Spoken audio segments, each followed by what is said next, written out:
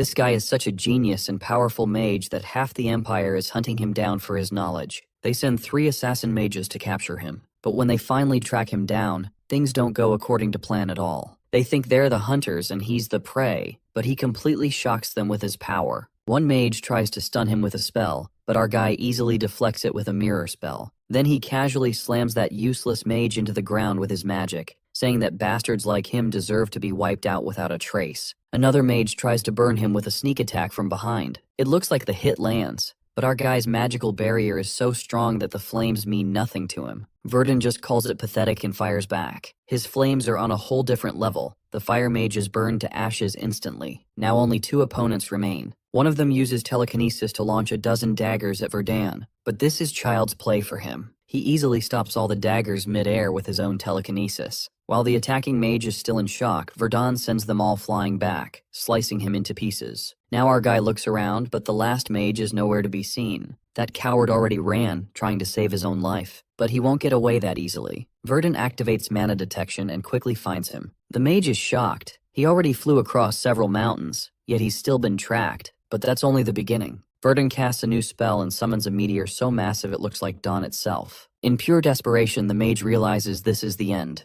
There's no escape. He's completely obliterated, along with the mountain beneath him. Meanwhile, Verdun can barely stay on his feet. The spell's power was insane, but it almost drained all his mana. He'll need to refine the formula before using it again. You see, Verdun has always been a magical genius like no other, but in his past life, he couldn't use that talent at all. And that's why all his achievements were stolen by bastards with power. Here's how it all began. Verdun is a genius who's currently stuck inside the magic tower known as Bohemiran. Apparently, he was captured by his merciless tower master and is being tortured to death. What the tower master wants to extract from our boy is the only thing he's got going for him: his smarts, the knowledge he's managed to gather throughout his life. Right now, he's nothing more than a test subject, a lab rat slowly nearing his death inside this damned place. Verdun has finally figured out the reason he's being exploited like this. It's because he's weak and powerless. To understand how our boy ended up like this, a little backstory is needed. So here's the context. His miserable life started 15 years ago. He grew up in an orphanage because he had no parents, and the only long-standing wish he had was to become an incredible mage. In the end, he entered the magic tower as a normal worker just to learn magic. But no matter how hard he worked, he couldn't become a mage. What held him back was something called the growth limit. It was the mage compatibility test he took at the age of 7, which basically meant he couldn't become a mage. That was essentially a death sentence for him, whose longtime dream was to become a mage. But even then, he didn't give up on his dream. After all, the only thing he wanted in life was to become a full-fledged recognized mage. So he secretly peeked at the spellbooks left in the rooms while working as a menial laborer at the magic tower. He also absorbed all the knowledge from the books found in the magic tower's library. A few years passed, and through sheer hard work, he finally became a researcher at the magic tower. While working there, his research and new ideas were so smart that even the entire tower was stunned. It was then he realized his intelligence wasn't just some random perk. His genius transcended the norm. He once showed his greatest work to Lucard, the only fellow researcher he had good ties with. Lucard became the first person forced to acknowledge the limitless potential our boy held. It wasn't far-fetched to think he might transcend from menial laborer to scholar of magic. But his dream of becoming a scholar at the magic tower remained just a dream when Lucard backstabbed him. That bastard stole Verdun's thesis papers a day before he was supposed to submit them.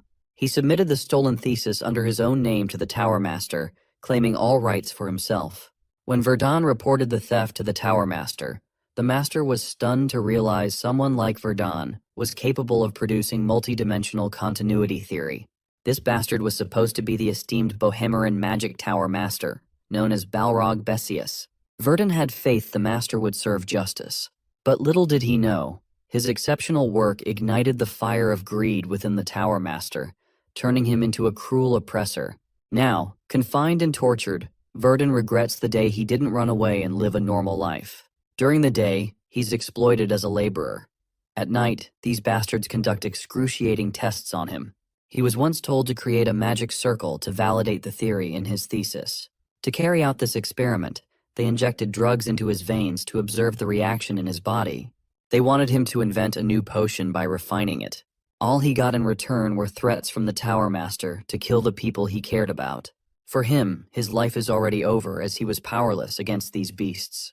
As he lies there, sweet memories from the past flash through his mind. His mind is distorted so much he barely recalls these moments, having no clue what they all mean. The memories show a girl, Rovaline, with whom he made a promise to become a great mage. If only his potential for growth had been a little higher, things wouldn't have turned out like this. But for now, he has no hope other than to admit his death. Then there's this weird, creepy voice that haunts him after every experiment.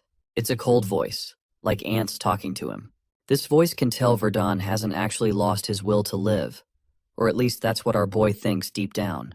Those ants start piling up, turning into a mound. For the sake of revenge and survival, the ants suggest he grit his teeth and endure the torture until the very end. Only then will he be reborn. After that, no one will have enough strength to trample on him. He will wield great power and surpass his limits. This creature finally gives Verdun hope that nothing is over yet. He can use the heat of resentment bubbling inside him to sharpen the blade of revenge. And so, bro gets to work. He is gonna defy his fate by completing a method of reconstructing the body like no one's ever seen before. By tomorrow, he's damn sure he's gonna break through his limits. The long-desired theory of defying heavens, which would allow him to reconstruct his body, was finally completed. Now, all that remains is to put this theory into practice. He's gonna try it no matter what, even if this magicless body shatters in the process. If he is successful, he will be a free man by tomorrow. The long night passed, and finally the day he put his plan into motion dawned. Following the daily routine, those scumbags come to assign him some menial task in the alchemy lab, like mopping floors. He's sternly instructed to scrub the blood stains off his body and patch up his cuts before showing up at work. The guy keeps berating and talking shit, while our guy just absorbs it all and follows orders like he's told. Later, he can be seen in the alchemy lab, cleaning off the equipment. As he's cleaning, his childhood friend Rovaline shows up. He asks her why she's here. In response, she reminds him about her plans to leave. Verdun finally remembers she's supposed to move abroad to pursue her studies in the magic city Verente. That's a special privilege only given to the tower's most exceptional talents. He's really glad for her and hopes everything will go her way. Meanwhile, she looks just as worried about him. She extends her invitation again, telling him to come with her to Verente. Unlike here, he wouldn't have to deal with arrogant fools who look down on him.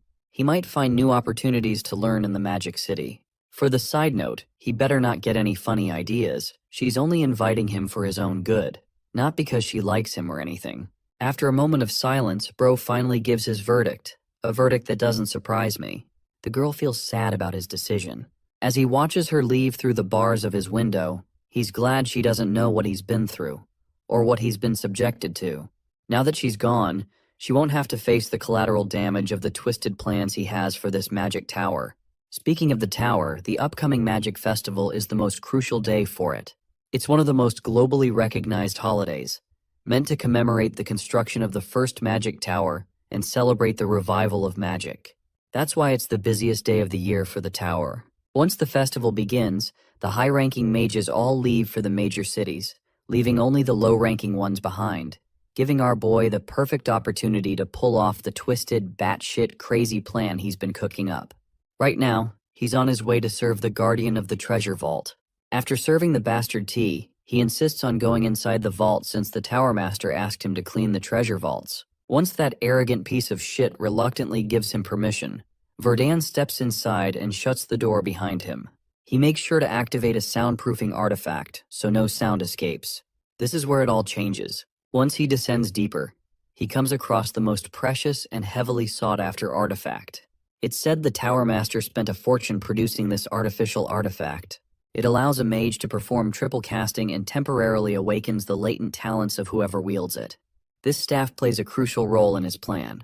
To get it, he must disable the protective magic circle. It's a 7th tier spell, personally created by the Tower Master. Verdun's been grinding his ass off studying how to break this spell for the past 7 years. He finally has a chance to destroy the artifact the Tower Master treasures most. Meanwhile, somewhere in the tower, 2 bozos are drinking and complaining. They're frustrated that while others enjoy the festival, they're stuck guarding the power source. But then again, they can't blame anyone for their misfortune. They drew the short straws themselves. As they're beating themselves up for their rotten luck, our boy visits these drunkards, only to get ordered to fetch more booze. As he turns to leave, one bastard mutters about waiting for the day he becomes the Tower Master, then he won't have to drink this cheap shit. The other isn't so sure acquiring the master's seat is as easy as his friend makes it sound. But it looks like this bastard won't be around to see that day, because our guy now has the staff in his hands, and he slices that bastard's throat the very next moment. When Greenhead turns towards the source of the deadly blow that took his friend's life, he finds Verdun, much to his shock. Thinking Verdun's just a runt overstepping his boundaries, he decides to teach him a hard lesson by attacking with a rank 3 spell called Tidal Wave. In response, our guy uses the stolen staff and casts his own spell, known as Earth Spear. The spell conjures giant stone projectiles, enough to overwhelm the bastard and take him down on the spot. He has a hard time grasping how someone like Verdun, who's at the bottom of the barrel with rank 1, can even use magic. In response, Verdun doesn't hold back. He stands right in front of the bastard like a goddamn reaper and ends his life for all the trouble they caused him. After killing the two, he uses their fingerprints to access the throbbing heart, known as the power source of the magic tower. It took him 7 years to reach this point. Now, using the mana from the power source, he prepares to initiate the spell Defying Heavens. He's mentally prepared to face the consequences if he fails. No matter how dire the circumstances, that's no reason not to try. After enchanting a magic circle over himself and the power source, he finally initiates the Defying Heavens spell, which will allow him to reform his body. The process begins, and magic starts pouring out of that heart. The power source's magic is so intense it can be seen from miles away. Whatever our boy is doing is massive, that's for sure. Even the Tower Master, who's on his way to the city for the festival, can see the enormous energy from afar. The only thing capable of producing such an output is the power source itself, which means someone has trespassed into his tower and is stealing all the power for themselves. Within minutes, the tower seems to crumble into dust. Beneath the rubble, our boy emerges. The staff he's holding disintegrates into dust as well. Seeing the entire area wiped clean while he's still alive means his plan was a success. Suddenly, he notices something in the sky. It's the Tower Master, hurtling through the air using magic circles, trying to catch up to the thief who disintegrated his magic tower into nothing. Spotting the criminal amid the carnage, the Tower Master unleashes one of his offensive spells. But our guy has already vanished, using teleportation magic, leaving the annoyed bastard gritting his teeth in frustration. He's so pissed that he starts exuding a malicious magic aura, causing the rocks around him to levitate. Whether it's the Emperor himself or just a child, he's dead set on killing whoever's responsible for tearing down his tower. Morning arrives, and the next scene shows the serene, quiet snap of the mountains. Deep in the woods, our boy wakes up, bewildered about where he is. As he freshens up with cold river water, he catches a glimpse of his reflection. It shocks him when he notices that his appearance has completely changed. His brown hair has turned ashy gray, and his black pupils have shifted to a clear blue. He's not sure if he's become a completely different person, or if something happened during his body's reconstruction. Looking back, he clearly remembers taking down the Magic Tower's people before succeeding with Defying Heavens. Before the Tower Master could react, he escaped using teleportation magic. Now, he's somewhere unfamiliar. The plants around him are nothing like those near the Bohemian Magic Tower. This likely means he's teleported across half the continent. In other words, he successfully used Defying Heavens to transform his body and escaped via the prepared magic circle. A hearty laugh escapes him after acquiring the freedom he had long been denied. He can't help but chuckle, imagining the Tower Master in shambles right now. With the magic tower destroyed, the Tower Master won't have any clues about who's behind this mess. Nor will he suspect that his lab rat escaped instead of dying like a dog. As big a loss as this is, it's not enough to bring the magic tower down from its roots. Though manpower is lost, Verdun is sure the Tower Master has countermeasures. After all, Balrog Basius, the Tower Master, wasn't called the Omnipotent One for nothing. That said, Verdun is satisfied with the damage he's done for now. While the magic tower rebuilds, he'll grow stronger and prepare his revenge. His revenge will only be complete once he destroys everything Balrog has built. Most of all, Mage Verdun's name will be etched in history if he succeeds. From now on, this story revolves around Verdun's quest for revenge, respect, and the esteem he'll earn as a great mage. That's his sole purpose from this day forward. For now, he sets the tower and revenge aside to focus on his growth. A little later, he stumbles across a creepy green guy struggling to pull a lodged axe from a wooden box. Verdun dispatches the distracted foe with a single blow. Looks like he hasn't made any big breakthroughs in magic yet. His hair and eye color changed, but his appearance is mostly the same. Even his mana capacity hasn't improved. He shifts focus to his surroundings. Goblins are frequent here, so he must be far from the main village. He notices skid marks from a cart and a wooden box that probably fell when the cart sped off. Using mana detection, he follows a string of mana flowing down the road. The cart driver looks terrified, as if being chased. To get context, the driver tells how he ran into remnants of bandits supposedly wiped out recently. He even tried negotiating using Baron Pythe's name, but no luck. To make things worse, the mercenaries escorting him abandoned him. But all that trouble was nothing compared to the massive orc who appeared with a sinister smile. While the orc and goblins feasted on bandits, the driver used the chaos to escape. Thanks to those bandits, he got precious moments to flee. Suddenly, he hears a sinister growl of some monster closing in, and he panics, whipping his horse to gallop faster. Looks like his luck has finally run out. His cart hits a thick root, causing it to lose balance and roll over. He scrambles to his feet, only to find a pack of bloodthirsty eyes staring back.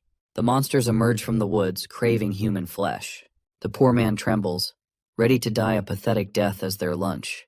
The monster lunges while the poor guy closes his eyes, bracing for the worst. But luck hasn't fully abandoned him. He's shielded by familiar earth magic, casted by our boy, of course. The dumb creatures turn their attention to their next target, Verdun, standing on top of a monolith. Guess this is the perfect chance to test his abilities, starting with these brainless monsters unknowingly charging to their deaths. He fires multiple flaming arrows, setting many of them ablaze, burning them to a crisp.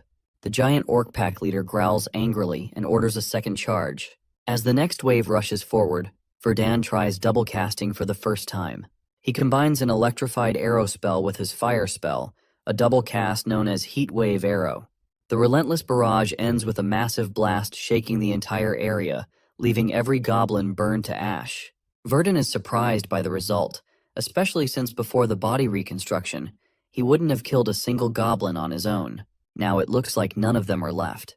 Verdun then turns his attention to the carriage driver trapped inside the protective earth dome, likely struggling to breathe with all the oxygen cut off.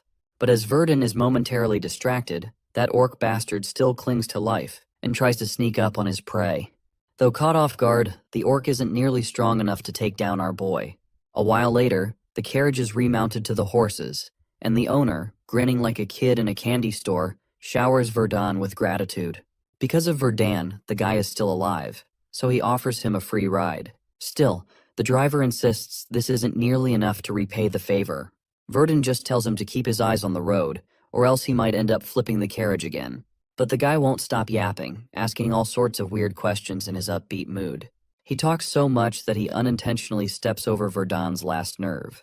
His mind is still reeling from the nerve-wracking encounter with that orc's sneaky attack. After answering one of the driver's questions, Verdun asks if thieves appear often in this area. Usually, he knows, thieves avoid places where dangerous beasts roam. The carriage owner reveals this was his first encounter with monsters. The forest, he explains, is under the control of a hotshot named Baron Pythe. Since childhood, the driver has had good ties with Baron Pythe, who assured him thieves in the area were already dealt with. That's why he took the usual route, without hiring expensive mercenaries. Verdun's gotten a few clues. At first he thought his teleportation might have failed, but if he's in Baron Pythe's territory, he's arrived at the right place. Although he erased all traces that might lead his enemies to him, it's still possible the Bohemian Magic Tower suspects him as the one behind the destruction and could be searching. So despite his changed appearance, he has to hide his true identity and grow stronger. With that in mind, he introduces himself with a new name, Asher. The only time he'll use Verdun again is in a one-on-one showdown with the Magic Tower Master. Cut to Baron Pythe's estate in his territory. Baron Pythe and his servants look bewildered to see the carriage driver, Conrad, in such rough shape. Ever the cheerful man, Conrad explains his condition resulted from fleeing orcs. No apology from Baron Pythe could undo the trouble Conrad endured. Not only did thieves attack, but he also faced an unexpected encounter with orcs. Conrad assures his friend not to feel responsible. Baron's attention then shifts to the mage who likely saved Conrad. Seeing the savior, Baron Pyth invites Asher inside to receive the hospitality he deserves. A while later, Asher is dressed in new clothes, thanking Baron Pyth for the food, shelter, and a place to call home for the night. The Lord is happy to serve Asher with the best of what he can offer. Suddenly realizing he hasn't introduced himself, the Baron formally introduces himself as Baron Pytha Henrod, ruler of these lands. A lavish spread of dishes fills the table. Baron is generous enough to offer a reward of 5 million elk to make sure Asher is properly compensated. Then the Baron makes an unusual request. Though it seems like a strange time to ask, he desperately wants to hire Asher for a job, promising handsome pay. Since Asher needs money to achieve his goals, he sees no reason to refuse. Plus, it will give him a chance to practice his magic in real combat. He inquires about the nature of the job. Baron explains that a few days ago, bodies were found hanging from their necks in the southern forest.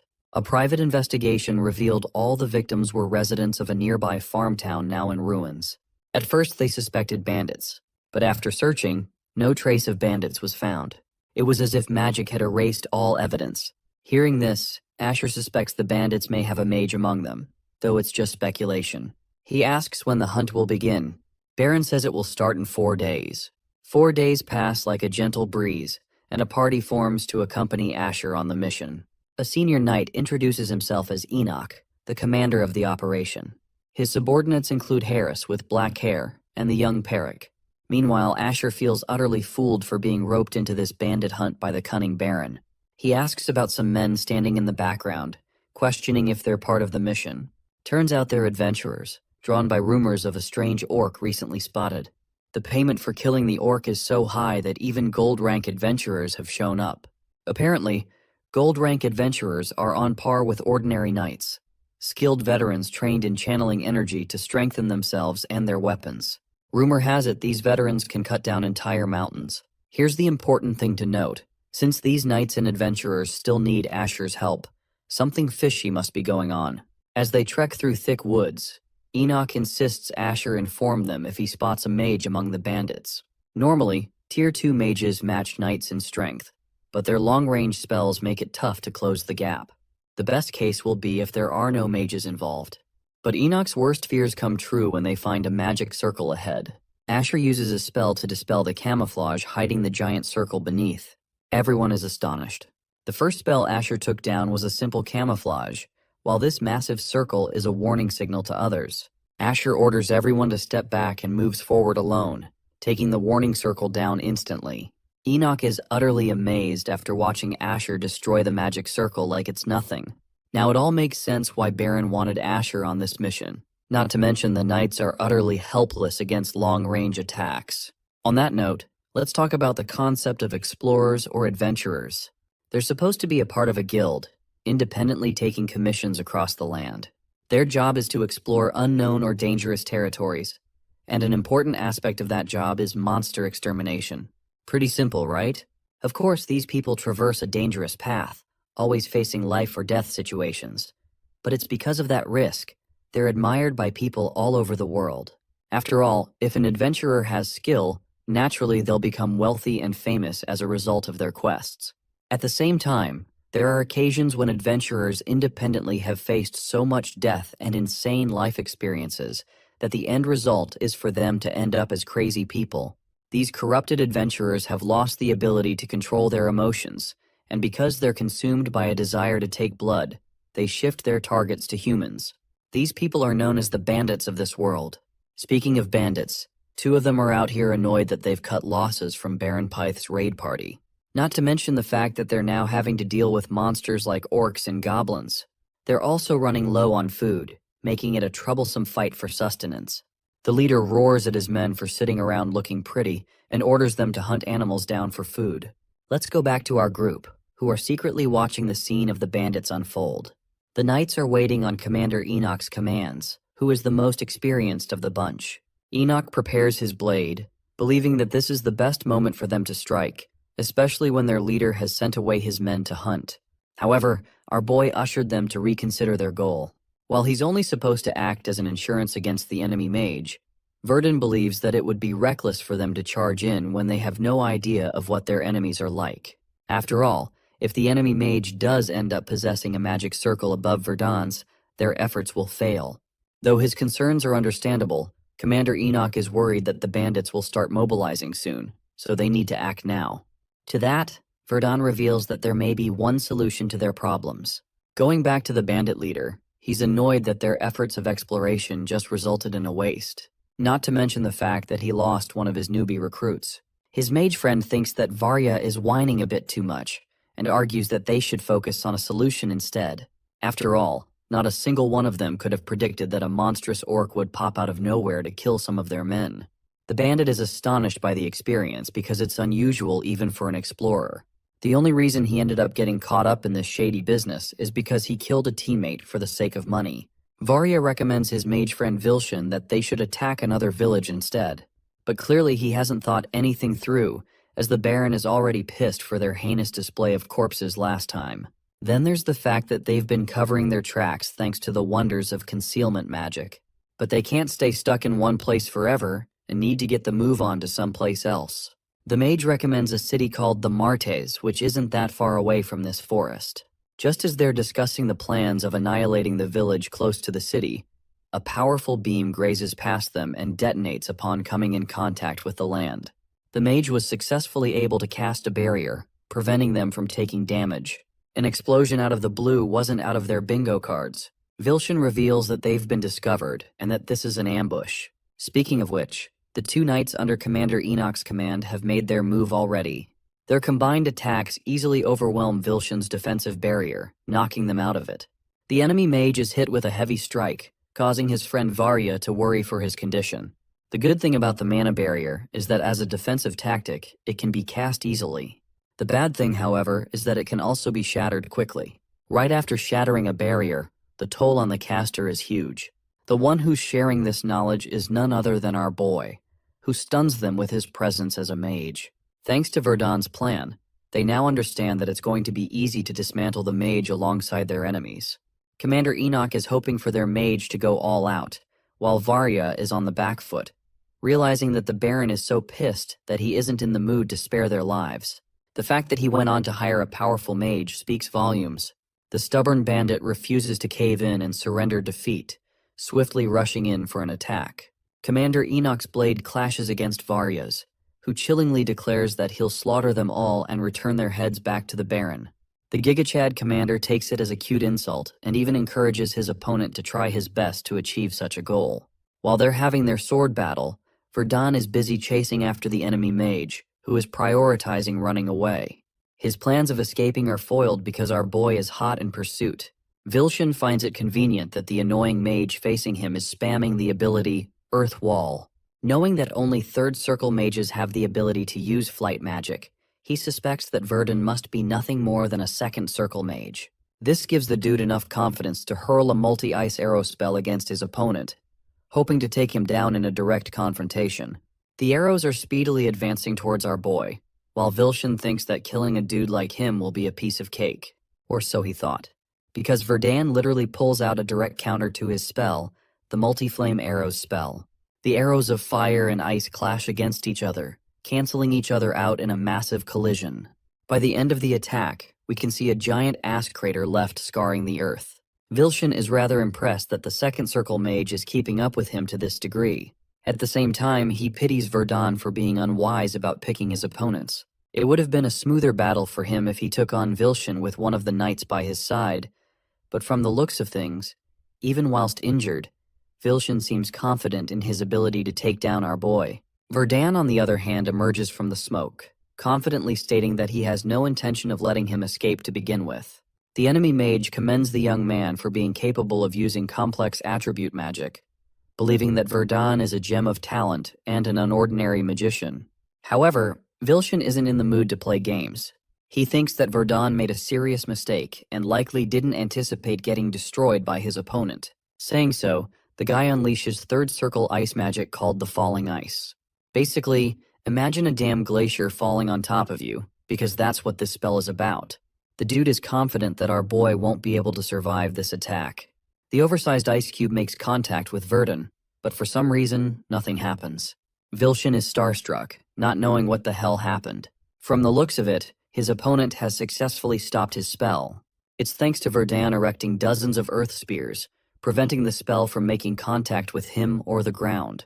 Dude is chilling without any problems. Invoking the spell's name and squeezing his fist, the mage is able to shatter the block of ice without any trouble.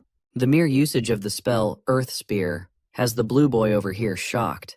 He can't believe that a second circle magician is able to tap into spells beyond his control. To that, Verdun helps him a little with his understanding of him. Gathering ice in his hand, he stuns Vilshin with his command over 4 attributes.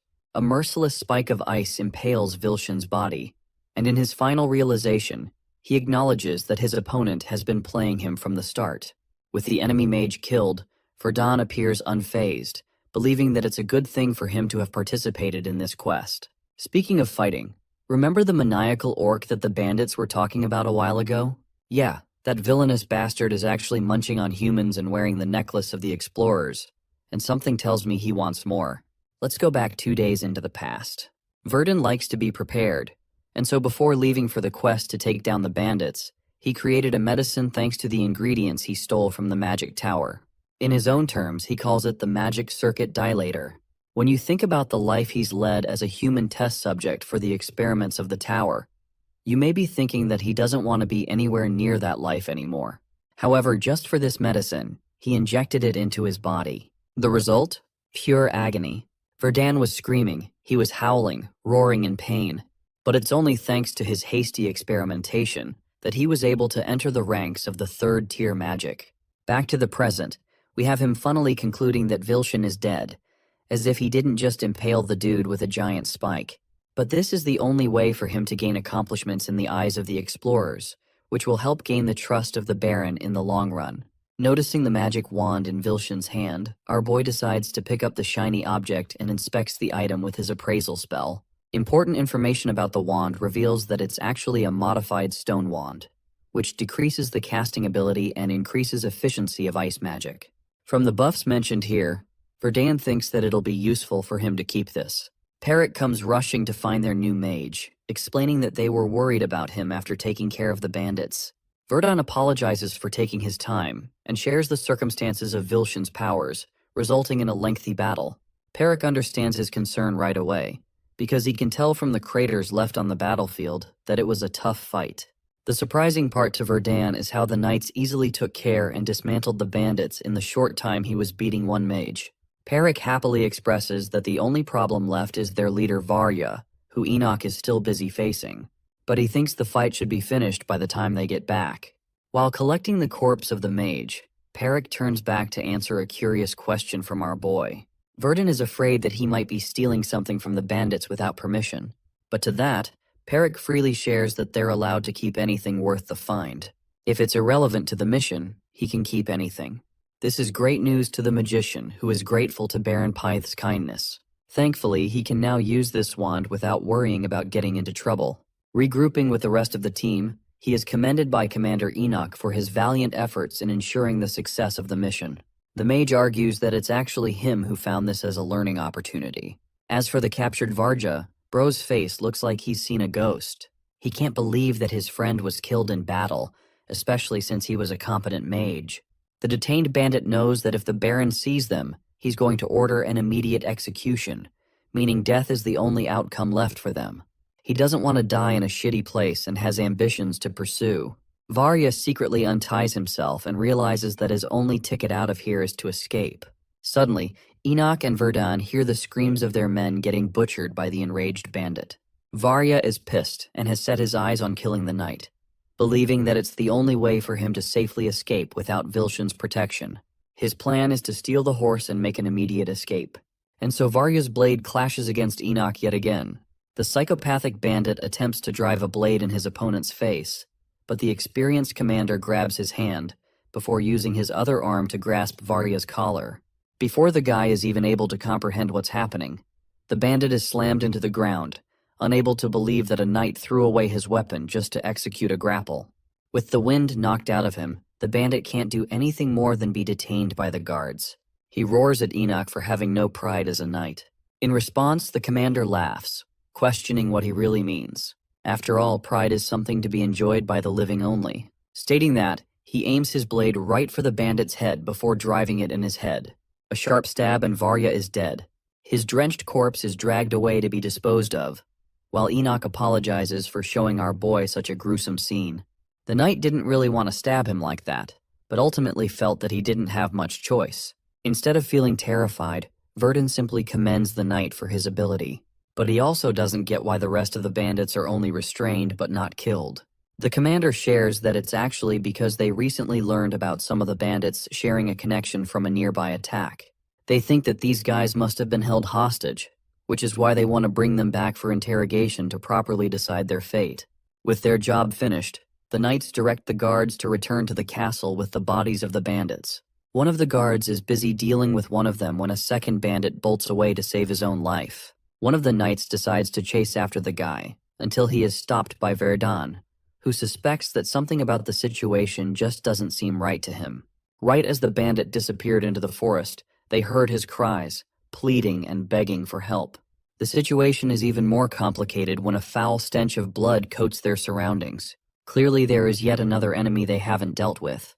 A projectile aimed at one of the knights is quickly blocked by his sword. It bounces away, leaving drops of blood with every bounce. And that projectile is horrifically revealed to be the bandit's severed head. Now that's a bone-chilling encounter right there. From the forest emerges a large shadow that dwarfs the entire group in sight. Some of them can't even comprehend that an orc of this sight is real. Verdun, while troubled, argues that the only outcome is that none of the explorers were capable of beating such a thing. For the grand reveal, we see the muscular behemoth, rearing a giant blade and staring its prey down. Its sheer size makes the group wonder if they can even classify a monster like this as an orc. To make matters even worse, there isn't just one of these bastards, but at least a few dozen from the looks of it. However, one thing is for certain. Verdun knows that this nightmarish creature must be the leader of the group. It bears a resemblance to the orc that he saw before. These orcs characteristically share an evil smile because of their protruding long teeth from the sides of their mouth. Then there's the fact that this red one is even bigger than the normal ones. The only explanation? This creature is an evolved beast among the rest. Their fight for survival starts off when the red orc commands its minions to charge towards the humans.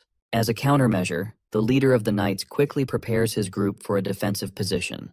They want to focus on the minions first and then take care of the boss afterwards. But before Enoch can even prepare himself, the monstrous orc powerfully swings his giant blade with such might that it sends the knight flying from the sheer impact. Reduced to a vulnerable position, the knight faces his doom as the red orc advances to stomp him beneath its foot. But it is then the other two knights chime right in, slashing the creature's foot to the point that it is forced to fall back. While it is still staggered and weak, Sir Enoch unleashes himself upon the creature's chest, stabbing its skin and then slashing it all the way down for an even more painful attack. The monster collapses to the ground. You may be thinking that this is the end, that the fight is over. But then this guy starts laughing, even in his near-death condition. What he does is grab one of its goblins and literally bites it in half, leaving the knights horrified for the kind of creature they're facing against. With the goblin fully devoured and its energy consumed, the red orc switches its battle position, psychotically preparing to take them down. Enoch's main group is baffled by the fact that this creature possesses self-healing properties, which means they're gonna have a tough time dealing with the boss. The horrific screams of the creature surround the atmosphere as Commander Enoch preeps everyone in his group to fight. The monster begins round 2 by chucking away its sharp weapon as a heavy projectile. This weapon literally catches up to one of the knights with such fast speeds that he's barely able to catch it at the last second. It begs the question how an orc gained the intelligence to throw its weapon so precisely. To make matters even more terrifying, the blade is so overwhelming that it shatters the knight's swords to pieces. The chipped pieces of the sword scar his face, and once again, you guys might be thinking this is as far as it goes. But no, the giant weapon literally takes a piece off of Harris's body, distracting Perrick to the point he can't focus on his side of the battle. The amateur knight didn't even sense the orc lunge so fast towards him. Still, as best he can, Perrick uses his full strength to swing his weapon, hoping to slash the creature's hand down, or so he thought. Because astonishing as it sounds, the blade couldn't even tear apart the orc's flesh. Perrick is in jeopardy as the creature casually uses its other hand to try and squash him, the tiny human. But thankfully, our boy pulled up with another earth spell to combat the orc and keep it busy for a while. He then calls Perik to retreat safely, which the knight quickly does by dashing back. Though he may have survived, the next question is, how the hell do they beat this thing? Perik is at a loss because he doesn't even have a sword to fight with. Based on what happened, Verdun analyzes that the red orc probably got a recovery speed buff right after ingesting one of its goblins. The buff is so powerful that even Perik's full-strength effort to cut off its arm proved meaningless. It's the first time they've encountered an orc of this level, making them question if this creature is a mythological one that is out of their league. However, the mage counters that it's nothing like that, despite its freakish strength. Reflecting about the creature's consumption and regeneration ability, Verdun assesses its strength, noticing how it also has an influence over the smaller monsters of its kind. Then on top of that, it even has the sheer force to combat experienced knights. From every situation imaginable, this orc isn't your average Joe. He's literally the Darth Vader of their group. However, even from this perspective, Verdun strongly believes that calling it a special entity would be an overstatement. Let's talk about the limitations of normal magic for a second. You see, the more mana that is imbued in each spell, it still can't reach beyond a certain threshold. Beyond a certain point, the magic spell is destroyed. That is the rule of balancing for magic. However, among these spells, there exists one without any limitations for that same rule. Activating geographic manipulation, Verdun shifts the circle in his grasp, unleashing an earthquake as the literal terrain is altered. The guards are horrified, thinking that yet another disaster has struck upon them. They were just in the middle of facing an opponent out of their league, and now they're facing an earthquake. Luckily, Enoch becomes the voice of reason for his men, declaring that it's a spell from their mage who is trying to protect them. Though his words echoed throughout the battlefield, even the commander of the knights knew that remaining calm in this position would be damn near impossible. The reason he said that is because our boy literally erected the land from which they stood upon, destroying the arena and plunging every last one of the orc's forces. The red orc growls at his confusion, spotting the mage far above, who has an incredibly powerful fireball spell active. Invoking third-tier magic once again, Verdun releases the fireball, grilling the monsters alive. The sight is one of hope and victory for the humans. Perik is celebrating seeing the monsters get humiliated in such a way. It's satisfying to see such a turn in battle. While this is happening, the mage internalizes how his geography manipulation spell is devoid of any limit. At the same time, none of the mages ever bother using this spell as their primary magic attack. The reason is tied to the fact that it consumes an enormous amount of mana for its casting, making its utility worthless in comparison. Unfortunately, the same issue is something that even our boy struggles with. He laments the fact that he doesn't have enough mana to initiate a power beyond the third-tier magic. Even this current version of the spell is underwhelming to him. Suddenly, a haunting growl captures the group's attention. They're seriously shocked that the behemoth is not only still alive, it's actively chomping down on its own foot soldiers to continuously heal and become stronger. Perik is scared shitless and hides behind the mage, while Verdun decides to go for a different approach than using fire magic. Invoking the power of water magic, he releases a spell called Wave. The heavy weight of the wave staggers the giant monster. This allows Verdun the opportunity to cast a secondary attack, one that involves risk since he dismounted from the safe spot. He actually uses the multi-ice arrows in conjunction with the wind gust spell, heavily amplifying the original spell. This time Verdun intends to freeze the bastard down. The double casting ability formed through the two spells is called Bitter Cold Arrows, and it streams down chunks of ice spikes, freezing the minions of the Red Orc into place. But the terror of the Red Orc doesn't end there. This guy just doesn't want to die, as he survives the freezing attack and aims to crush the mage with its hand. Verdun manages to evade the heavy slam, reflecting that despite the creature's commendable regeneration factor, there's only a limit to what it can do while it is fully frozen. Popping up from his blind spot, Verdun releases yet another ice spell called the Frozen Orb. Now this attack definitively ended the battle, resulting in an ice statue of the Red Orc, resulting in the victory of the clever mage.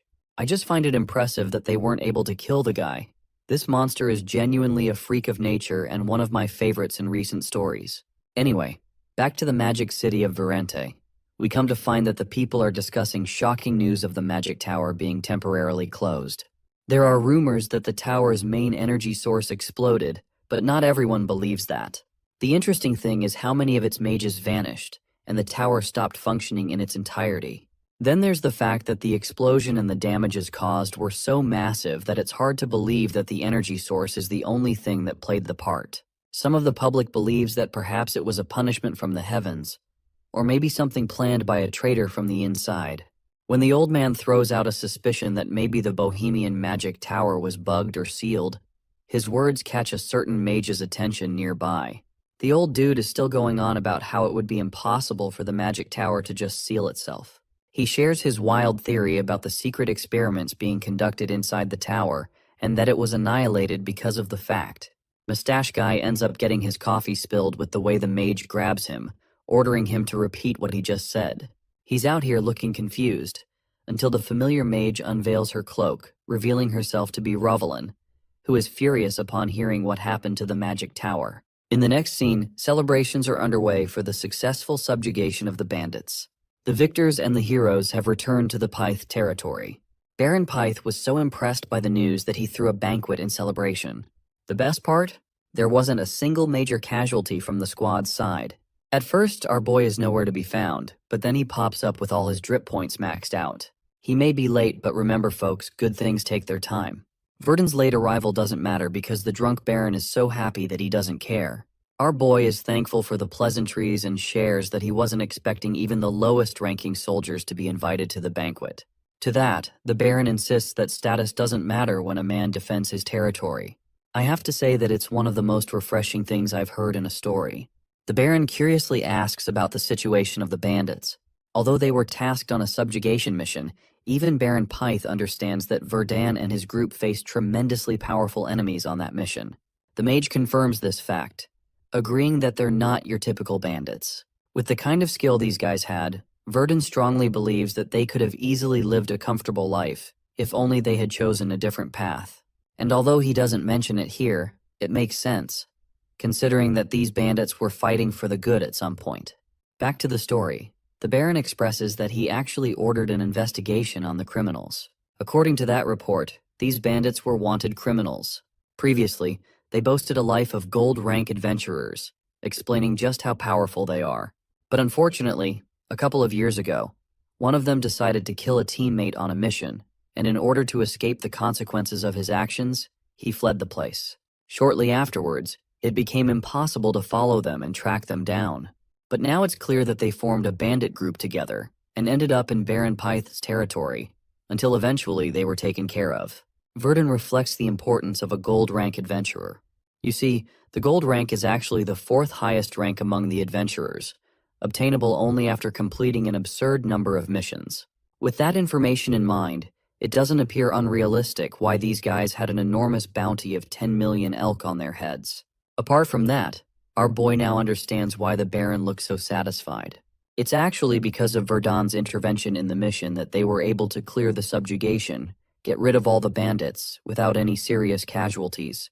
Without him, things would have ended a lot worse. The funniest thing is how the Baron is looking at Verdun like a princess in love. His happiness is off the charts. He emphasizes that the admirable mage didn't just defeat the powerful bandits, but also took care of the demi-humans for them. It's because of Verdun's valiant efforts that even the Adventurers Guild acknowledged him and sent their regards. Long story short, our boy has become a celebrity in a short time. The hilarious part is that he was only doing what he was tasked to do, so maybe the Baron really is too drunk to think clearly. The man himself actually admits this fact, and goes on to address Verdun with seriousness. First, he thanks the mage for the services he rendered, which secured the safety of the defenseless villagers. It's because of that, they were able to give proper funerals to victims of the bandits. The knights as well as their master are all in awe, and they raise their drinks to commend the great mage Asher, the hero who saved the Pytha territory. The entire banquet shares the same sentiment.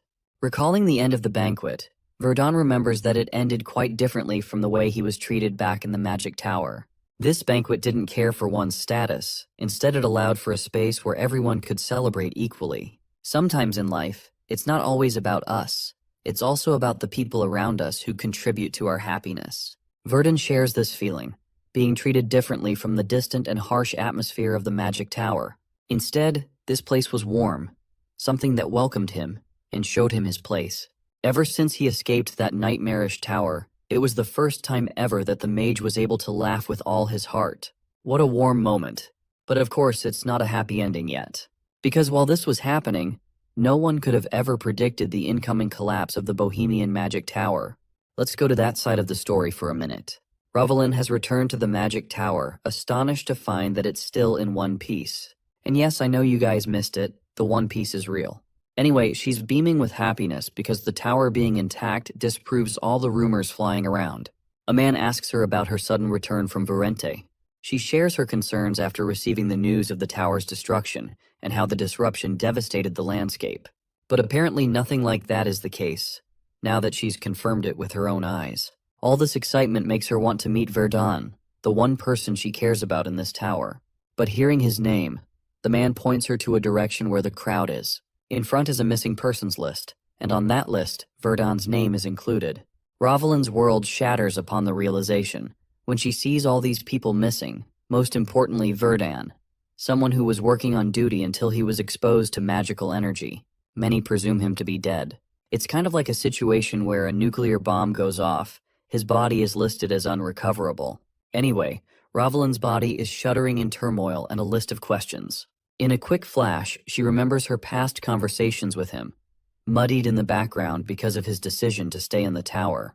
It seems unfair to her that they were never going to meet again. It's unacceptable for things to have ended the way they did. The despairing feeling turns into physical and emotional agony, causing her to weep for her friend's demise. The woman goes batshit crazy, unable to accept that this is the way things are going to end. Funnily enough, she actually family zones him in this speech. I guess it's going to be like Eren and Mikasa. But yeah, her outrage is uncontrollable as she erupts in denial.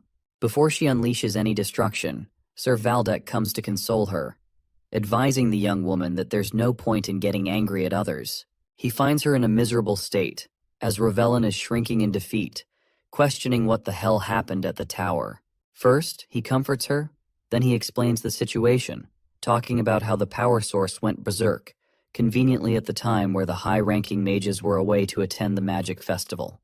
With the power source bursting into destruction, every single person who protected the power source was decimated. But lives aren't the only thing they lost. Years of important research, gone in the blink of an eye as the records vanished. Not just that, the treasure vault was also damaged to a considerable extent. It's a total loss, as everything that was inside the vault, containing spellbooks and important artifacts, all of that is now no more too. Sir Valdek is enormously frustrated. After everything he feels pissed about, the greatest loss, according to him, is the loss of his experimental test subject. Of course, he doesn't tell a word of this information to Ravelin, but in his reflection, he pities being unable to recover Verdun's brain, so they could have contained some of the damage. Damn, this crazy guy was planning to create another Einstein situation by extracting his brain. Anyway, Sir Valdek is of the opinion that they can exact vengeance for whatever happened. After all, they have a small clue of the culprit who caused the power surge in the first place. Hearing this, Ravelin turns back to inquire more. He tells her that just 3 hours before the surge occurred, a person vanished without a trace. Thanks to Valdek's personal connections, he was able to track this person down until he found something worth his while. A pendant, one that looks like the Millennium Puzzle from Yu-Gi-Oh, if you ask me. Ravelin can't believe her eyes. This necklace is the symbol of the Black Hour, the dark organization that excels in magic and also intends to conquer the world with its powers. But it doesn't make any sense what they're trying to achieve from the Magic Tower. Anyway, Valdek strongly suspects that they're involved, even though he doesn't know how the Black Hour group managed to invade the tower and cause all the disruptions. To avenge his fallen comrades, Valdek plans to send an extermination squad to annihilate the Black Hour. And because they'll need all the help they can get, he wants to recruit her for the job. And because of what happened today, Valdek is convinced she's ready to join, as the Scarlet Mage is seething with anger. Damned be anyone who stands in her way for taking Verdun away from her. What a scene. Now let's fast forward a few days ahead and see what's going on in the Pyth territory. Here at the Adventurers Guild, Verdun is quietly enjoying his tea. The man sitting in front of him feels enormously guilty, apologizing for the whole incident regarding the orcs. But even after sending their own gold rank adventurers, they realized that they were unsuccessful in handling the threat. Our boy is chill with it and doesn't complain much. As his reward for the subjugation mission, he receives a note. The mage scans every word, realizing that they're paying him extra for the bounty placed on the new orc's head, the one that was impossible to kill. Thanks to that, the total amount for his reward stands at a towering 24 million elk. Deducting taxes, which funnily enough, every story seems to glance over, his amount is cut in half, so he's going to receive 12 million elk to his name. The representative of the guild reminds him of the taxation fee, which shoves all those that are unregistered through the guild under the bus. This means that he could have easily offsetted the taxes if he was officially part of the guild. Unfortunately, this fee can't be waived in his case, even if he performed a miraculous feat. That's why the charges are strict. I find it hilarious, though, that in the next scene, the same dude is telling him about a way to dodge the tax. But it's not anything illegal. It's just an invitation to join the guild. This way, Verdun won't have to deal with heavy cuts, because their guild specifically has a lower tax rate for high-ranking adventurers. And in our boy's case, he'd directly start from silver rank because of his head start accomplishments. Unfortunately, even though the offer seems attractive here, it doesn't make sense for the mage, because it will greatly hinder his plans for the future. In fact, there's something even more important to him than the money he's getting. So like a psychopath, he calmly rejects the proposal, accepting the tax cut. Verdun places his priorities on top. Dude wants to become strong enough to take his revenge. He doesn't want to become Andrew Tate and just sit on his millions for now. Verdun's internal reflection is interesting. He regards his experiences in the Magic Tower from the time he was being used as a test subject. Despite those long, agonizing 7 years, the one thing that didn't change about him is that he's still a mage at heart. So, he goes to the guild's storage area, believing that his path as a mage should invite mysteries and research more than anything. Hence, he's brought the dead body of the special orc variant that he killed. You know, the same creature that was too hungry to die. Only this time, dude's gonna be a full-on surgeon and see what made this monster so special. What's interesting to Verdun is how the monster's remains haven't decomposed. That's mostly thanks to an artifact used by the guild, preserving the state of the creature. I have to point out, the way this story answers small yet critical questions like these is really entertaining. While at the same time, the stench coming from the artifact is so bad that our boy is about to faint. Anyway, he checks on the orc's condition, observing its red pupils and its reddish skin, both of which are a sign of normalcy. However, the creature's uniqueness starts off from its torn mouth, giving that Joker smile that you never want to see in your nightmares. On top of that, it's got an incredibly powerful physique compared to the others. While this physique is special in its own class, when it comes to higher-level monsters like the Orc Warriors or the Orc Lords, it's still not remarkably special. The same goes for the monster's intelligence. While smart, it's not the most cunning or clever of creatures. From the looks of it, Verdun is of the opinion that this isn't a case of monstrous evolution, but rather a case of mutation. Even though it makes sense to call it a mutation, he's still not fully convinced of his own conclusion, drawing an unsure expression on his face. The reason he's unsure is actually because of the fact that the orc's regeneration ability is still really tough to explain. Then the strength gained on top of its consumption ability makes it even more ambiguous as to what it is. While inspecting the creature's body, Verdun is lucky enough to discover a certain scar, which appears to be odd. Here's the thing. Regeneration is supposed to return the body to its previous state. The fact that this same monster was able to withstand our boy's flame spells even with a burned body and chopped off flesh means that it also should have been able to heal a tiny wound without leaving a scar. Something about the scar is suspicious, so Verdun draws an even closer look, concluding that the monster must have received this scar before it gained its regenerative powers. And that means some kind of surgery was performed. After all, the only way demi-humans can acquire powers after their birth was via means of evolution. But with this example, the one conclusion that rises to the top in Verdun's observation is that this creature was artificially created. And if his suspicions are correct, it's the worst situation imaginable for everyone involved. The following day, the knights are here to bid their farewell to the talented mage, referring to him as a savior who deserves a proper send-off.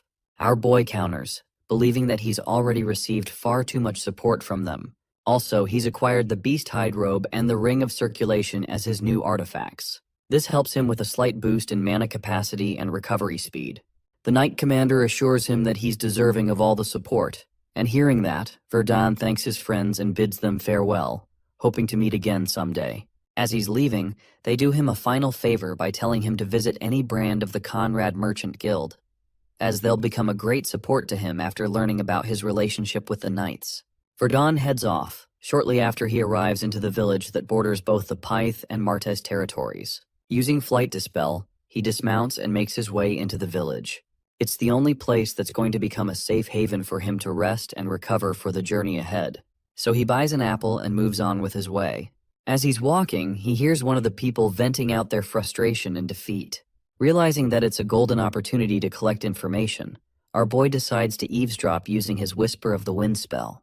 The two men are discussing the issue of the goblins who stole the livestock, ending in great loss for them. Not just that. Now they have to put up great money for adventurers to get the job done for them. One of them thinks they should have handled it themselves as it would have saved them money. Unfortunately, the decision was outside of their control from the beginning, as the village chief emphasized the job to be handled by the adventurers. They just have to wait for a day and let the big heroes handle the rest, even though their fee is costly. Having heard all this fuss about the goblins, our boy wonders why the goblins invaded the village at all. The goblins of this world are quite interesting. They actually start off with small thefts, but eventually raid in large groups to take over entire villages and feast on the people. Think of them like a disease, and to get rid of that disease, the adventurers are called in right away. Verdun thinks it's just standard procedure, so it's nothing for him to worry about. But the moment he's about to leave, the two men start discussing a rumor of a monster being spotted in the forest. Interestingly, the village chief specifically wanted this information to not spread about. But the loudmouth talks about it anyway, thinking no one's around. No one except our boy, that is. Apparently, a guy known as James wanted to set a trap for hunting like usual. But suddenly he found himself drawn to the sound of a wild boar whining about. And then he saw it. A gigantic goblin, straight out of your nightmares, feasting on the boar. The goblin shared a torn mouth, and is described to be larger than an orc. Of course, this sounds absurd, so they don't want the adventurers to know. Out of fear, they'll increase the fee. But our boy's heard all he came to hear. He deactivates the spell and contemplates on the info. The thing that seems striking to him is the description of the creature sharing a torn mouth. In any case, it's a good thing, because it is leading him closer to the truth, thanks to his experience of fighting the orc variant. The same day, in the forest, a bunch of adventurers are hunting down the annoying goblins like pests. Introducing the Silver Rankers, Myrna and Loki, who appear to be unfazed by the mission. Loki appears to be a teasing person and mocks Myrna for feeling proud of hitting a target just in front of her. These two have some bad tension between them, while the other pair is more serious and wants to treat the mission as such. They're also both silver rank adventurers. Iris learns from Mild about the direction of the goblins. The man suspects that the rest of them must be hiding inside the giant cave, which is a goblin's lair. Before approaching, the astute Iris realizes that they're dealing with hobgoblins, a higher species compared to the normal ones. Even then, the task should be under their control, as long as they're careful about their surroundings. The mission rolls into its final phase as the group begins to approach the cave. Iris leads them by commanding the destruction of all the warning devices and the totems. With the totems destroyed, she uses Imbue Sight as her spell, allowing her team to easily operate within the dark without any problems. She tells them that they won't be needing torches, thanks to the spell. Impressed as always, Loki holds their leader in high regard for always being dependable. With this assurance, the group heads into the dark cave. But as they're making way, the leader finds herself worried about the exit for a moment. It's as if she could feel a hint of mana coming from behind. Of course, she disregards her gut feeling, but unbeknownst to her, her suspicion is correct. There really is someone lurking behind them. Inside the cave, the tiny goblins appear to be worshipping the lives lost they're screeching about, until they're attacked from a distance. An arrow pierces through one of them, killing it instantly. With one down, the two swordsmen rush to battle and kill the rest. Even Myrna thinks that things are going too smoothly, meaning they'll be done with this mission soon. But their leader is on guard, believing that they shouldn't loosen up. With the goblins killed, suddenly they hear a loud noise, attracting the group's attention. To help scout for them, Myrna decides to go on ahead, and I have to say, I can sense a huge death flag for her. I hope I'm wrong. Iris reminds her to be careful as she heads away. The adventurer ends up discovering a horrific sight. Tiny goblins, severed from limb to limb, their bodies scattered and splattered on the ground. The realization shakes her very soul, as Myrna is at a loss for words. Loke even comes up to ask what's taking her a while. She can't even form a proper sentence because of the distant, horrific sound she keeps hearing. Just up ahead, the monstrous goblin is busy preying on its lesser kind. Its alien-like size dwarfs the adventurers by comparison. They're like ants, busy watching a dinosaur-sized goblin going rabid. Unable to comprehend what's before their eyes, they stare frightened. The seemingly mutated variant is taking great delight in every bite. But even then, the adventurers weren't reported about this creature in the mission details. And this is the part where they make a big mistake, thinking that they can best the creature because all it has is its giant size, right? Iris explains the plan, ordering Myrna to target the creature's right eye and destroy it. Mild and Loke will act as a distraction until then. They all get into position, as Iris will be the final one to finish the creature off with the final attack. The plan swings into motion as the blonde archer whips out 3 arrows and takes her aim from a decisive position. From this angle, the giant goblin seems unaware, and frankly doesn't even care. Myrna locks her target, and to my personal shock, she successfully destroys the eye. With the monster processing the pain, the 2 swordsmen jump into action, ready to assault the creature and keep it busy. Loke is ahead of the curve and lunges forth. His attack is a straightforward slash that cuts the goblin's body, but not enough to sever it in half. Even though it's a decent attack, Loke doesn't have time to do much, as the giant goblin immediately targets him for his first kill. The team leader and mage, Iris, commands her mana burst spell, unleashing multiple explosive attacks that make their way to the goblin's body and detonate upon impact. With all the pain that the creature has been dealt with, it starts wailing in so much pain that it picks up one of the corpses of the tiny goblins and chucks it like a cannonball. Loke can't believe his eyes. The enraged monster tossed a seriously powerful projectile using its own prey. Things aren't looking great for Iris, because she's defenseless, and if this attack connects, she'll be done for. Luckily, that's where our boy swoops right in, activating his air rail spell, protecting Iris as it redirects the goblin just next to her.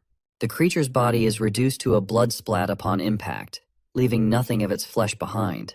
Iris falls in despair, having an intimate close encounter with death. Myrna goes on the offensive again, launching more of her arrows and blinding the goblin. Ultimately, the giant goblin falls to the ground, signaling its defeat. Immediately, the group rushes to check on their leader, concerned with Iris's state. But thankfully, nothing happened to her.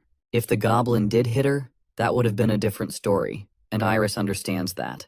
She can't explain how the trajectory changed just before contact. The good thing is that they completed the mission without any casualties, and it's finally time for them to return to the village for a reward. Things actually turned out way smoother than I thought, and even Verdun, who is secretly helping them, thinks that everything was resolved peacefully. Bro used his invisibility cloak, channeling the spirit of Harry Potter, and follows them around. This way, he was able to see yet another specimen of the artificial demi-humans. Comparing his experience with the previous test subject and then this one, Verdun points out the similarity. These creatures have a torn mouth on them, carving a demonic smile. It's because of that fact that he refers to them as the jesters. However, the giant goblin appears to be different from the typical case of jesters, because not only did this creature lack enhanced physical strength, it was also unable to regenerate or grow more powerful by devouring its own. This leads to the idea that maybe this creature is a failed experiment among the jesters. At the same time, our boy is left with a positive impression of the mage Iris, the one leading the group and currently running a final check on the goblins. He understands that she possesses sharp judgment and a good sensitivity to mana. The fact that she could sense his mana outside the cave is impressive enough. Despite his secret contribution, our boy couldn't find anything notable in the end. Suddenly, his attention snaps to a person who is surprised to find a few visitors in his cave. This man's uniform is different from the usual adventurer, causing Iris to stay on guard and demand for his identification. She warns him not to come any closer. The man amusingly apologizes to them, even though they're the ones who barged in the place he was supposed to look after and ruined everything. He's surprised that the goblin managed to build a totem while he was away, even though he specifically wanted this cave to be kept in secrecy. Unfortunately, the obvious placement of the totem exposed the goblin's hideout. The man appears disappointed that even after manipulating the creature's brain, he wasn't able to find much luck in making it completely obedient. Can I just say that this guy is acting way too chill for the situation he's in? That's how you know this dude's a psychopath. He's even asking them about any strange observations about the goblin, or any unusual behaviors they observed. But when they don't give him any response, Bro is even more disappointed, because it confirms that the creature was just ordinary at the end of the day. He thinks his professor will be mad after hearing about this. Bro loves to talk. He's dropping a lot of airballs because no one's entertaining a response. The guy thinks that he can't do much in this situation except start over. Ultimately, he confirms that the 4 adventurers will meet their deaths here. This prompts Iris's group into battle mode. She's curious how he's planning to fight them all while being outnumbered. But this guy appears to have some kind of anti-jump spell from the Heian era, which Sukuna could have really used in his final battle. Anyway, he's not planning on letting them go because they ruined his experimental research. But it's not like he was planning to let them leave alive if it was a different outcome. Basically, entering the cave signed their death sentence. Iris strongly opposes the idea of fighting, stating that they will keep their mouths shut about everything that went down. However, the distrusting man thinks that the guarantee isn't there, and takes out his sword. Just like I said, he really is a psychopath, because he doesn't care much about the experiment. All he cares about is slaughtering them in cold blood. He walks up to them, hoping to pick his first kill. Verdun breaks his silence and tells the scumbag that he's the only one who's gonna die here. At first, the guy tries to ridicule Iris again, until he hilariously realizes that the voice came from behind him. Before he can even react, Bro gets hit with a heavy spell, launching him straight into the wall. The mage officially reveals himself, believing that this wannabe tough guy should pack it up because he's outmatched. Purely aura farming and giving us a performance, Verdun prepares another lightning spell to take him down. In his mind, Verdun never intended to reveal himself like this. But if he hadn't, then the adventurers, who were exhausted from their previous battle, would have all been annihilated at the hands of this evil man. From the situation he just observed, the man called this dead goblin a test subject. And not just that, there's also some professor involved, according to the man's own words. This confirms his suspicions. The creatures known as the Jesters are related to this guy and his group. Speaking of him, the dude is pissed because our boy just crashed his party. He demands to know Verdun's identity. Instead of giving him a long introduction, he chillingly replies that there's no need to answer such a question, and invokes a few magic circles for his next attack. The man doesn't care if the mage is uninterested in talking. After all, he's going to kill him for even daring to attack. Saying so, the evil swordsman lunges forth to close the distance. However, Verdun is already prepared with his multi-flame arrows spell, unleashing bursting projectiles in his way. But his opponent appears to be determined, and not just that, he's extremely skilled, being able to dodge past the arrows with super speed and even unleashing his first attack. If our boy wasn't careful just now, he would have been impaled. But thankfully, he put his barrier just in time to block the sword. Even then, the magnitude of the attack is enough to put cracks in the defensive barrier. So in retaliation, the mage unleashes his monopulse strike, which releases so much force that it sends the swordsman back. So far, Verdun is beginning to think that his opponent is using some kind of magic to reinforce his legs, because that explains why he's moving so fast. Not just that, this guy's sword strikes are even faster than any knight in the Pytha territory, so he outclasses them in both speed and strength, making it a considerable battle for even someone as talented as Verdun. This calls for a change in combat strategy, since the current approach isn't working. Just like Verdun is impressed, so is his opponent. The Dark Swordsman takes note of his quick spellcasting and wonders what rank he is. He also thinks it's time to unleash his speed just a bit to overwhelm the mage. Bursting with a lunge even faster than before, he makes his way to cut our boy down. But Verdun welcomes him with his double casting abilities, using Winter Gale and Icicle spells in unison to create a powerful attack. Even the swordsman is startled by the fact that this mage combined ice and wind together. The spell known as Icicle Blast is a result of the combination, and it's a great hindrance as many spikes block the swordsman's path.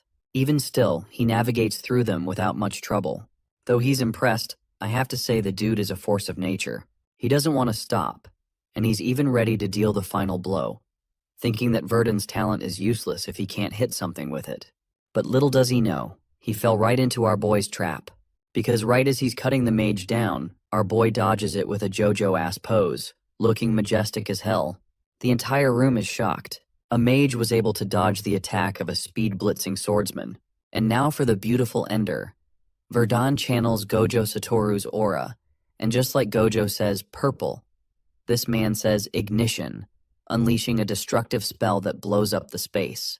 Unfortunately, the swordsman is able to survive the blast, even though he was outsmarted by the mage, who lured him in to strike him down. This clearly shows that Verdun isn't just a talented mage, but also a genius tactician. Still, the swordsman thinks that it's useless because the same tactic won't work twice. Realizing that his little gimmicks won't work anymore, Verdun doubles down by saying that he'll start fighting like a proper mage then. First, he uses a spell on the adventurers just behind, using his manipulation of the ground to erect a tower from the earth. Iris is startled, and so is her group, not knowing when it will stop. It actually does stop, but by the time it does, you can call it a cliff with that height. Iris quickly realizes that Verdun used terrain manipulation, even though it costs a great deal of mana, especially when he needs that mana in a dangerous fight like this. Not just that, from her observation of his double casting ability, she's starting to believe that he's got a giant-ass pool of mana inside of him, because whatever he's doing is beyond the abilities of a normal mage. She straight up says that his fighting style is completely unorthodox and unique. That's right, folks, because it's not even a meme anymore. Verdun really do be moving like Gojo with the way he's looking down on his opponent. The swordsman thinks that flying in the air is a cowardly move for a mage, especially when he thought more was to come. But then the realization clicks in his mind. Sure, Verdun used flight to move to the air, but that begs the question why he risked expending an immense amount of mana to secure the adventurers up top. As he glances at his own reflection into the water, he realizes that the ignition spell from before caused the icicle shards to melt. Get ready for a pure masterclass on strategy, because the next attack is going to be everything. Verdun readies himself, while the swordsman starts shivering in the realization of what's going on. Even Iris is at a loss for words. The astounding mage unleashes a full release of lightning magic, as a thunder pulsates from his being. It's a type of magic so rare that only a rare exception of professors at the Magic Academy can use it. Invoking the third rank, Verdun roars down the spell Thunderstrike upon his opponent. This reminds me of Sasuke's lightning dragon spell, Kirin. The guy shudders in extreme pain, questioning if he's facing Zeus out here. The fact that this guy used 3 basic elements, and even the advanced element of lightning. Speaking of triple casting, Verdun uses all 3 of those elements to attack the stunned swordsman. The attack results in destruction, raising smoke and dust. By the end of that strike, Verdun descends from the air, interrogating the pathetic state of his opponent, inquiring about the variant orc he encountered in the Pythe territory. Now he's curious if everything is connected to this professor figure. The slanting, bloodied swordsman body trembles, but he still musters the ability to speak and express his shock, realizing that Verdun is the one responsible for annihilating the orc variant. Even in his state, a malicious smile comes over him, as he questions if Verdun came from the Ark. This is surprising, even for the mage, who doesn't appear to have any knowledge of it. The swordsman thinks it's alright if he doesn't know what the Ark is. He just wants to be killed, especially when his body is bent in more ways than I can count. Verdun prolongs his torture and urges to know about the professor, stating that he's interested in the experiments they're conducting. Of course, the swordsman fully understands that it would be detrimental to his group if he shares information on the professor, so he baits Verdun by spitting out a final attack, hoping that they both die in this instance. The projectile is quick, and thought it was a clever tactic. Our boy easily blocks it with his barrier. Realizing that this is what he's going to get from the swordsman, our boy puts him out of his misery with his Earth Shatter ability. What a gruesome end. And yet, despite getting this far, he still didn't get to know anything about the jesters. As for the adventurer group, these guys are out here intimidated by the mage. They're on guard, as his looming figure orders them to work for him from now on. In the very next scene, we jump ahead to the part where Iris collects the additional compensation reward from the village chief for clearing the mission. Also, she made sure to threaten the villagers for failing to report the mutated goblin's involvement. And just to keep her quiet, the village chief threw in an additional $1 million. It's good money, and she thinks that they've paid their dues, which means they can part their ways now with the mage. However, our boy stops them and hands them a cut, stating that it's their deserved commission fee for the next mission. After all, they'll be heading to the city of Marty's from this village, and he's gonna need her help. Shortly after the incident, they began their journey to Marte's city. The party leader, that being the mage Iris, was obsessed with him during their travels, wanting to know about his knowledge of elemental theory and magic. It's not like she was an annoying person, so he entertained her with a good conversation. But before long, they were already in the city. Knowing that this place is huge, Verdun thinks that it must surely have a banking system. After all, he's got several reports to inform the Adventurers Guild. Iris inquires where he wants to go first. He shares his intentions of opening a bank account, as well as taking care of the bounty. For that, she recommends heading to the city hall.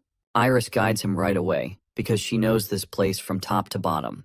The hilarious reaction comes from the rest of her group. They can't believe that she's acting so chill around the same dude who murdered the swordsman without any hesitation. Aside from that, let's talk about the bounty rewards.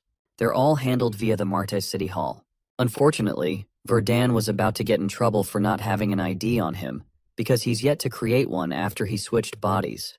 Luckily though, thanks to the guarantee he received from Baron Pyth, no one asked him shit. Even the guard ended up being stumped and allowed him to enter. Aside from that, when news of him impressing the Baron Pyth spread about, they're shown great hospitality because of his acts. The man before them thanked them greatly for saving the Pyth territory, mainly because his family lives there, and Verdun indirectly secured their safety. Not just that, the mage is granted with an official ID too, to commemorate his achievements. Thanks to that, he was able to open his bank account, so everything took care of itself.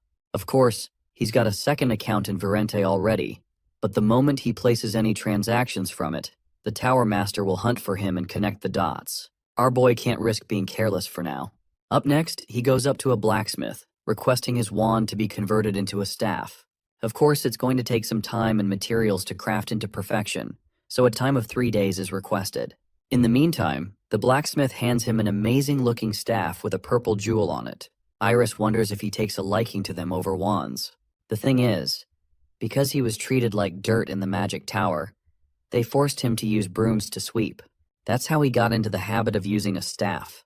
He doesn't tell Iris any of this information and simply moves to their next location, the Martes Public Library. This place is supposed to have great books on enchantment magic around. Iris confirms this, but she still thinks the books will be far below his level. To her shock, Verdun expresses his interest in basic books and desires to have all of them. Again, she's shocked by his unusual request. Shortly afterwards, the poor girl has to bundle a tower of basic spell books. Even the receptionist is like, "What the actual F is going on?" Our boy tells him to charge all fees on his bank account for renting the books, and he would also like them delivered to the top floor of his hotel. When the receptionist asks how many books he wants delivered, Verdun hilariously responds, expressing his interest in all of them. Both him and Iris are at a loss for words at this point. The costs aren't that much of a problem for a boy, as he received his bounty money already. He successfully made a bank account and had a staff made, along with all the books rented. By the end of their day, Iris is a sloppy mess, completely exhausted. But our boy is doing just fine reading his books. The party leader still doesn't know the kind of man he is, and curiously asks if he met all his destinations well. Verdun ambiguously replies that it's enough for today, which is terrifying, because it means she'll have to help him navigate even more places. Realizing that she never even asked his name, she wonders what he would like to be called by. Using Asher as his alias, he doesn't care much about names. Iris promises to call him Asher so long as he also treats her casually. Sensing a great opportunity, the girl decides to ask her the one question that has been bothering her the most. Just what was he doing in that cave? This is bad. You can see it in our boy's expression that he really doesn't want to answer that one.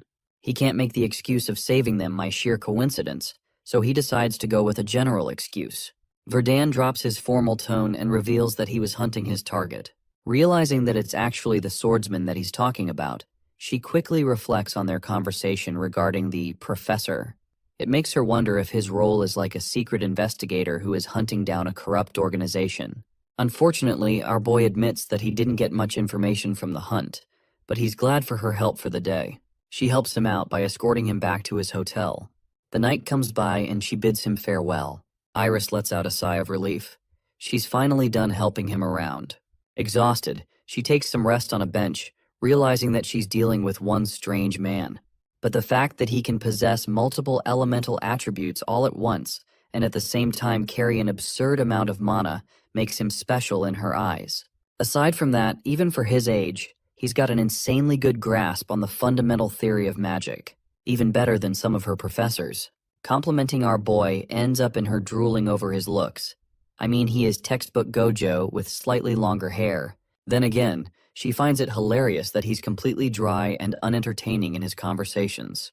It's like speaking with an inanimate object. Iris is out here getting butterflies just thinking about him, and has to stop herself for it. Comparing him to the rest of the mages that graduate from the Magic Academy, she concludes that Verdun is the most skilled of them all. He's the definition of a talented individual. Determined, she prepares herself to bother him even more about magic. Shit goes from 0 to 100 when a giant explosion wipes his hotel and engulfs it in flames. Iris's expression turns to despair, seeing the place burning away from the top floor, right where he is supposed to be. Suddenly, a certain man's silhouette starts appearing from the column of flames. To her absolute horror, it's him. It's Asher, and he's got a real angry look on his face. The scene cuts to the supposed professor who freshly hears about the news of Sergen's death. You know, the guy with the sword. Unfazed, the professor asks about his killer and learns that there were some traces of offensive magic discovered inside the cave. This implies a murderer is unknown. But before the dude even finishes his sentence, the professor shatters a glass on his head, stating that there's no point in playing the fool in this situation. In an assertive, bone-chilling tone, the professor pierces his glare and repeats his question. This time, the henchman explains that they've yet to lock down on a suspect, but they've acquired some evidence of a party that raided the cave upon the village's request. The professor finds this extremely disappointing news. The loss of Sergen is grieved by him, because he was one of the more reliable people around. He also comes to discover that the test subject has also been killed. The remains of the goblin have been erased as well as Sergen. But the professor doesn't care about that. He's just pissed that they were unable to track down the man who killed Sergen. The fact that 2 of his trusted test subjects from the Pyth territory were lost in a row, and then the goblin and Sergen are also killed. Even though the results of his experimentation are about to reach completion, the professor is starting to think that maybe the outside world is catching on to them. This time, he orders the man to kill the perpetrator for good. Though he obeys quietly, the dude is seething on the inside because of the professor's attitude. He fully intends to make a statement by returning with the head of the man responsible just to shut his old ass up. And then let's go back to a few minutes before the explosion happened. Verdun found himself reading about basic magic spells, while his spy was actually observing him quietly. As he stumbled about, reading the books, finding them inefficient for the most part, the spy thought that he would easily kill Verdun the moment he went to sleep. But all of a sudden, the room went quiet. That's until Verdun chanted Earthbone as a spell, scaring the crap out of the guy as he flew in fear. With his position exposed, he takes to the high ground, unable to comprehend how he was detected, despite his stealth ability. And that leads us to the current situation. The vicious Verdun is locking down on his target among the crowd. The spy is scared like hell and wants to make a run for it. And he also can't believe that our boy had the balls to pull off an explosion spell in a public hotel. Having confirmed his 3rd-tier magic status, he intends to retreat. My majestic blue-eyed king simply hovers in the air like a god. In order to fabricate his escape, the man stirs chaos by calling the mage a terrorist, labeling him as the enemy. This gets the crowd panicking. Chaos ensues as Verdun finds himself astonished. He's dealing with an assassin that bypassed his magic detection spell. The only reason our boy was able to catch him was because of the assassin's own mistake. Having erased his presence fully again, Verdun finds him quickly, arguing that to erase oneself completely makes them even more obvious. It's like a black hole on a piece of paper, it stands out. The mage roars down a spell and catches the guy with the attack. Even the assassin is having a hard time understanding how this man was able to use Manhwa logic to find him over here. He's frightened to the point he compares Verdun to a monster, a creature that doesn't care about the well-being of the civilians as he throws around dangerous spells. It would be right to consider Verdun ruthless in battle, because this man prepares yet another magic arrow circle and unleashes it upon the fleeing assassin. Unfortunately, the assassin breaks into a building so that he can shelter himself from any aerial attacks. This forces the mage to dispel and return to the ground. He follows inside, realizing that his opponent deliberately picked a place packed with drunk vagrants. Right away, the people here are acting suspicious, even though Verdun just wants to know about the guy who ran through the place. The bald head tells him that if he wants any information, he'll have to put up a valuable price for it. Realizing that he's at a lost cause here, our boy turns his attention back to his surroundings, assessing that there aren't any exits around. Right as he's thinking that the assassin's inside, the swordsman tears through the bald head's chest. His strategy was to clearly surprise Verdun by attacking him through a vagrant. A brutal move, yes, but also a cowardly strategy in his eyes. Unleashing his shockwave spell, he sends the assassin flying, forcing some distance between them. But even so, this much isn't enough to take out this guy. He blocks most of it with his blade and assesses the situation. Knowing that ordinary mages are incapable of attacking and defending at the same time, the assassin's strategy hinges on forcing Verdun to open a magic barrier, and in that moment, he'll use a smoke bomb to get his ass out of the location. But our boy's ready for that smoke.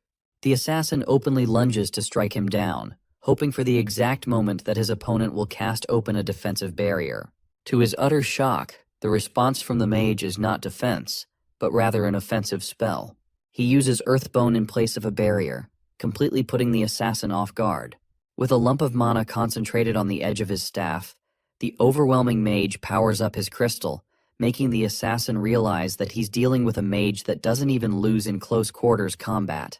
From everything he's observed so far, the assassin is damn certain that he's dealing with someone who possesses the caliber of a war mage, which is a sick-ass title if you ask me. The charged staff strikes the assassin's abdomen with so much force that it forces blood out of him. But that's not enough. There's also dessert in the form of Earthbone spell. The assassin thinks he's cooked for good. In a desperate clinch, he uses the smoke bomb and creates a window to escape. Verdun quickly gets rid of the smoke using his whirlwind ability, but by the time he does that, the assassin is already gone. All he needed was a second to use Batman's secret disappearing technique. Things ended up in shit, and they only get worse from here because the guards of the city are all gathered to arrest the arsonist responsible for blowing up the hotel. I'm starting to consider him a newbie superhero who is reckless and doesn't know how to control his powers or prevent collateral damage. The news reaches the ears of the city mayor, who can't place a finger on how the hero of Pyth territory is suddenly the terrorist of Marty's city. Henry is informed that the mage Asher says that he was attacked by someone who tried assassinating him in his inn, which led to complications. Furthermore, they've drawn a relationship between this incident and another involving a murder of an adventurer in their guild. Hence why the guild master of the city, Oscar, personally decided to oversee the situation. Mayor Henry realizes that the mage must be feeling quite annoyed, having just stepped into the city and already being attacked. As for the damages, it's clear that the top floor of the hotel has been destroyed to a considerable amount. There's also a reported death of a criminal, the same vagrant who was in the building. The assassin is linked to both of these damages and is currently being tracked down. Not just that, they've also received a personal testimony, proving Asher's innocence. An adventurer shared that Asher found a mutated goblin and also defeated a dangerous swordsman in the cave. But when people arrived to investigate the cave, there was no mention of the goblins.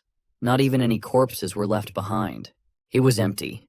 This information is truly significant, as the cave was wiped clean. Mayor Henry realizes that all of these incidents must be linked with one another, and the fact that they're being covered up to such lengths suggests the work of an evil organization that specifically hunts down adventurers. He wonders if there are any more reports of incidents like these. To that, Oscar reveals that they've already attempted giving Asher a bodyguard. However, because of what happened the other day, someone has maliciously spread the rumor of Asher being the mastermind behind the terrorist attack. That's why no one wants to protect him, deeming him evil and untrustworthy. It's a frustrating situation, even for the mayor. His only option left is to speak to his personal knights for the job. And so the following day, at the Martes City Hall, our boy found himself amazed by his new staff. I have to say it looks amazing too. With his equipment ready, our boy is ready to rumble. But right then, a knight comes along and finds him. Jason is the vice captain of the knights, and he's been assigned the role of protection for the mage. From first glance, even Jason can't shake off the feeling that Verdun is the rumored crazy mage. Speaking of our boy, he realizes that the mayor no longer suspects him if they're assigning him a bodyguard like this. However, what's interesting about Jason particularly is his youthful looks, as well as his talented third-tier swordsmanship. Verdun wants to leave the city hall's reception, but Jason thinks he should agree to the condition of letting him tag along first. Considering it an unfortunate situation, he agrees to take the knight along. But this attitude humiliates the vice captain, because it implies that the mage is looking down on him. After traveling for half a day, Jason is starting to get really frustrated and questions where the hell it is they're going.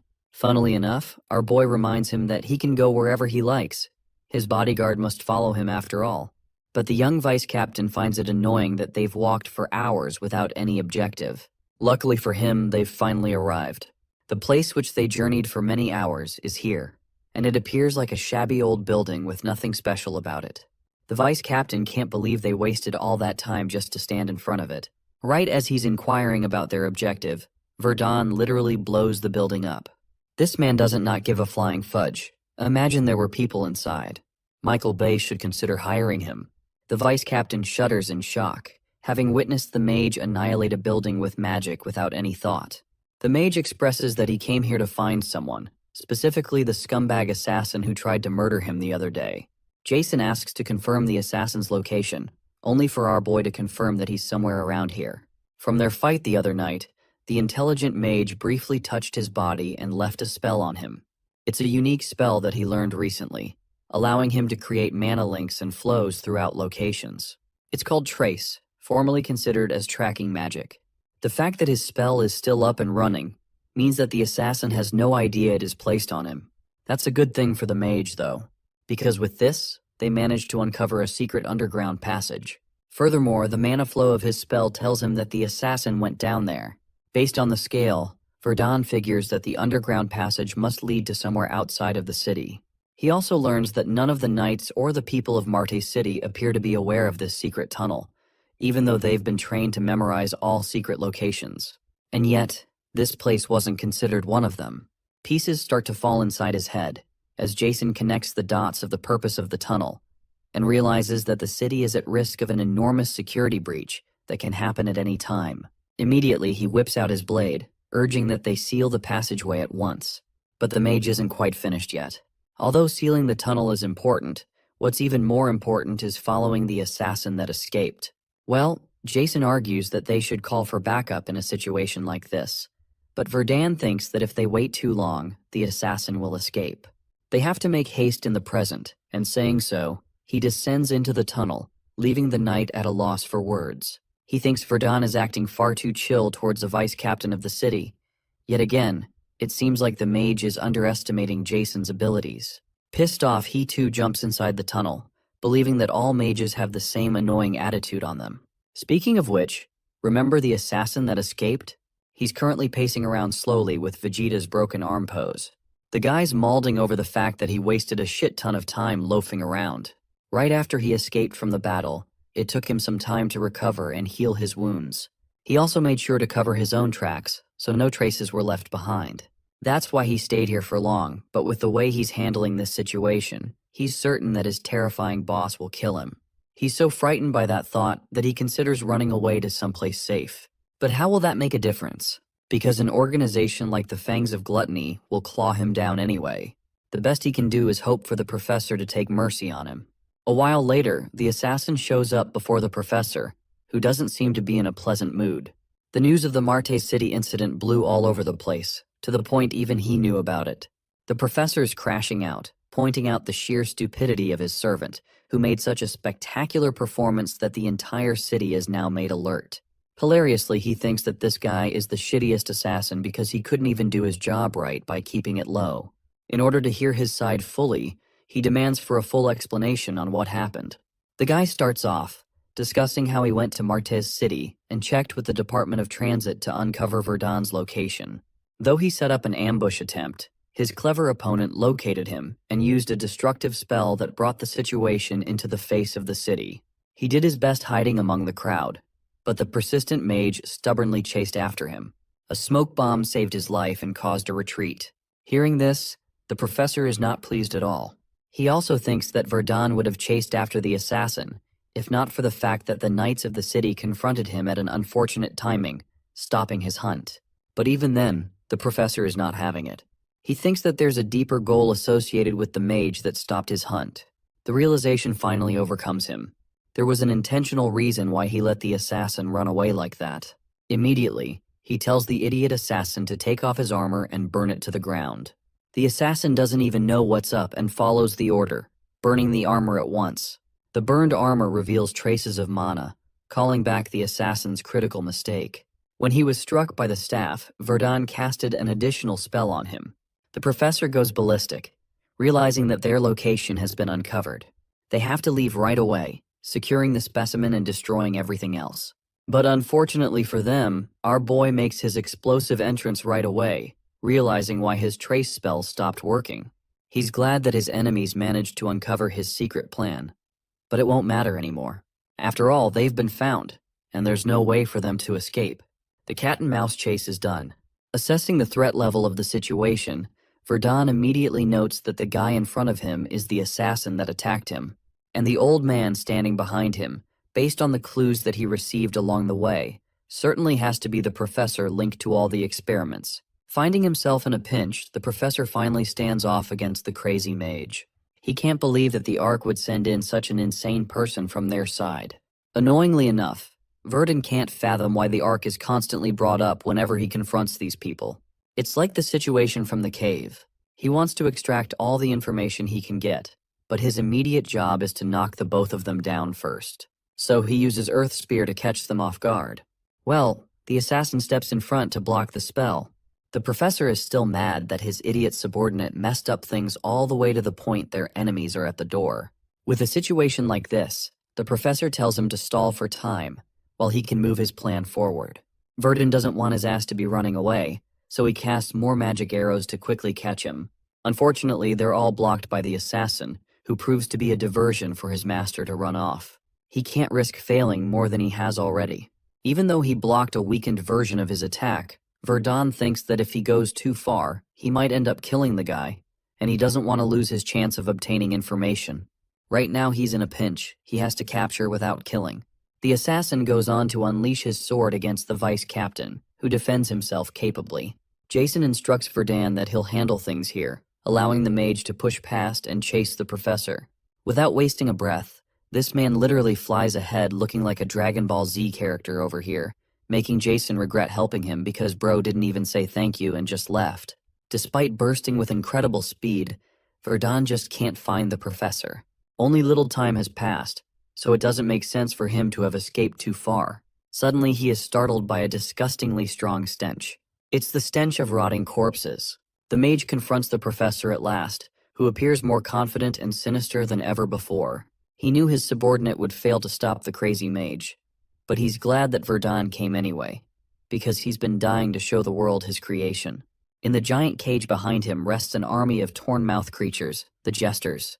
The mage comes to terms with the situation and realizes that this insane professor created hordes of these monsters at once. The name Jester appears to be a mockery of the professor's intent. He claims his creations to be his personal evolutions. However, the creatures are still considered failures that aren't fully perfected. They don't meet the standard he's aiming to reach, and yet, he thinks they'll be more than enough to stop one mage. So he goes all crazy and frees them from their cage, sending a group of gigantic orcs and goblins in his way. With the creatures fast approaching him, the mage realizes that he'll have to deal with these guys all night if he beats them one by one. So he goes for the smarter approach, combining water and thunder magic, invoking double casting again, and unleashing Thunder Wave as an eruptive spell. This spell casts a crashing wave of water, and pairs it with thunderbolts, practically clearing the enemies in large scale. It even catches the professor and brings him down, causing him to express his annoyance. Having observed his abilities personally, the professor is having his "oh shit, I'm fucked" moment, because this isn't an ordinary third-tier mage. From the way he's controlling his powers, this guy appears to be a fourth-tier magician of the highest caliber. He's literally destroying all the mutations without much trouble.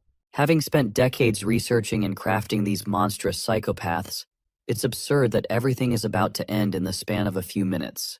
In a desperate attempt to save his life, he taps open a secret door and enters the room where his ultimate specimen is being kept inside a chamber.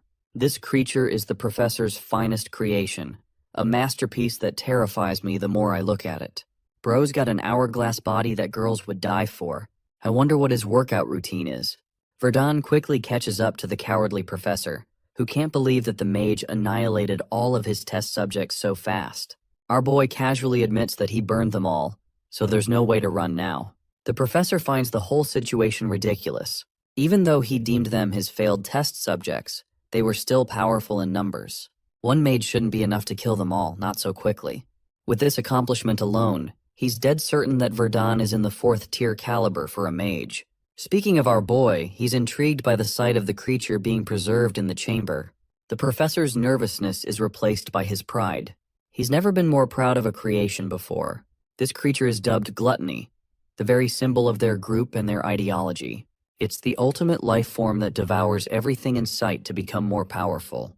Verdun gets chills when he hears that this creature is supposed to be the future of humanity. He can't risk things to get out of control, and slices off the professor's arm.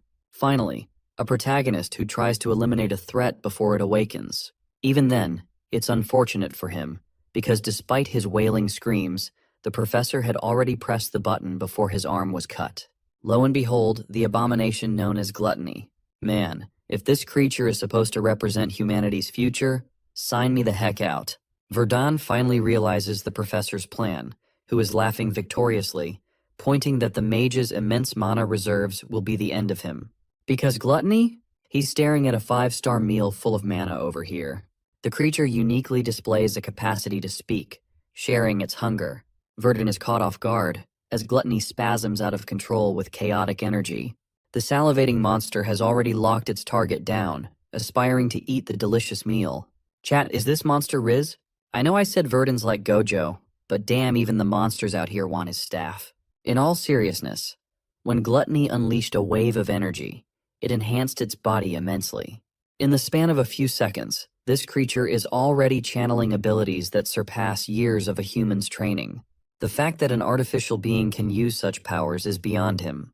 Not just that, gluttony is literally going ballistic, only targeting the weakest parts of our boy's defensive barrier, exposing every opening imaginable. It's not a surprise that the professor holds this creature as his finest creation. Admittedly, even Verdun finds the research interesting. At the same time, he's not catching the fraud allegations anytime soon. So when gluttony runs up screaming at him again, our boy bitch slaps him a reality check with his staff, shoving him into the nearest wall. Remember, folks, it may be the proudest day of the professor's life after decades of his research, but it's just another Tuesday for our boy. Declaring the creature weaker than him, Verdun awaits his next move. Ever since those grueling days as a lab rat in the Bohemian Magic Tower, keeping a lid on his explosive rage has become a survival habit for our boy. Instead of letting the fire consume him, that anger serves as the fuel for a heaven-defying theory. With the creature finally cast aside, those surging emotions harden into icy, sharp rationality. For now, we are going to call this creature with a nickname, Mortal. It possesses the exact physical stats of the professor's experimental orc, especially that terrifyingly fast regeneration that makes killing it a real chore. Abnormally superior elasticity, flexibility, and speed define this thing. As Verdun's staff comes up, it becomes clear that these are the creature's only tricks. As Mortal closes the distance, he launches a counterattack instantly. Though agility initially saves the creature, Verdun's Earth Spear eventually finds its mark, forcing a spray of blood from Mortal's lungs. That spear was just a distraction, however. Our hero's magic arrow streaks toward its true target right behind it. The battle is in Verdun's favor because unlike a trained knight, Mortal lacks the combat senses to sniff out a basic tactic. It moves like a pro at brute force punches but nothing more, essentially just a beast in a human suit. Verdun mocks the professor as his so-called magnum opus is too weak to even deserve a title. Watching his masterpiece crumble, the professor looks truly devastated. This cream of the crop creation was designed to absorb an opponent's traits by eating their mana, a process meant to forge a true neo-human. Instead, a one-sided beatdown unfolds, much to the professor's horror. However, he consoles himself with the weak excuse that the creature is just a baby born before its time. Because the creature is starving, its full power remains under lock and key. In a twisted move, the professor plans to use his own severed arm as a snack for his baby, a desperate sacrifice to restore the beast's strength and buy an escape. However, Verdun shifts into full investigation mood as he demands a research log from him. After a heavy threat against his child and the professor himself, the professor is forced to hand over the experiment logs. He bets that as a mage himself, the importance of this research will be obvious to Verdun. So, the man bets his life that the research is too valuable to be destroyed, but he clearly doesn't know our boy very well. Instead of admiration, a look of pure disgust follows as the logs are tossed aside like trash. While the research might have some biological value, its ethical violations are nasty enough to rival the Bohemian Tower. When pressed for a reason, Verdun simply states that the work doesn't align with his vibe. Next moment, a protest erupts from the professor as the intent to kill both him and his pet becomes crystal clear. Our boy considers investigating the Ark and gluttony, but the thought dies in his throat. With Jason heading this way, any potential leaks need to be plugged immediately. Next moment, he activates the ignite spell, burning the professor and his experiment to a crisp. A moment later, Jason appears, wearing a mask of concern. When asked about the assassin, Jason boasts about blowing him away, claiming that if a vice captain is hurt, the bad guy must be in even worse shape. The excuse is transparent, though. Jason obviously let the target slip away. A map of the territory around Martes now occupies Verdun's focus, even if the marked location is still a mystery. Suddenly, a sharp headache spikes, a classic symptom of mana overuse. Whether he's actually capable of overtaxing his mana is a puzzle for another day. For now, it's time to head home. A few days pass, and peace returns to Martes after the terrorist plot is exposed. Consequently, a furious mayor keeps the knights on high alert, beefing up security and clearing out the underground tunnels. But local politics aren't our boy's concern. Right now, the only thing that matters is the injection of the mana circuit expansion stimulant. Through the use of this miracle, years of magic growth condense into just a few weeks. Verdun is sweating profusely from the sheer effort of the process. With only mid-rank 3 reached in his elemental system, it's officially time to push for the next stage. Meanwhile, a mysterious figure, likely the big boss, gets wind of the professor's death. He isn't exactly crying over the news.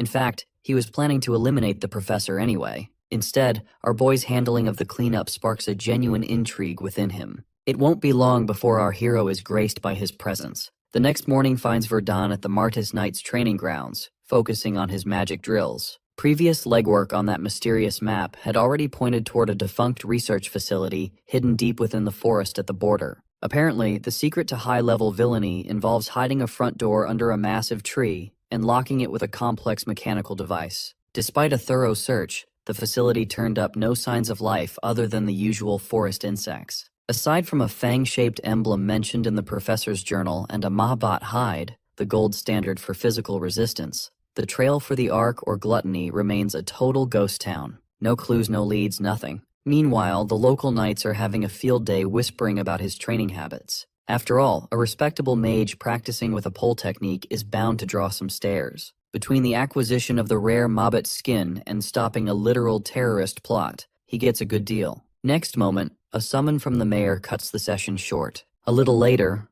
Verdun finds himself sitting in front of a mayor who is practically vibrating with gratitude. Although Verdun tries to be humble, but the man refuses to let it go. Thanks to our boy's intervention, the city guards managed to round up the remnants of the professor's faction hiding in the city. Granted, they didn't catch anyone important, just a bunch of brainwashed zealots by the professor. But a win is still a win. Because public panic is bad for business, both agree that these heroics should stay off the record. In Verdun's world, a carefully built reputation is the best currency there is. He isn't interested in being a generic knight for hire. Instead, he aims to be recognized as the powerful mage who saves cities. That kind of branding gets much better deals, and keeping his mouth shut now means a better reward can be squeezed out later. True to that genius prediction, the mayor leads him straight to a hidden vault filled with rare items either directly purchased or confiscated from criminals. As the heavy doors swing open, a magical hoard of dreams is revealed. Everything from masterfully crafted mithril swords that are easy to imbue with mana to high-grade artifacts is lined up for the taking.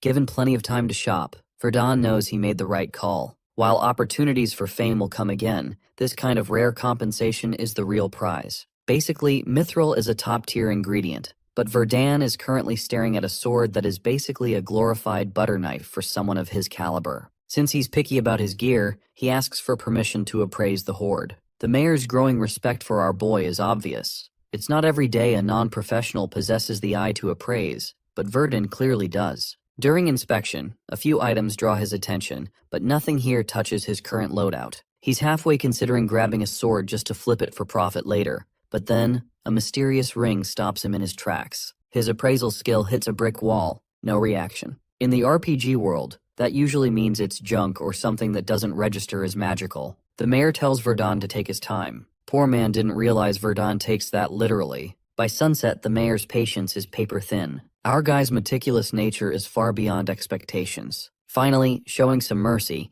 Verdun chooses a necklace of protection with an auto mana barrier. The mayor warns him that casting the barrier through this necklace eats mana like a hungry dragon. Verdun just shrugs off the concern. With his mana pool the size of an ocean, he can manage just fine. Still, the mayor is feeling stinginess regarding giving only one moderate item, so he offers up that ring Verdun was eyeing earlier as a bonus. Verdun plays it cool, but the mayor insists that he is a hero of the city after all. As Verdun turns to leave, the mayor asks if he's hitting the road. Verdun denies it because he's still got some unfinished business in town. The mayor offers a blank check of help for whatever he needs, earning Verdun's genuine gratitude. Meanwhile, over at the Viren Territory mines, things are getting spooky. A miner digs up a skull and starts losing his mind. His partner mocks him that it's not like he first time sees a bone, but the worker points out the problem that the skull is completely intact. His pickaxe should have shattered it into dust. It means that the thing is clearly possessed. To solve the problem, the partner just kicks the skull out of the way and tells him to get back to work. But then, the air gets cold.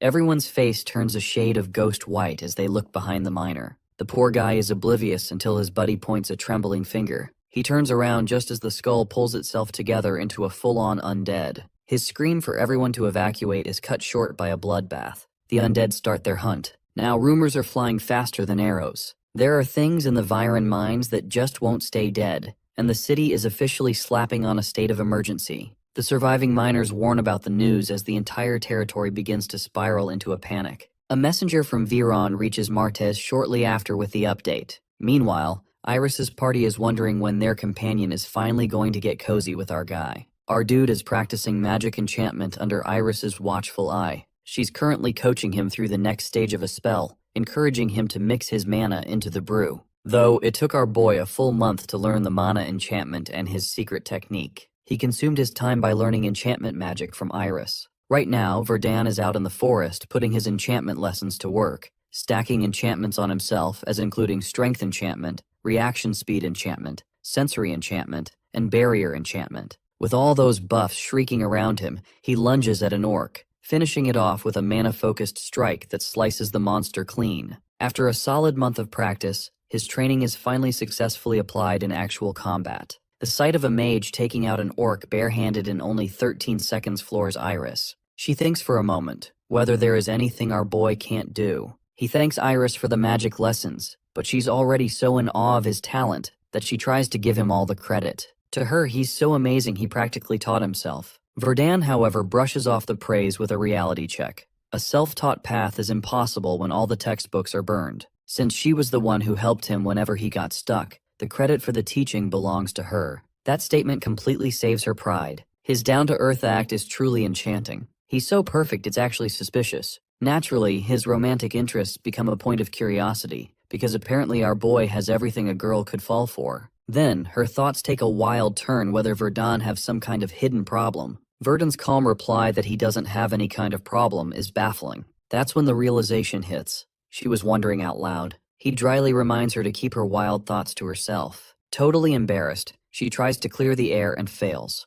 all the way back to the city gate. But the awkwardness is cut short at the entrance, when they find Oscar is there waiting. It looks like he has a request to make. The reason someone of Oscar's caliber, the guild master of the Marty's Adventurers Guild, personally seeks out Verdun is because a massive horde of undead has appeared in the mines near the Viron territory, right on the border of Martes. The sheer scale of the infestation is enough to push the guild to seek outside help, but the real deterrent is the nature of the monsters themselves. Contact with these undead results in a curse or disease, which makes every local adventurer hesitant to take the job. Having heard of our boy's success in exposing a recent terrorist plot, Oscar arrives to solicit his help. Normally, Verdun would decline such a grim request, but since his bounty money is almost gone, he decides to take the contract. A little extra fame along the way certainly wouldn't hurt his reputation. Meanwhile, nearby adventurers, already buzzing with rumors about his skill and good looks, watch the exchange with interest. Verdun glances at Iris and questions her awareness of the undead situation.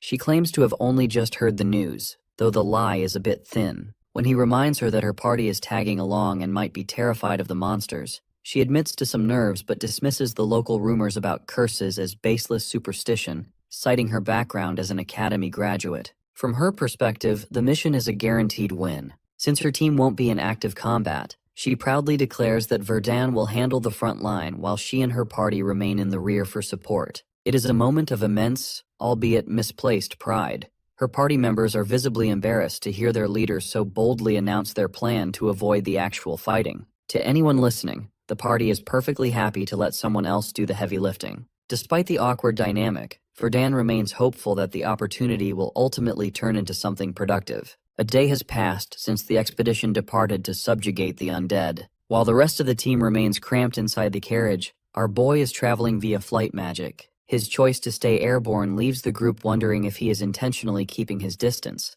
not to mention the mystery of how he manages the massive mana reserves required to maintain such a spell indefinitely. Naturally, curiosity within the carriage turns toward his relationship with Iris. She subtly suggests they are merely a senior-junior duo, a nod to the time he saved their lives. When one girl guesses they might be alumni from the same academy, Iris clarifies that Verdun is more of a teacher to her, despite their narrow age gap. The conversation is cut short when Verdun's voice carries down to the carriage. From his vantage point, a horde of undead is already visible, relentlessly chasing a group of Viren residents. Without wasting a second, he flies toward the fray to intervene. Even from a distance, the sheer number of the walking dead is staggering, but it provides the perfect opportunity to test the results of his recent efforts. His confidence stems from a secret skill linked to a treasure he acquired from the Magic Tower, a rare grimoire. Typically only a mage of the 3rd tier or higher can wield such an item, as it significantly enhances the caster's magical power once opened.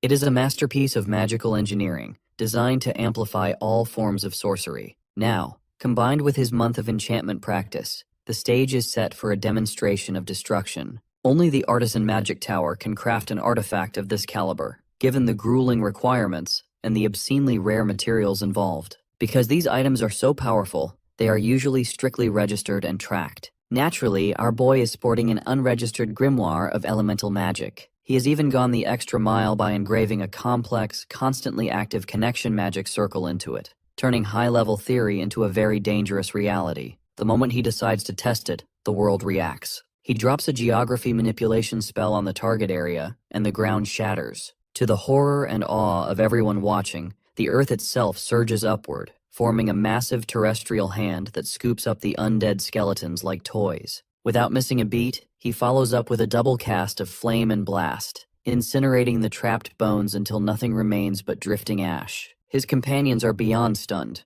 It's one thing to drop high-level spells, it's another to do it after maintaining a flight spell for 24 hours straight. Verdun notes that the earth elemental spell he registered to the grimoire performed even better than expected. Combining the enormous mana capacity of his defying heaven-altered body with the grimoire's amplification has likely pushed his geography manipulation to a broken level. All those hours of practice definitely weren't a waste of time. Watching from the sidelines, Iris is certain he has reached the 4th tier. Moving mountains isn't something a 3rd-tier mage can do after all. However, her awe is cut short by a cold spike of adrenaline. An undead straggler has managed to sneak up behind her, lunging for an ambush. But before it can even graze her, a newcomer flashes through her line of sight. In a blur of steel and speed, the undead's head is separated from its shoulders within seconds. Taking a good look at the man, having the platinum plate and hauling a massive axe, it's pretty easy for the group to pin him as Galliarch the Butcher. He immediately demands the whereabouts of the undead horde he came to hunt,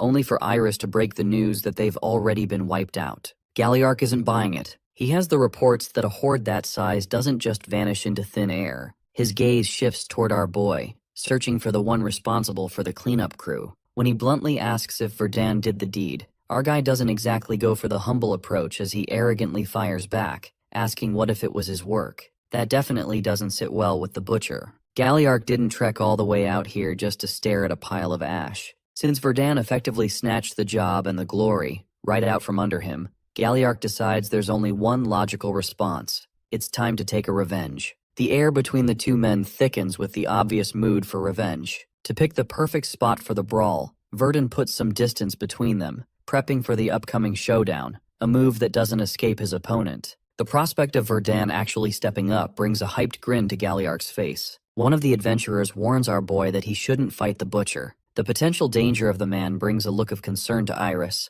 but the adventurer explains that dangerous is an understatement. Immense power and a violent temper define Galliark. During a past drunk rampage, he once crumpled a knight who tried to stop him. The blatant criminality of the act takes Iris aback, but another person interjects, noting that the guild's need for his strength bought his freedom. Gode, a party member of Galliark, bluntly argues that Galliark's status as a platinum rank adventurer basically makes him immune to the law. However, his other teammate, Narian, reminds the group to focus on reining in their brood of a leader, especially since they are now on Viron land, a situation that could easily spiral into an international incident. Gode reasons with his team that since Verdun's party might be on an official request from Viron, causing a scene now is just asking for trouble. He decides to handle the matter himself. Galliark, for his part, isn't exactly thrilled. He is perfectly confident he could kill them all and just blame it on some unknown party. Gode, on the other hand, is ready to show our boy his place and activates his magic pressure skill. Unfazed by the spell, Verdun places the guy at mid-third tier at best. While the people nearby buckle under the immense weight of the pressure,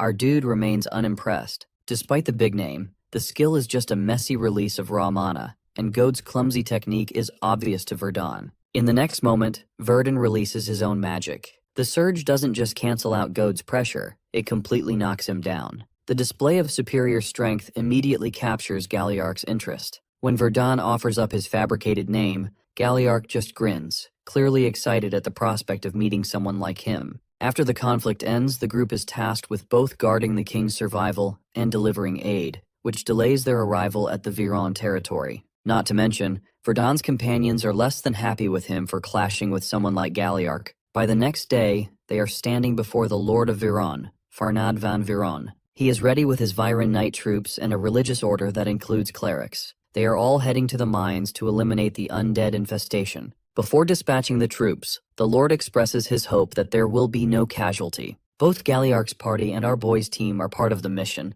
Galliark taunts Verdun, suggesting he might be nervous, while Verdun's own companions warn him, again, not to mess with the butcher. He dryly replies that he won't be fighting unless the other party picks a fight. Besides, they need to focus. The battle has already started. Next moment, a furious fight breaks out between the human soldiers and the undead skeletons. Their leader informs them to crush the skeletons' heads to ensure they stay down, as attacking the middle just allows them to regenerate. The clerics and mages are supposed to stay at the rear for support. The battlefield shifts when a blood golem emerges. The knights warn the clerics to stay back or risk being crushed, as the monster cannot be defeated by an ordinary sword. Galliark, however, is not afraid of the challenge. He jumps into the air, declaring that fighting this monster is nothing more than a warm-up for him. First, he punches the monster with raw, bone-shattering force. Then, without wasting a second, he tears the golem's head clean off its body. While Galliark's display of skill impresses Lord Viron, the man's next move brings his sanity into question. In a blatant show of power, Galliark throws the severed head through the air, landing it right in front of our dude. The act is incredibly rude, but the subtext is clear. This is Galliark's way of marking his territory. It's a taunt, a challenge to prove that Verdun's feats from yesterday were more than just a lucky show-off session. The trick works. In the next moment, Verdun activates his terrain manipulation, making the very ground beneath the brute's feet literally shift. Before anyone can blink, he follows up with a massive fireball spell. The back-to-back use of high-grade magic leaves his companions genuinely concerned for his mana levels, but our boy isn't slowing down. As he pulverizes the undead, Galliark voices his excitement. Our boy's nasty temper, despite that soft, unassuming look, is a delight to him. He then challenges Verdun to a competition. Whoever takes down the most undead is the winner. After that, the battlefield becomes a chaotic race of destruction. While our boy is incinerating waves of undead with precise magic,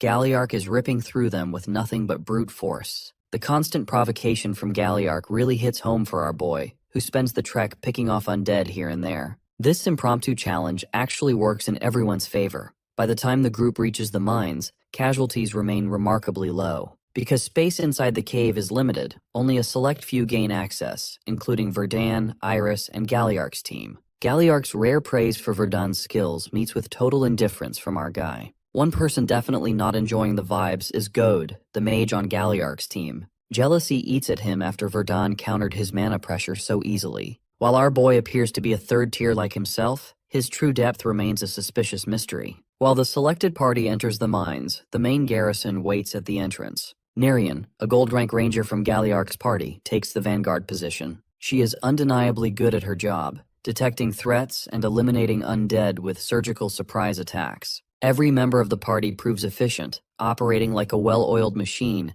yet a mounting bad feeling haunts Verdun. The momentum stalls when a knight stops the group upon seeing what looks like a dead end. Without a word to the others, Verdun scans the entire mine with mana detection, searching for any sign of a lich. An ambush is the last thing they need if they want to keep everyone in one piece. Verdun's distraction catches Iris's attention, and she isn't the only one. Galliarch spots the tension and taunts him, asking if he smells death. The presence of a powerful undead nearby is already obvious to the butcher as well, and the realization only fuels his excitement for the coming fight. Verdun agrees, quietly warning Iris to stick close behind him once the real battle begins. When she asks what kind of monster they are facing, he has no certain answer yet. The party ahead suddenly spots a light at the far end of the mine. A report from Rox confirms a tunnel ending in an unexpected glow. The discovery is shocking. There should be no other exits besides the one they entered. Galliarch halts the group as they stumble upon what appears to be a tomb. Most prominent is a skeleton wearing the royal crest of Estria. This is a major curveball. Since Verdun is currently concealing his identity after escaping the Bohemian magic tower in the Rivante Duchy, which originally gained independence from Estria, the presence of these symbols in Viron is bizarre. Gode is the most rattled, having been tasked with the preliminary scouting. The overlooked trace of Estria is a massive embarrassment. Desperate to redeem himself, he offers to eliminate the root of the problem so his companions don't have to bother with such a menial task. The clerics begin their standard purification ritual, a necessary precaution in case the undead is a death knight. If they can weaken it before it awakens, they might kill it without taking much damage. Unfortunately, the corpse immediately surges with mana. The clerics react by activating a stone strike spell, hurling a massive rock at the figure. But it is too late. The knight awakens before the stone even makes impact. It reaches out, nearly grabbing Gode, but Galliarch intervenes, grabbing the creature's hand and crushing it in his fist while cursing its sudden speed. As the undead assumes a combat stance, its identity as a death knight becomes a question for Galliarch. A cleric answers with a voice full of dread that it is a wailing knight. While usually considered weaker than a death knight in a one-on-one duel, they are arguably more dangerous for one specific reason: their ability to command lesser undead. Right on cue, the other skeletons in the tomb begin to stir. Stepping forward, our boy claims the course of action is crystal clear that they are all here for one reason, and that's to put the wailing knight in the ground for good.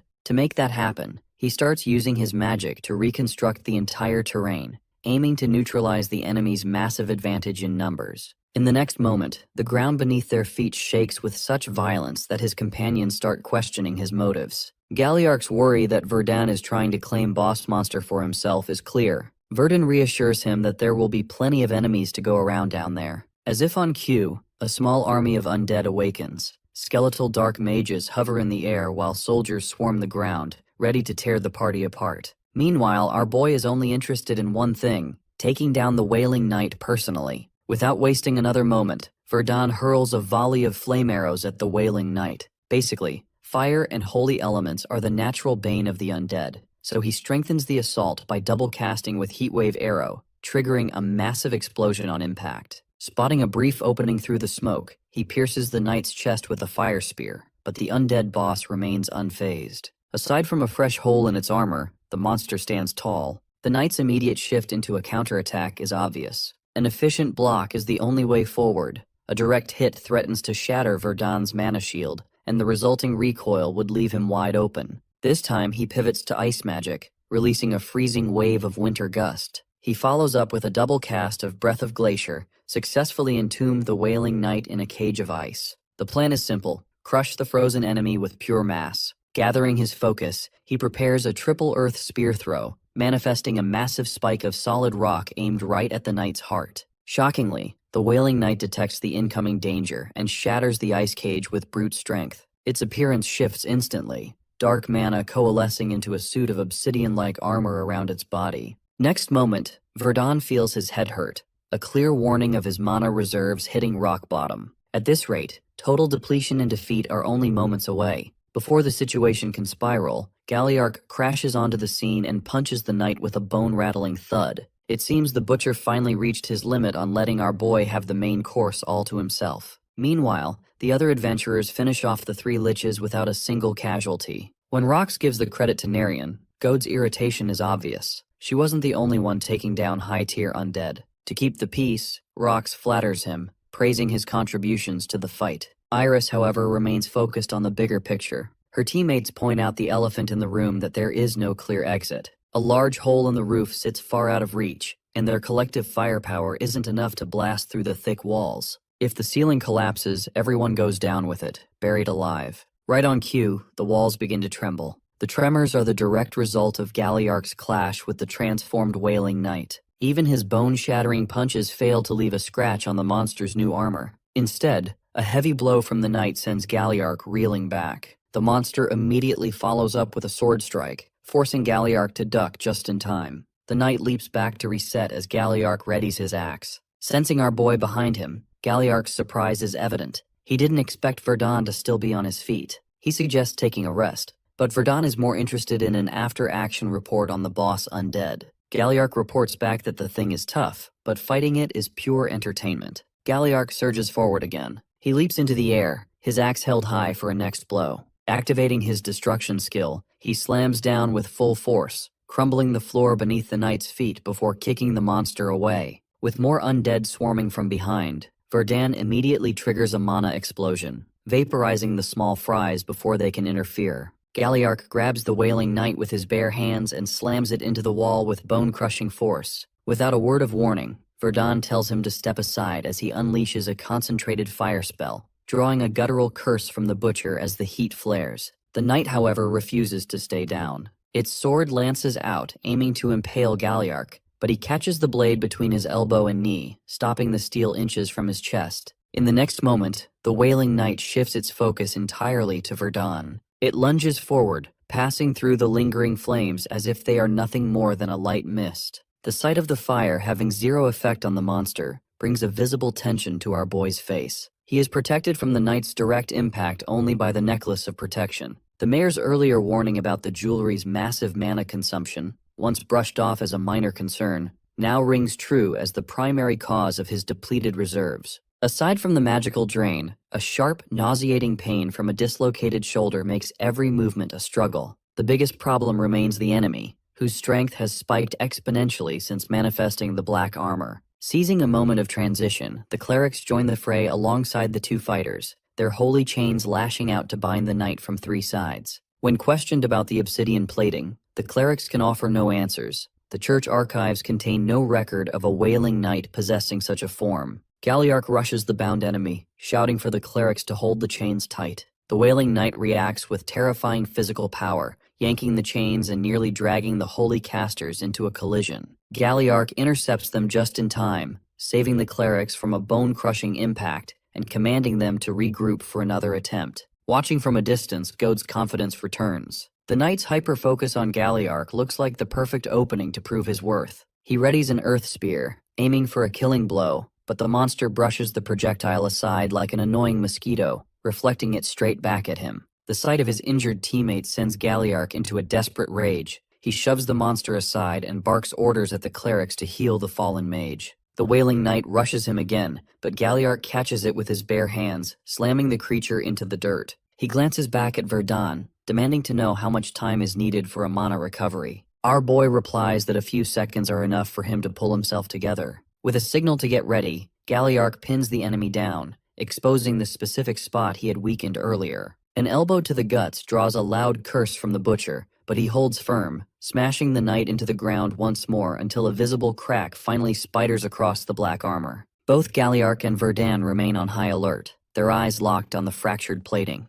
The chance for a clean victory slips away as the knight delivers a punishing blow, throwing Galliark across the stone floor. Verdun steps into the gap, placing himself between the brute and the monster, and declares himself the Wailing Knight's true opponent. The open hole in the knight's chest armor remains the only clear path to victory. A single, focused burst of magic on that exact spot is a gamble, but it is the only one left. He fires the spell, but the Wailing Knight's reflexes are still terrifyingly sharp. Before the fire can find its mark, a sudden streak of frost cuts through the air between them. Turning toward the source, he finds Iris. He realizes that her ice magic has joined the fray. The memory of his earlier encouragement flashes through his mind. He had praised her natural affinity for ice magic despite her lack of experience with elemental spells. Driven by those words, she had promised to try her best. In the present, he inwardly praises for her timely intervention. With the night momentarily slowed by the frost, the opening is wider than ever. Verdun readies a final, concentrated flame spell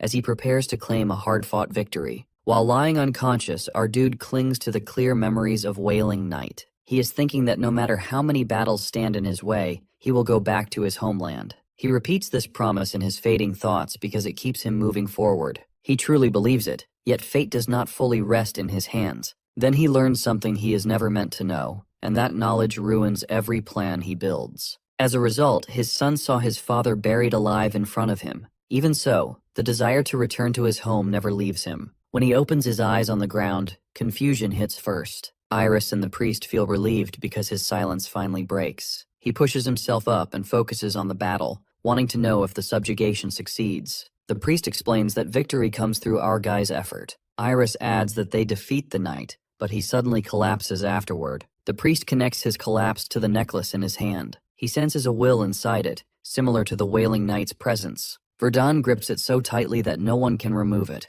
Because the aura feels dangerous, the priest believes it should be handed over. Verdun refuses and keeps responsibility for it himself. He insists that nothing will go wrong, even though the priest warns that anything is possible. Galliarch shifts the mood by commenting that the necklace as a reward is quite small. The priest agrees, but everyone understands that Gode's condition matters more. He survives only because they act quickly. Relief spreads when it becomes clear that he lives. Once Verdun stands again, the group prepares to return since the cleanup is nearly finished. The undead soldiers, their commander, the defeated Wailing Knight who invades mine all are defeated. When the Lord hears about it, fear pushes him to order a full cleanup immediately. Thankfully, no one who enters the mines dies. After searching through the undead's memories, Verdun feels uneasy. At the same time, he recognizes one clear result from this incident. He grows stronger. Real fight pushes his limits faster than study ever does. Even though he remains at the 3rd level, the magic book that cuts connections and boosts mana allows him to cast wide-area spells equal to the 4th level. This progress strengthens his resolve. If he continues without giving up, he will one day reach the level of the Tower Master. After the incident, the priests of the Lewis Order choose to stay behind and supervise the mines. The adventurers prepare to return to their own paths. Galliarch assumes Verdun will not live as a simple adventurer or mercenary and wonders if he plans to head toward Grey. Our guy never heard something like this before. The other explains that Grey functions as a center where information is traded and requests are organized. Only those with proven skill earn a place there. Many ambitious fighters gather in that city, chasing fame and wealth outside strict rules. Because they fight side by side, Galliarch shares this knowledge openly. Verdun spends most of his life trapped in the Magic Tower, so he lacks this kind of street information. But he knows that the risky requests in Grey mean stronger enemies, and stronger enemies create more chances to grow. From the carriage, Iris reminds everyone that departure approaches. She wonders if he intends to leave with them.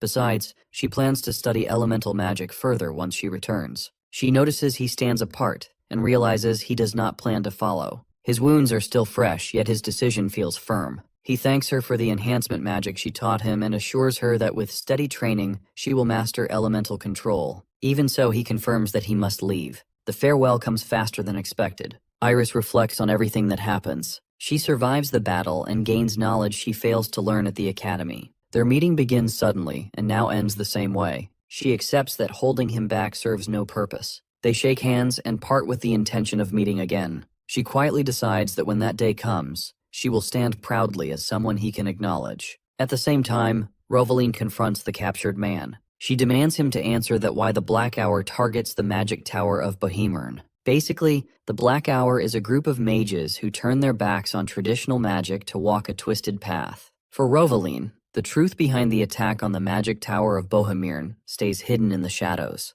She never finds out who gave the order or what motivated the attack. She guesses that the men she was investigating are the lower rank, that such heavy secrets belong to those far above their rank. Next moment, she counters a man who appreciates Rovaline for the massive wave of destruction, using only a basic second-rank spell. This man is Lucard, who is the third disciple of Valdek, believes that those born with natural gifts live in a world entirely different from that of common mages. Rovaline, however, is not happy that he is here. He worries about her investigating dangerous matters alone, pointing that she might earn the spot as their master's fourth student. To steer her away from these risks, Rovaline tells him to worry about his own work instead. It has been 7 years since his famous theory of multi-continuity hit the world, and many people are still waiting to see if he can strike gold twice. Lucard senses that Rovaline is skeptical of the old stories. While the Tower Master officially confirmed that the thesis was his, Rovaline finds the timeline suspicious. She notes that a man with such a flawless mind has only climbed to the 4th rank in 7 years. Her sharp logic strikes a nerve with Lucard,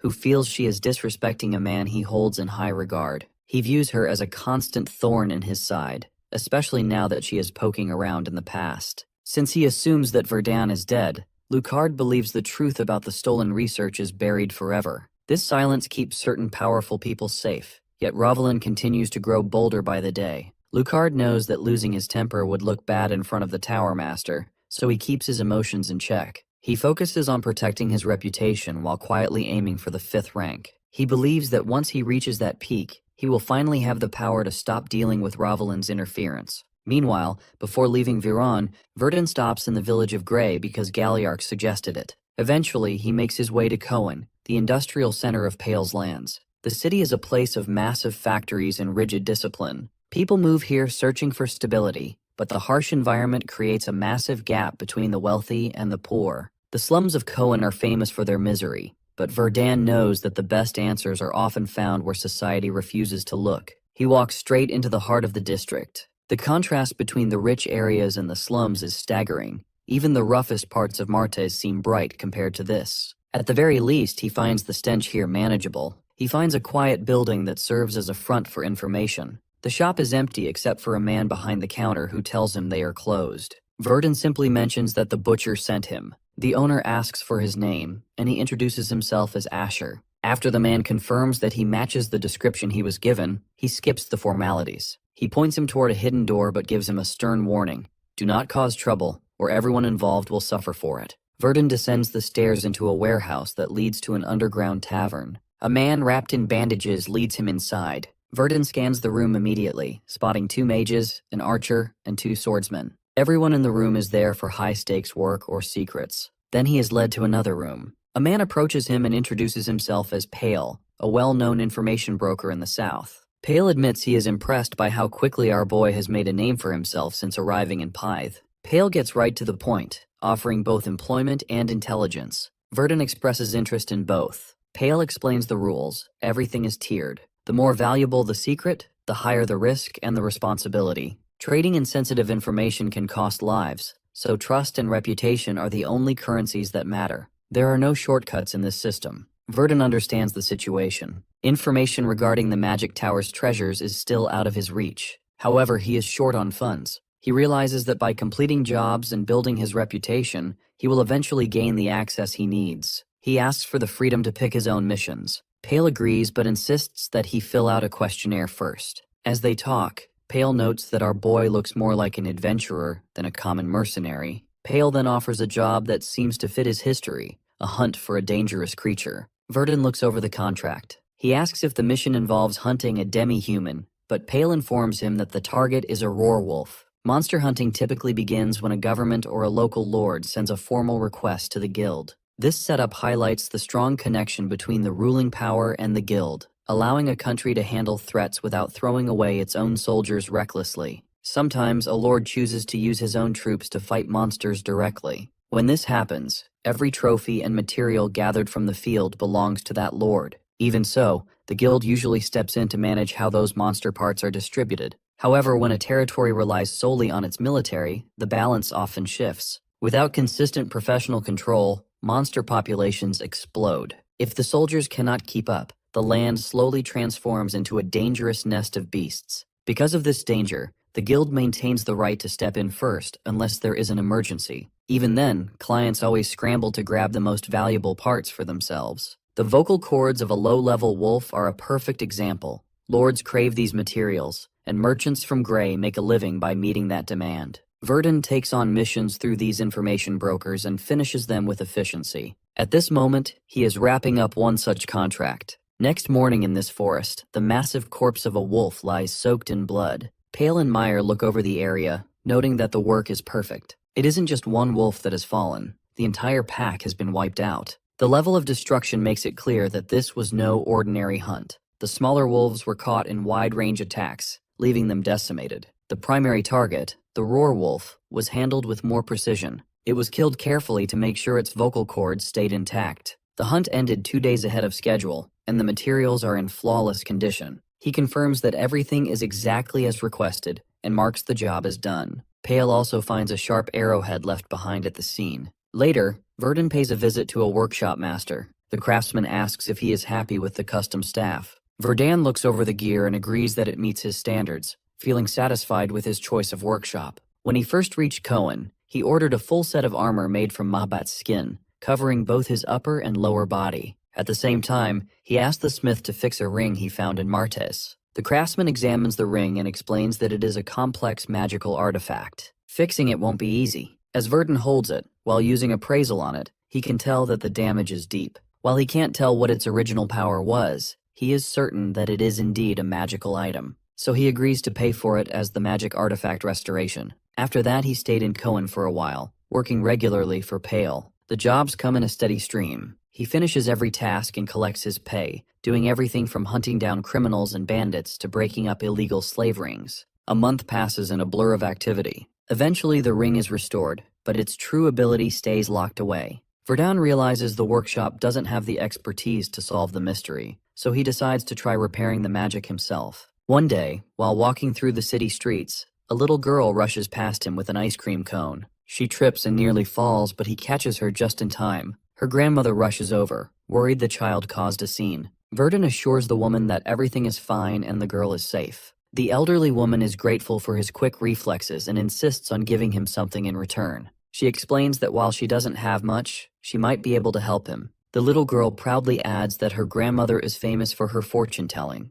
Even though Verdun doesn't believe in fortune-telling, he agrees to sit with her. He listens in silence as she lays out her cards to read his future. She tells him that he should keep living exactly as he is now. He thanks her and goes on his way. Once he is out of earshot, the granddaughter asks about the meaning of the cards. The old woman explains the grim reading. The man card represents life, the reaper stands for death, and the god card signifies birth. All of them appeared upside down. It is a pattern of total chaos, showing someone who has drifted completely away from his original destiny. Verdun has no idea about the old woman's dark interpretation. His mind is focused on the ring. He continues trying to fix it himself, even though he doesn't expect much progress. To him, the chaos of his life simply means there are no clear walls in his way. He plans to experiment for a few more days, and if he fails, he will look for an expert, someone with the kind of limitless potential that doesn't bring darkness into the world. Just then, a huge map projection appears in front of him, leaving him confused. Somewhere else, an old man looks up at the sky. One specific star catches his eye.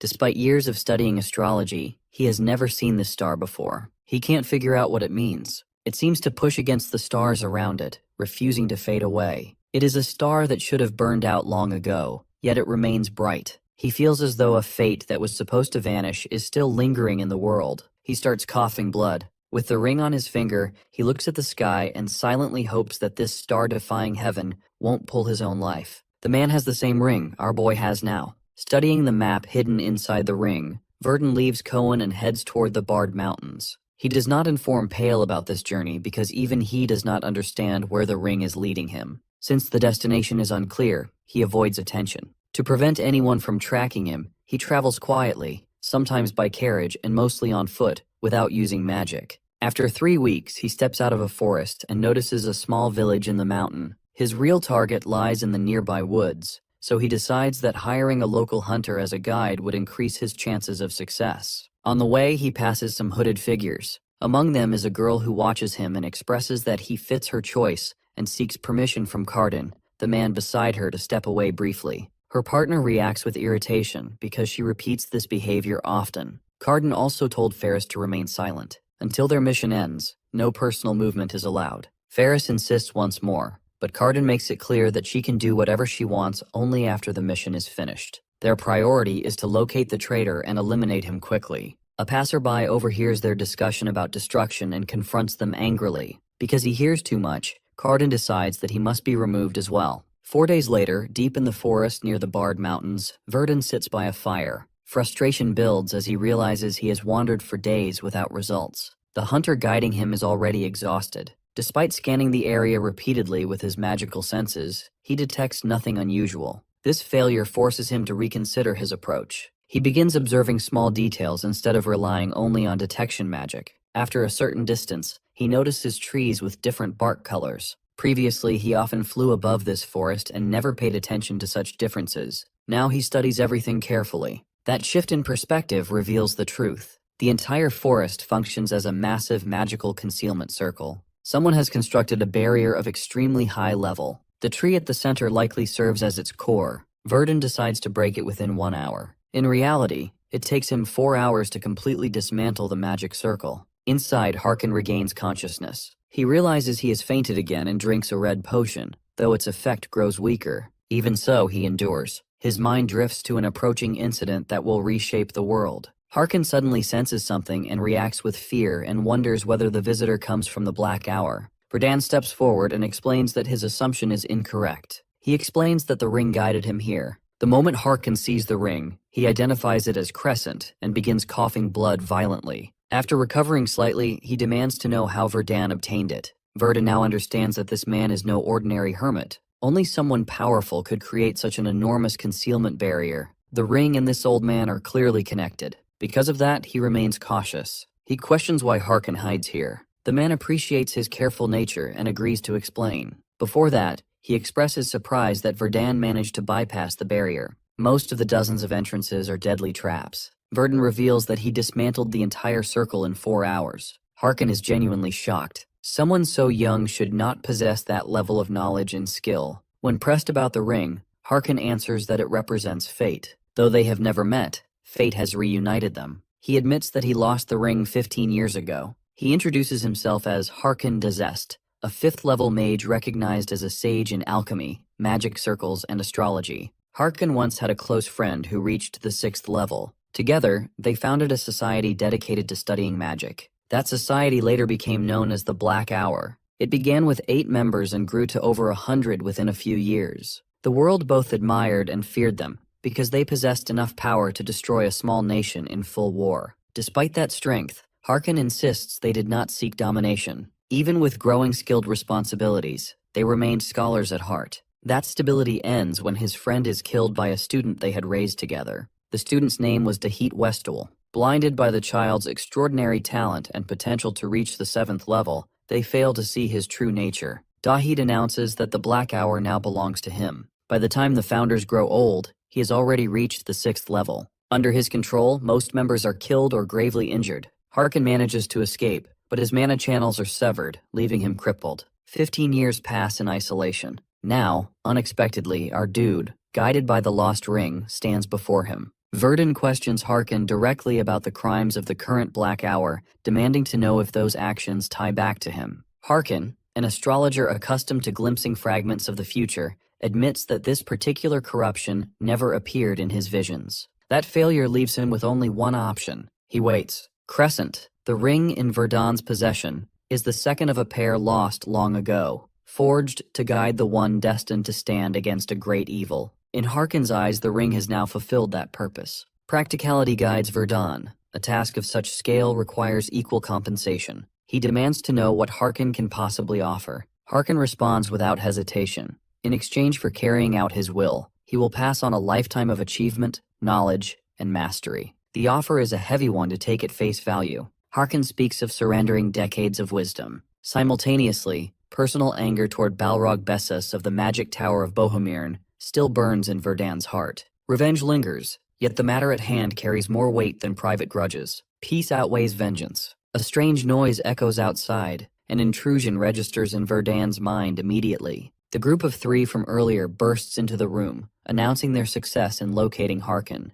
Harkin demands their identity. The leader, Cardin, confirms the target is indeed Harkin Dazest, labeled a traitor of the Black Hour. Anger flashes across Harkin's face at the mention of Dahit. The hooded man insists on respect for that name. Harkin rejects the accusation, the bitter irony of his former student now commanding assassins sharp in his voice. He questions the breach of his barrier, searching the air for any sign of Dahit's arrival. The intruders reveal a mana-tracking artifact as the source of their success before explaining their purpose. The magic tower of Bohemern lies in ruins, a catastrophe unprecedented in the history of magic. With the Black Hour accused of the destruction, assassins from the tower now hunt them without pause. Suspicion falls on the sage as the true culprit. Harkin laughs coldly. If he possessed the strength to annihilate an entire magic tower, his enemies would already be dead. While they speak, Verdun quietly activates a triple casting. Flame current arrows surge forward as gale and ice spikes trigger at once.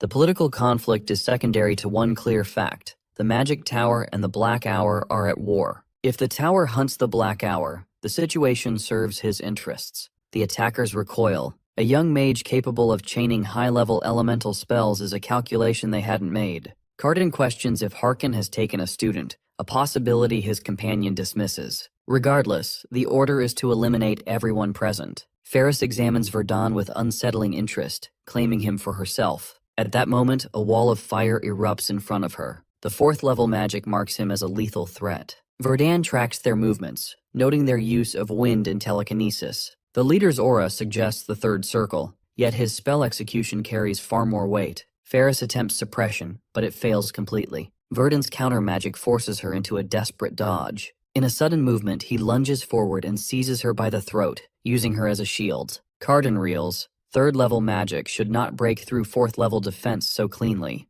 Outnumbered, Verdun shifts tactics. A stonewall spell rises, blocking incoming attacks. The landscape manipulation activates with a force far beyond traditional expectations. Ferris, now furious, demands the chance to finish Verdun herself. Verdun instructs Harkin to retreat. Protecting the old man complicates the battle. Harkin acknowledges Verdun's impressive handling of the situation and questions his mastery of flight magic. An explosion detonates, filling the area with smoke. Under the cover of the haze, Harkin and Verdun withdraw, guided by Harkin's hand toward a small cave. Inside, Harkin rushes to a concealed cabinet. He explains that a true magician surpasses limits and forges a personal path beyond conventional boundaries. From the cabinet, he retrieves a bottle of liquid. Verdun questions the brew. Harkin describes it as a masterpiece crafted from a rare herb and refined for 5,000 days under moonlight and starlight. This elixir represents the height of his power. To drink it is to gain access to a world untouched by ordinary mages. Harkin assures him the liquid is harmless unless destiny dictates otherwise.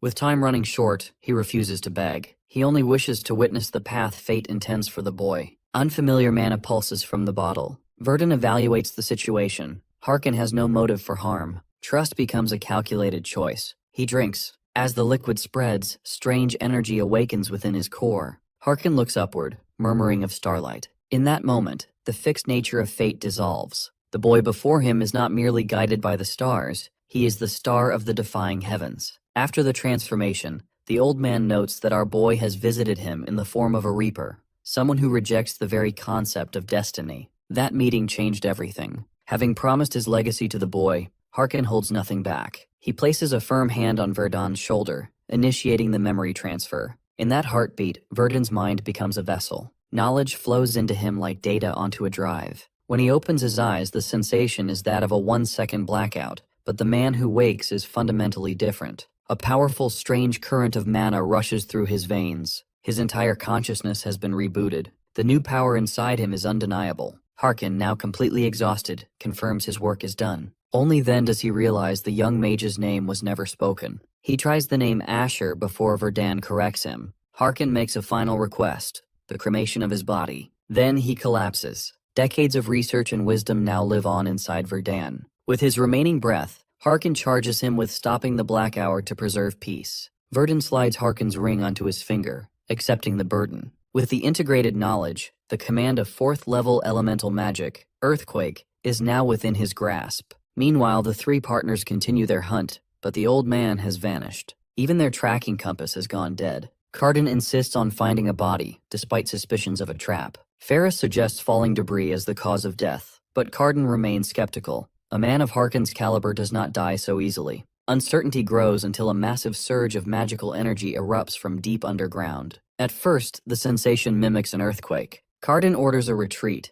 This is no natural tremor, but fourth-level magic. The ground explodes. Verdun bursts from the earth and launches his assault. Carden recognizes him as the mage from earlier. Expansion fills Verdun's soul. The limits of his magic have been pushed wide open. His mana is now as deep and endless as the ocean. Thanks to the elixir, his power has jumped to the mid-fourth circle in an instant. Next moment, Carden activates a gale, and Verdun counters with a squall. He declares his intent to wipe the Black Hour from the face of the earth, warning them of their imminent end. Ferris loses her temper and lunges, desperate to reduce him to ashes. Verdun remains calm. Ferris, confident in her fourth-level rank, tries to crush him with fire to demonstrate their difference in status. Verdun dissects her moves. She isn't even pushing her limits, yet her power is insufficient. He counters with his own flames. The shock of being forced backward by a mage she believed was only third level breaks her composure. Verdun activates the flare, and Ferris falls. One enemy is down. Carden tries to call for backup, but Verdun activates multi-telekinesis manipulation. He takes total control of the battlefield, directing mana with perfect precision. One of the remaining attackers takes a brutal hit to the hand. During the chaos, the tracking compass hits the dirt. Verdun notes the complex design for later study. Only one opponent remains. The man chooses flight over death. Verdun knows that catching a fourth-level mage focused entirely on escaping is a difficult task. Instead of a blind chase, he trusts in Harkon's legacy and activates the new spell to finish his enemy. Meanwhile, as Carden retreats, he understands he cannot win the fight alone. Both Ferris and Chen are already dead. His only option now is to find reinforcements. As he escapes, he realizes that our boy could one day become a genuine threat to the entire Black Hour organization. As he crosses over mountain ranges, he senses a skill locking onto him. A mana detection spell follows his trail no matter how far he runs, which means distance no longer offers him any protection. Even after putting several mountain ranges behind him, the magical presence stays fixed on his exact location. Because of that, he pushes his speed even further. Then, a strange light appears behind him.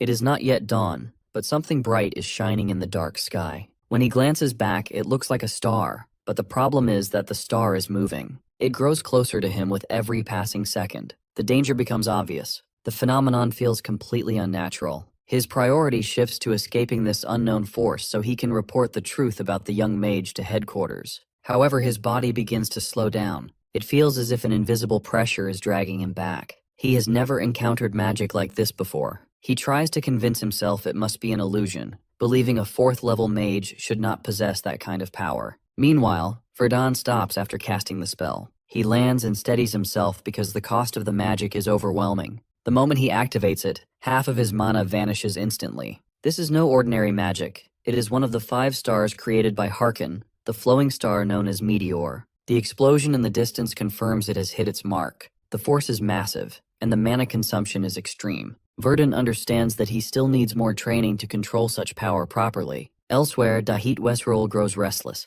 The conflict with the magic tower is already straining him, and now the 3 assassins sent after Harkon have vanished. An assistant arrives with a prisoner captured near the Bard Mountains, and the man's memories are examined. Dahit uses his unique skill to extract recent impressions from the prisoner's mind. Through those fragments, the situation becomes clearer. A magical trace remains in the mountains where parts of the terrain have collapsed under the weight of a powerful spell. A fierce magical flame appeared there, strong enough to burn down an entire forest. Such destruction explains why the squad was wiped out regardless of their numbers. The most obvious suspect is Harkon, yet doubt remains. Harkon's mana channels were torn apart years ago, and someone in that condition should not be able to wield such force. The possibility that a high-ranking figure assisted him crosses their thoughts, but Dahit dismisses the need for further pursuit. He believes Harkon is already dead, and that the missing assassins are simply serving as his company in the afterlife. From his perspective, the loss of those 3 does not significantly weaken the Black Hour. He feels they received what they deserved. Just then, another urgent report arrives through a subordinate. A branch near the Empire has been destroyed by an extermination force from Bohemern.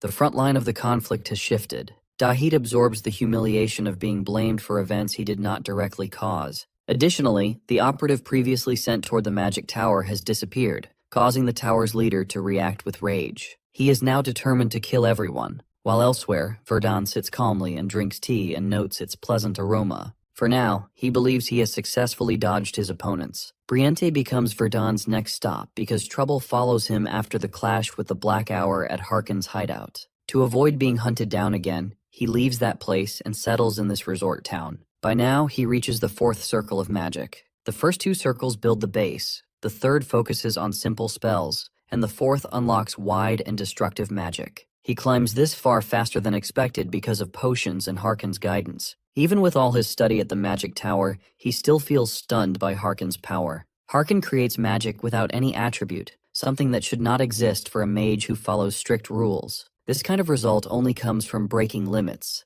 not from memorizing theories or gathering more mana. Instead of feeling discouraged, our dude accepts that he has not yet stepped onto the path of a true great mage. That thought pushes him to focus on improving Harkin's magic rather than doubting himself. Out of the 5 stars Harkin engraves, Verdun can only handle the first one. Even that single star drains too much mana. The weapon holds massive power, but using it in real combat feels unrealistic. Because of that weakness, he considers splitting one huge star into several smaller ones. At the same time, he plans to take apart the Black Hour compass to study it. The list of tasks grows, so he decides to start with something simple. Repairing his staff comes first. He heads into the city to find a skilled smith. On the way, he spots the Khan Merchant Guild building and figures they might help. Inside, he receives warm treatment and is welcomed because of the reference he gives. Tea and drinks are prepared, and business quickly becomes the topic. He explains that he wants to buy magical items. The merchant confirms that they carry staffs and accessories for nobles and adventurers.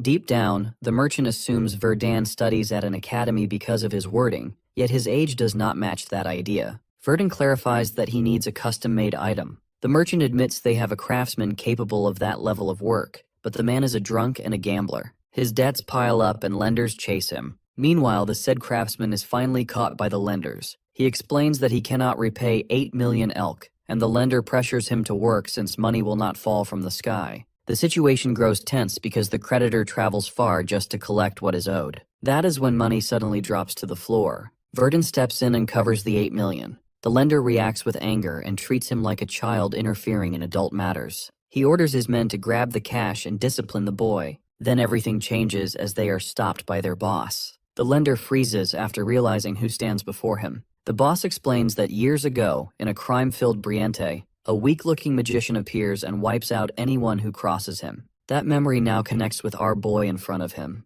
Fear replaces arrogance as he kneels and admits he only comes for debt collection. He withdraws with his men and leaves without further trouble, wishing Verdun a long life. After that, the shaken craftsman asks who Verdun is. He explains that the Condor of the Khan Merchant Guild recommends him and confirms he wants to place an order. The craftsman agrees, though the 8 million elk will be deducted from the commission. A few days later, Verdun studies the Black Hour compass more closely. He realizes it works by using mana's natural trait of returning to its owner. By placing the target's mana into the central crystal and amplifying it, the device tracks them with high precision. The design feels close to an artifact. Days pass quietly, and no one attacks him. That calm suggests he escapes pursuit for now. He names Harkin's new attribute Starlight as it fits, because the power links mana together like stars forming a constellation. It strengthens and connects energy in ways that did not exist before. Still, controlling it remains difficult. His mana pattern differs from Harkin's.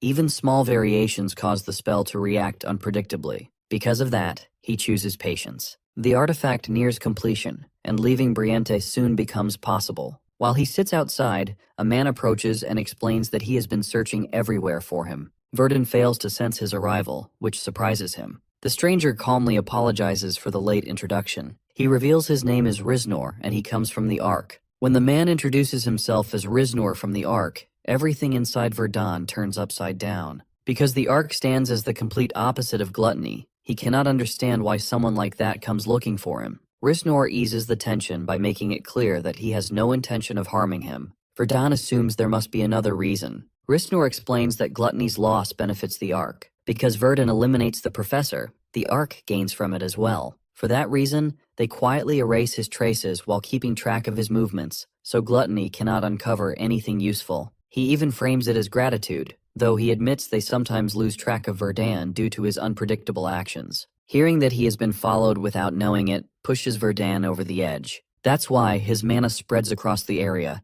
suffocating the space with pressure. The warning becomes clear through his actions, as he makes it known that being watched without permission crosses a line and that it will never happen again. The anger in his tone leaves no room for negotiation. Risnor immediately backs down. He accepts the warning and promises that there will be no more secret surveillance. Once the tension drops, he shifts to the real reason behind the visit. The arc respects actions like Verdon's, including the professor's elimination. That event leaves a strong impression on them. Verdon does not see why his actions matter to an organization like the Ark. To clear this doubt, Risnor explains their core belief that gluttony believes in tearing down the old to build something new. On the other hand, Ark believes strength grows through hardship, adaptation, and survival under pressure. Since Verdon proves himself through repeated trials, they see him as someone who fits their ideals perfectly. That alignment leads to a direct recruitment offer. Verdon refuses without hesitation, because the ideology alone cannot be the only reason for this approach.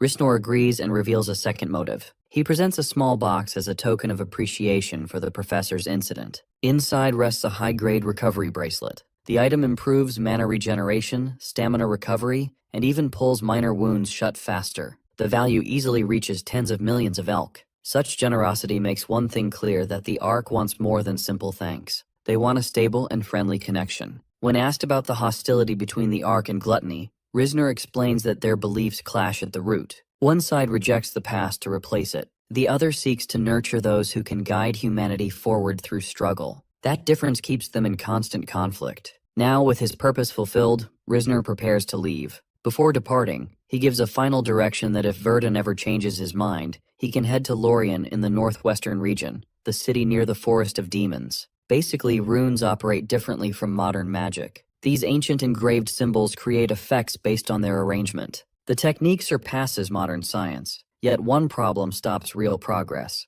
No one today can properly engrave new rune symbols. At best, people reactivate ones carved long ago. Now our boy has an unseal ring inscribed with rune magic. Now that he attains the fourth circle, the next step demands better equipment. His blue mithril staff already improves mana recovery, casting speed, charging, and amplification. His mage's cape regulates body temperature and grants resistance to physical damage, fire, and frost. Even with those tools, one treasure remains locked. The ring engraved with rune magic is now his top priority. That's why he is front of his bespectacled man, since Pale has an information, as well as he knows someone connected to a rune specialist. However, such specialists are rare. Rune engraving brings little profit, so most treat it as a hobby rather than a profession. At that moment, Pale informs him about a designated request which specifically asks for Verdon. Normally he could decline. However, coincidence works in his favor, because the client who sent the request knows the rune specialist's location. If Verdon accepts and completes the commission, the client will provide the information. The payment for the mission remains separate, and there will be no extra information fee. Since the opportunity aligns perfectly with his goal, the choice is obvious. Later, Verdon arrives at a noble estate. A knight stops him at the entrance and demands identification. Once Verdon confirms his name and purpose, he is escorted inside. The estate appears modest for a count's residence. The knight's armor shows practicality rather than decoration, reflecting the owner's priorities. Pale described the client as someone who values usefulness over appearance, an impression that matches the surroundings. He is led upstairs and presented before the lord of the estate. The knight announces our mage's arrival. The man before him confirms whether Pale sent him. Verdon acknowledges it calmly. The man's face is the Count Rodenmeyer, the figure behind several previous commissions. Count Rodenmeyer welcomes Verdon with a cup of Fury Gold Buzz. Because the tea is rare and difficult to prepare, the Count treats it as a luxury reserved for special occasions. He makes it clear that this is not a drink for ordinary mercenaries, implying that Verdon lacks the refinement to grasp its value. Verdon proves otherwise through action. Having experienced his brew often with the Tower Master and his circle, he handles the cup with practiced ease. He calmly adjusts the sweetness with a dash of sugar before tasting. That small detail shifts the Count's attitude. A flash of genuine surprise crosses his face. While recognizing unexpected sophistication, the Count reassesses the man before him. Verdon's quiet response and lack of arrogance reinforce this new impression. The Count drops his subtle mockery and moves directly to business. He explains that his aide, Baron Balon, recently completed a mission. Although a confirmation of success arrived, Balon and his escorting knights never returned. A first search unit is already in the field, yet a nagging feeling persists. Since his instincts have never failed, the Count refuses to ignore the unease. Even if it seems excessive, he prepares a second search force. Numbers and tracking ability are paramount, leading to Verdun's summons. The Count values his perfect record with Pale's assignments. The task sounds straightforward.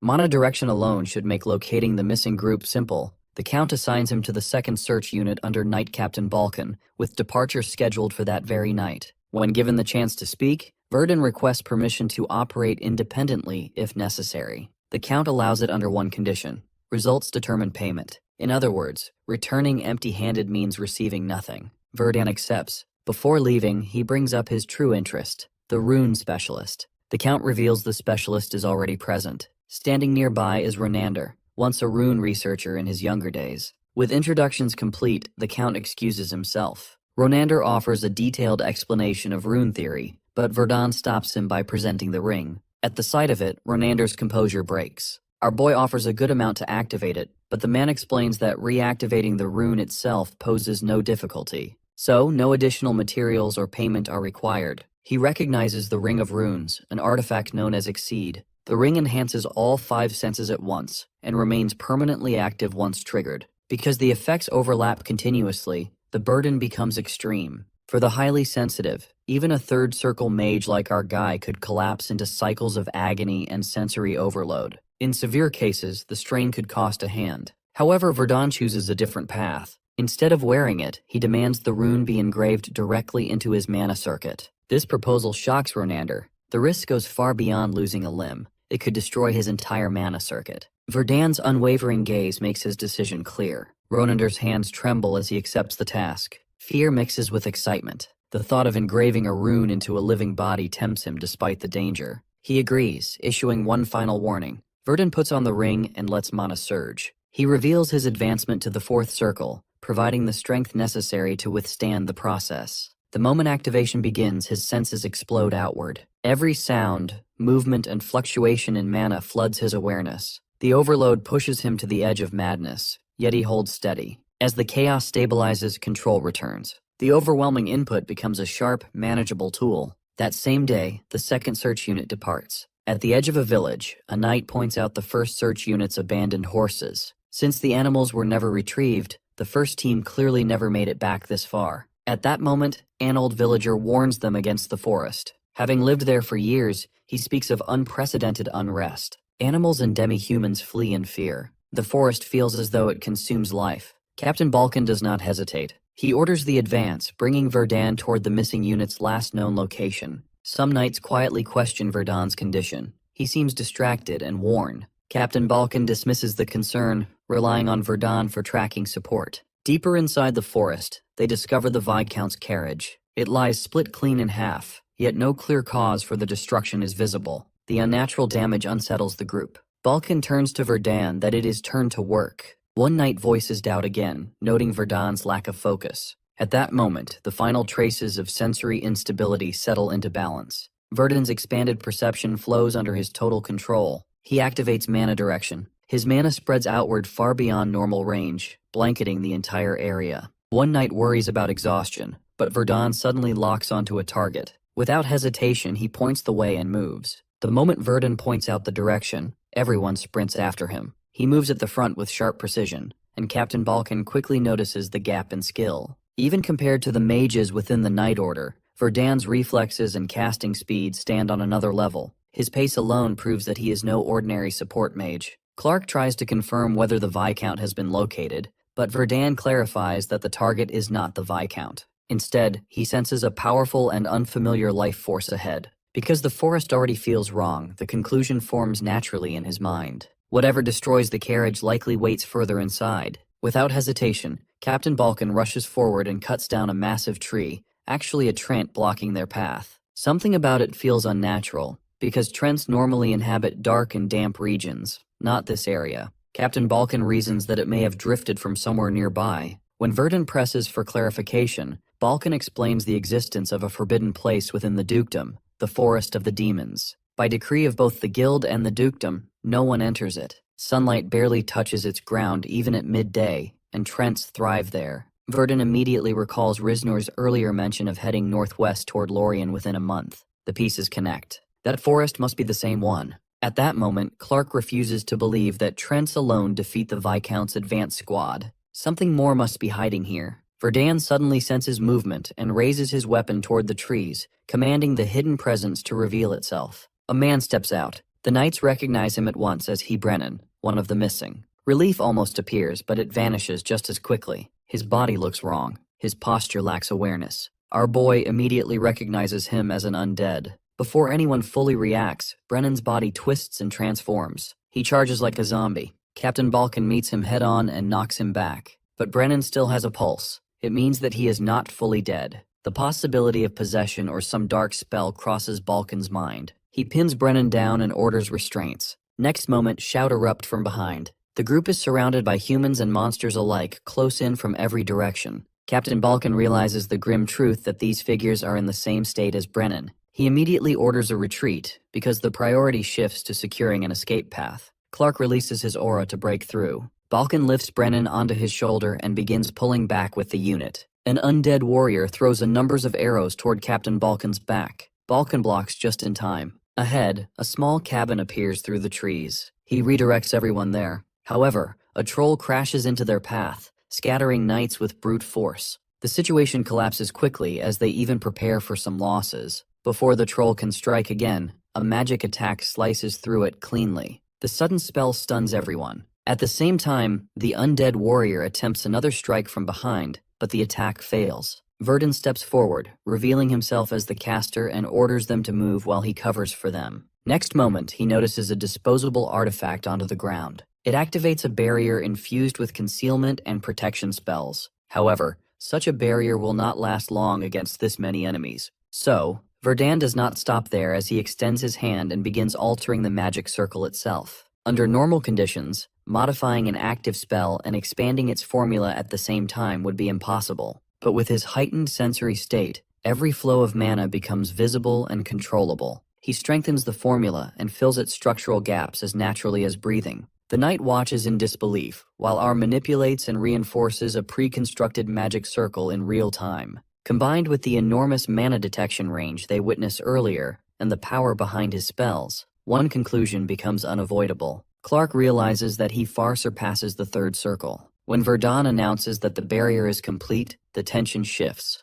The knights now understand that he has been concealing his true strength. At that moment, one knight urgently calls for Captain Balkan and Knight Clark, informing him that they have located Viscount Balon. Later inside the cabin, Captain Balkan faces Viscount Balon, who sits upright. Captain Balkan did not expect to find him there, especially after discovering the destroyed carriage outside. Verdun quietly studies the magic circles carved into the structure. Because they are carefully layered with concealment and protection, his earlier mana detection fails to pick up any presence here. That explains why nothing appears on his radar before. Clark steps forward and urges the Viscount to explain what happens. Balon recounts that he is returning from negotiations near Khazardan Ridge village when a scream echoes from the Forest of the Demons. Since protecting nearby residents is part of his duty, he leads his men toward the source of the sound. Inside the forest, they encounter a strange tree. At first glance, it looks ordinary, but a chilling aura radiates from it. He grows uneasy and instructs his partner to inspect the surroundings. Before he can react further, that same partner turns into an undead. In that instant, Trents and a mixture of humans and demi-humans ambush them. Instead of killing them outright, the attackers drag the captured knights before the tree. The tree then strikes with its branches, impaling and killing many on the spot. Brennan, struck by the tree, transforms into an undead, urging Balon to flee. Roots spread from the ground and pierce into their bodies, draining their life force directly. The memory weighs heavily as Balon speaks that because of Brennan and the others who buy time, only 2 survive. Captain Balkan looks at Brennan's undead body on the floor. The reality settles in. When asked if recovery is possible, Balon confirms there is no hope. The fallen are no longer comrades but puppets controlled by that tree. Balkan lowers his head briefly, then ends Brennan's suffering. With that act, the search mission changes its nature. It is no longer a rescue. It becomes a subjugation as he declares that any threat within the Count's territory will be eliminated completely. House Rodenmeyer carries its reputation for a reason. Despite his calm appearance, the Count ranks among the most influential figures in the Duchy of Bundan. His power rests not just in title but in the strength of the knight order he personally selects. The battle resumes outside. The undead archer presses Captain Balkan, but but Captain Balkan pushes back with relentless force. Meanwhile, Verdun operates separately as agreed earlier. Since coordination between them remains untested, Balkan instructs him beforehand to locate the gray tree alone and fire a signal flare once found. That way, the knights can converge immediately. Now, Verdun rises into the air and unleashes his full mana detection range for the first time. The sheer output drains him enough to cause dizziness, but his enhanced senses grasp every fluctuation within the forest. Nothing escapes him. He lands and confirms the location. However, many monsters stand between him and the target. Although the plan calls for firing the signal flare, he calculates that eliminating them himself will be faster. Next moment, chain lightning bursts from his hand, tearing through the monsters and filling the air with smoke. He closes the distance swiftly and studies the gray tree. Aside from its ability to control intelligent beings, it behaves like an ordinary Trent. Since it is still wood at its core, its weakness remains obvious. He casts Triple Blasting Flare as the massive wave of fire engulfs the tree, consuming it completely. On the other side of the forest, the undead archer preparing to strike suddenly disintegrates. Clark notices first that the surrounding enemies also vanish one by one. The disappearance makes no sense until flames rise high in the sky. Balkan understands immediately that Verdun succeeds. Back at the burning site, Verdun observes the collapsing tree. The battle ends much faster than expected. As he prepares to conclude the mission, a glowing magic orb forms within the flames. Instead of fading, it moves. The orb detaches from the tree and travels deeper into the forest. Verdun follows without hesitation as he guesses that the pattern suggests that the tree is merely a host. Something else is parasitizing it. After a while, he stops after sensing a wave of dread, far stronger than what he felt from the gray tree. The sinister presence multiplies in intensity, suffocating the air itself. He realizes immediately that the overwhelming source of corruption can only belong to one place, the Forest of the Demons. Back at the castle, Count Rodenmeyer observes the aftermath outside, that the condition of the Knight Order reflects how fierce the battle has been. Because of the damage, he carefully evaluates the results of the mission. He acknowledges that Verdun performs beyond expectations, and the mission concludes efficiently because Verdun eliminates the core threat without delay. Despite that, the Count expresses dissatisfaction that Verdun hides his fourth circle level. Since Verdun presents himself as weaker from the beginning, the concealment feels like deliberate deception. Verdun remains silent. The Count decides not to pursue the matter further and concludes he simply hires high-grade labor at a cheap cost this once. Although the commission ends without visible issues, unease lingers in Verdun's mind. The place where he abandons the chase and turns back continues to bother him. Because the presence he senses there feels unnatural, he resolves to revisit it. The danger connected to that forest is not new. Sometime earlier, the Adventurers Guild and the Magic Tower conducted a joint investigation. Adventurers disappear near the Forest of the Demons. One surviving man wanders through the forest searching for his companions, Dean and Billy. Earlier that day, their hunt brought unusual success. That abnormal luck leads them deeper into the forest than intended. The man hears Billy's voice and rushes forward in relief. His relief quickly turns into horror as Billy rises above the ground in an unnatural state. His body transforms according to the manner of his death. The investigation later confirms the cause. After collecting samples, the Magic Tower shares its findings publicly. Among the common causes of death for adventurers, including lack of skill, carelessness, and natural disasters, the leading cause remains involvement in unforeseen incidents. The city of Lorient, which stands at the edge of the forbidden Forest of the Demons, once again faces the signs of another unpredictable disaster forming. The following day, Verdun travels there. After completing the Count's commission, he flies directly to Lorient. The generous reward allows him to enhance one of his grimoires during the journey. The city exists as a central hub for adventurers. The atmosphere feels tense. A platinum rank team mobilized recently, which indicates the appearance of a dangerous special being. Because of the forest's proximity, suspicion naturally falls on it. Even so, Verdun avoids drawing conclusions without confirmation. His immediate goal is to meet Risnor. Later, he enters a restaurant and orders steak and a glass of red wine. Since they do not set a meeting place beforehand, he assumes Risnor will locate him instead. That assumption proves correct. A woman approaches and requests to sit with him. Her behavior appears exaggerated and unpleasant. Verdun studies her carefully and immediately sees through her. He instructs her to stop the act and remove it. Risnor returns to her previous tone and admits that the disguise uses an artifact that alters appearance only. She jokes if he prefers men, she can turn to her previous disguise. Verdun briefly releases his mana to warn. She reacts nervously and urges him to calm down. The moment passes, and she places a sound-blocking device from the Artisan Magic Tower on the table. Because of the device, their conversation remains contained within the space. She shifts to the real topic. The Ark evaluates Verdun as a valuable talent.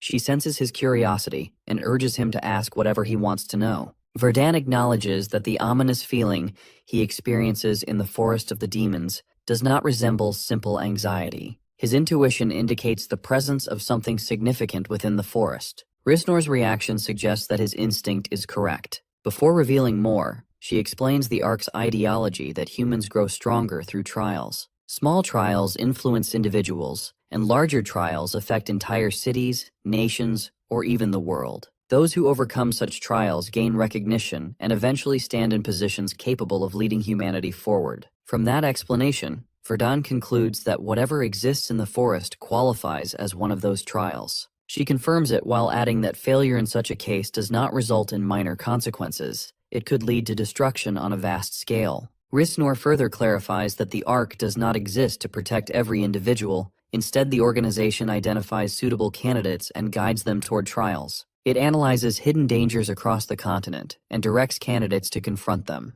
Verdun realizes that this implies the Ark possesses an information network broad enough to observe the entire continent while remaining unknown to the world. He understands that power of that scale could become more dangerous than the people of Dark, if misused. When he presses for specific details about the trial inside the Forest of the Demons, Risnor refuses to disclose them. Instead, she proposes his participation. Although such preparation is normally reserved for official Ark candidates, she considers an exception possible due to his disposition. She frames the offer as a commission rather than recruitment. She places a box on the table as advance payment. Verdun hesitates because accepting another gift from the Ark carries weight. Risnor reveals the contents of the box. Inside are a dimensional bag and mandrake extract. The mention of mandrake shocks him. He stares at the bottle in disbelief. As the item is revealed by Risnor, its immense value becomes immediately clear to Verdun. Mandrake extract does not function uniformly for every user, as its potency relies heavily on natural talent.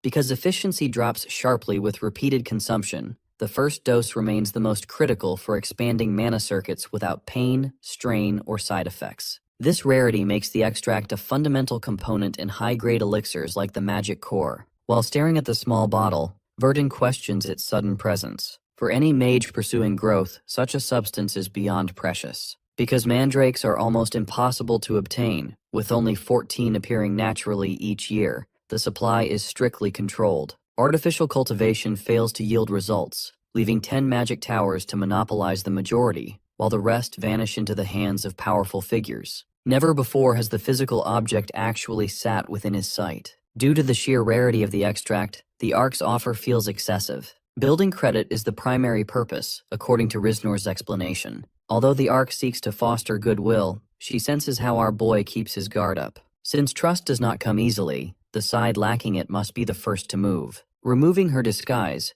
Risnor returns to her male form to deliver a final ultimatum that the reward can be taken before Verdun disappears, or the trial can be embraced and overcome. While the Ark provides guidance, it never resorts to force. If strength is the goal, the trial offers the fastest path, yet leaving the city immediately remains the only way to avoid the coming storm. To stay in Lorien is to be dragged into the conflict without fail. With those parting words, the figure vanishes. Verdun calmly resumes eating, though the thought of running feels cowardly. Such an option does not suit a man pursuing power already achieved a theory of defying heaven itself, and thus, the decision crystallizes. At the same time, tension grips the heights of the castle roof. While standing guard, two soldiers observe that the Forest of the Demons appears significantly darker than usual. Though rumors of missing adventurers circulate, the presence of the platinum-rank warrior Bardel initially offers some comfort. That reassurance shatters in an instant. Across the distance, a lone figure sprints toward the gate. As a member of Bardel's party, the man gasps for breath while demanding the gates be opened immediately. Later, inside the castle walls, an emergency meeting commences. The news that a Trent has crossed the forest boundary sends a shockwave of silence through the room. Since a platinum-rank warrior like Bardel should have prevented such an incursion, the messenger quickly clarifies the dire situation. Bardel remains behind to stall both a Trent and its variant species, forcing his allies to flee so a single message could be delivered. The man delivers his message that the soul tree has appeared. The term causes a heavy silence to fall over the assembly. Basically, the soul trees are creatures feeding upon life to fuel its growth. That's why it is typically destroyed in its infancy. If the entity survives long enough to reach maturity, the threat level shifts entirely. The Adventurers Guild classifies such a thing as a special entity, the highest possible threat. The weight of that classification unsettles every soul in the room. If the recent disappearances are linked to the soul tree, it means that the entire city of Lorient faces imminent destruction. While evacuation becomes the immediate priority, the fact that Bardel remains trapped in the forest cannot be ignored. Before a formal plan can be settled, a young female commander steps forward to declare that she will rescue Bardel and eliminate the tree herself. Soon after, alarms blare across the city. Panic grips the citizenry at the news of the monstrosity emerging from the forest of the demons. Even as the main force departs, requests for volunteers echo through the streets to bolster the city's defense. Citizens are confident despite the terror, primarily because the Crimson Sword, Reira, leads the subjugation force as commander. At the forest entrance, Reira addresses the Arboy and explains that she will not act as a nanny. If he proves to be a burden, he will be removed from the field. Verdun stands among the ranks, recognizing her as the ARC candidate Riznor mentioned. The implication that he might be a hindrance causes a flicker of irritation. Without warning, a Trent lunges toward a nearby soldier. Moving with blinding speed, Reira cuts the creature down, her blade destroying only the central core with a series of precise slashes. Because even skilled fighters would struggle to execute such a move, the surrounding soldiers immediately grasp the massive gap in their abilities. She then clears the path for them. Other people are shocked to see that she fights with the grace of someone far beyond the mithril rank. When Verdun steps forward, Reira warns him to stay out of her trial, but he ignores it. At that moment, a massive release of mana erupts from his body, because clearing the path himself will be faster, so he invokes a double casting flare. Next moment, an overwhelming surge of power floods the clearing as flames roar through the tree line. Simultaneously, his mana sensing expands to monitor the deep woods, accounting for the possibility that Bardel still breathes somewhere within the shadows. The display leaves the volunteers stunned. While studying him, Reira estimates his power to be at least the fourth circle. Such a level at his age is difficult to process, sparking the suspicion that he, too, is an ARC candidate. Observing her reaction, Verdun arrives at the same conclusion. Their shared resonance with the world-level trial confirms the truth for both. Without further argument, she increases her pace. Those capable of keeping up are permitted to follow, while the rest are relegated to rear support. The ordinary soldiers quickly accept this. The realization that they cannot match these two monsters is impossible to ignore. Verdun and Reira surge ahead at full speed, leaving the others behind. While observing her fighting style, Verdun silently acknowledges the depth of her skill. Because her movements lack the crude brutality of Galliarch and favor clinical precision, he confirms his suspicion that she is an ARC candidate. Reflecting on the ARC's reach, he realizes its influence runs far deeper than his initial assumptions. That thought eventually fades as he centers his focus on the immediate threat. Since the description of the soul tree matches the gray entity encountered during a previous commission, Bardel's disappearance almost certainly connects to the same source. Searching for any sign of the entity, he initially senses nothing in the immediate vicinity. No trace of Bardel appears either. Since ordinary detection brings no results, our dude decides to expand his mana footprint even further. When his senses stretch toward the north, a specific area feels unnaturally hollow, as if something has carved the very space out of existence. Because of that specific disturbance, he changes course and heads in that direction. Although someone shouts from behind, he ignores the voice and continues forward. Soon, massive branches spread across the sky like a suffocating canopy. Activating Flame Veil, he burns through the encroaching wood with ease. However, even with heightened detection, locating the core remains nearly impossible. That realization leads him to a simple, albeit violent, solution. If precision fails, overwhelming destruction will force the target to narrow. Upon landing, he casts Flame Plague. Fire surges outward and devours the surrounding forest in an instant. By wiping out every minor threat in the vicinity, he forces the soul tree to reveal its true form. Within the heart of the flames, a presence finally flickers. Bound by thick, pulsing branches, a man hangs suspended in the air. Between consciousness and despair, the man's mind drifts aimlessly. When he had regained awareness earlier, resistance had already become an impossibility. Because countless Trents surrounded him with their pale eyes staring, His limbs remained pinned by the tightening wood. Although surviving is his greatest strength, even he feels worn down by the endless aura of death. The soul tree drains his life force slowly, leaving him to wait for the inevitable end. With a surge of mana, Verdun cuts the branches and frees the captive. The man collapses, visibly shocked to find himself released from the tree's grasp. Verdun confirms that this man must be Bardel, the renowned platinum-rank adventurer and warrior. While Bardel expresses his profound gratitude for the rescue, Verdun informs him that a suppression squad follows closely behind and suggests a regroup. Bardel quickly realizes that Verdun has no intention of retreating with him, because facing the soul tree alone sounds like absolute recklessness. He insists that gathering reinforcements for a coordinated attack makes more sense. Before the sentence can be finished, the ground beneath them trembles violently. He reveals the grim truth that the tree's main body lies hidden underground. At that exact moment, enormous roots burst upward from the soil like erupting geysers. Verdun asks whether Rhaera is among the forces approaching from the rear. Since Bardel confirms she should be on her way, he tells him to buy time until she arrives before bringing the others forward. His reaction implies that Verdun alone cannot handle the horror that comes next. That assumption deeply irritates Verdun, but he lets go the matter for now. Since the main body hides beneath the earth, holding back his power no longer serves any practical purpose. Elsewhere, Bardel runs toward the approaching soldiers. A wave of relief spreads through the ranks when they see him alive. Before any celebration can begin, the earth shakes with renewed violence. Sensing the massive disturbance, Rhaera realizes that the primary source of the threat must be directly ahead. Back at the epicenter of destruction, Verdun faces the true, terrifying scale of the monster. What he had observed above ground previously was merely a fraction of a single branch. Rising from the depths, the massive structure now dwarfs everything in the environment. If a creature of this magnitude reaches the city, it will cause absolute devastation. This must be the very trial Risnor had referred to.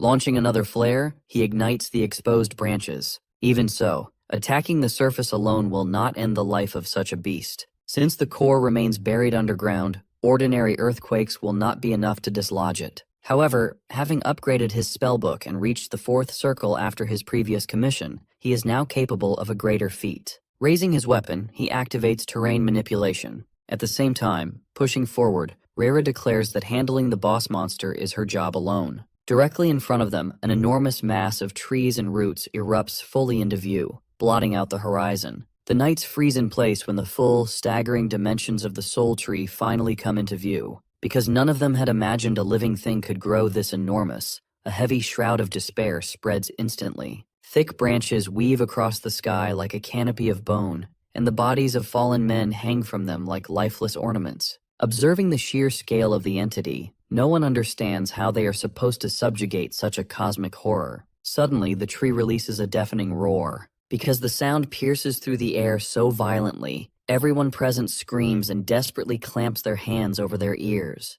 Reacting first to the chaos, a knight pushes their lord for an immediate evacuation of the area. The lord agrees, noting that if this monstrosity continues its rampage, the entire city will be erased from the map. Right at that moment, a blazing pillar of fire shoots upward in the distance, causing the knights to stare in utter disbelief. The soul tree has survived for so long primarily because it hides its true essence underground. Although adventurers have searched the forest many times over the decades, they never once uncovered its primary body. While concealed beneath the earth, the tree spread its roots quietly to dominate the land and feed on countless living beings. A century passes in this manner, and the region eventually earns its grim reputation as the Forest of the Demons. Now standing on the verge of its final growth, the tree needs to devour thousands more lives to complete its evolution. That is how the story is supposed to end. Verdun stands before the Titan instead. While he understands that a spell of this magnitude carries a staggering mana cost, he prepares himself regardless. At once, a swarm of undead beasts,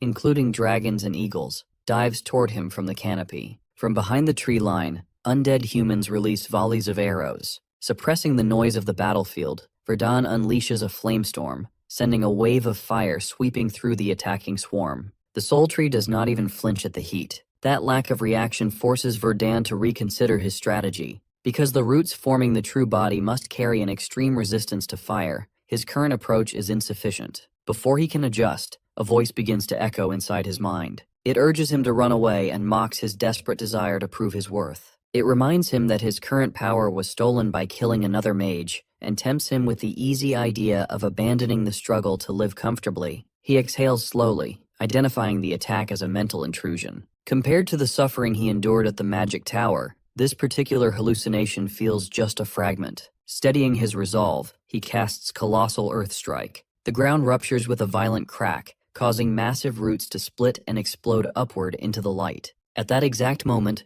Reira arrives on the scene and shouts at him. Even though she acknowledges that dragging the soul tree above ground is helpful, she reminds him that she has claimed this as her own trial. She insists on overcoming the beast herself, her blade flashing as she carves a path through the massive trunk. She refuses to yield the glory or the challenge to anyone. While watching her advance, Verdun concludes that she is not the type to simply be swept away and die. Because of that mutual strength, he suggests they coordinate and attack the entity together. Facing two opponents with such terrible elemental affinity against it, the soul tree begins to panic. Its primal instinct senses a mortal danger it has not felt in a century. To survive, it releases every spark of energy it has gathered over the past 100 years. Even if it requires centuries of slumber to recover afterward, eliminating both threats now has become its only priority. The resulting surge of power shocks everyone in the vicinity. The battlefield twists into a living nightmare as a blinding force engulfs the surroundings. When the light finally fades, Verdun finds himself in a completely different space.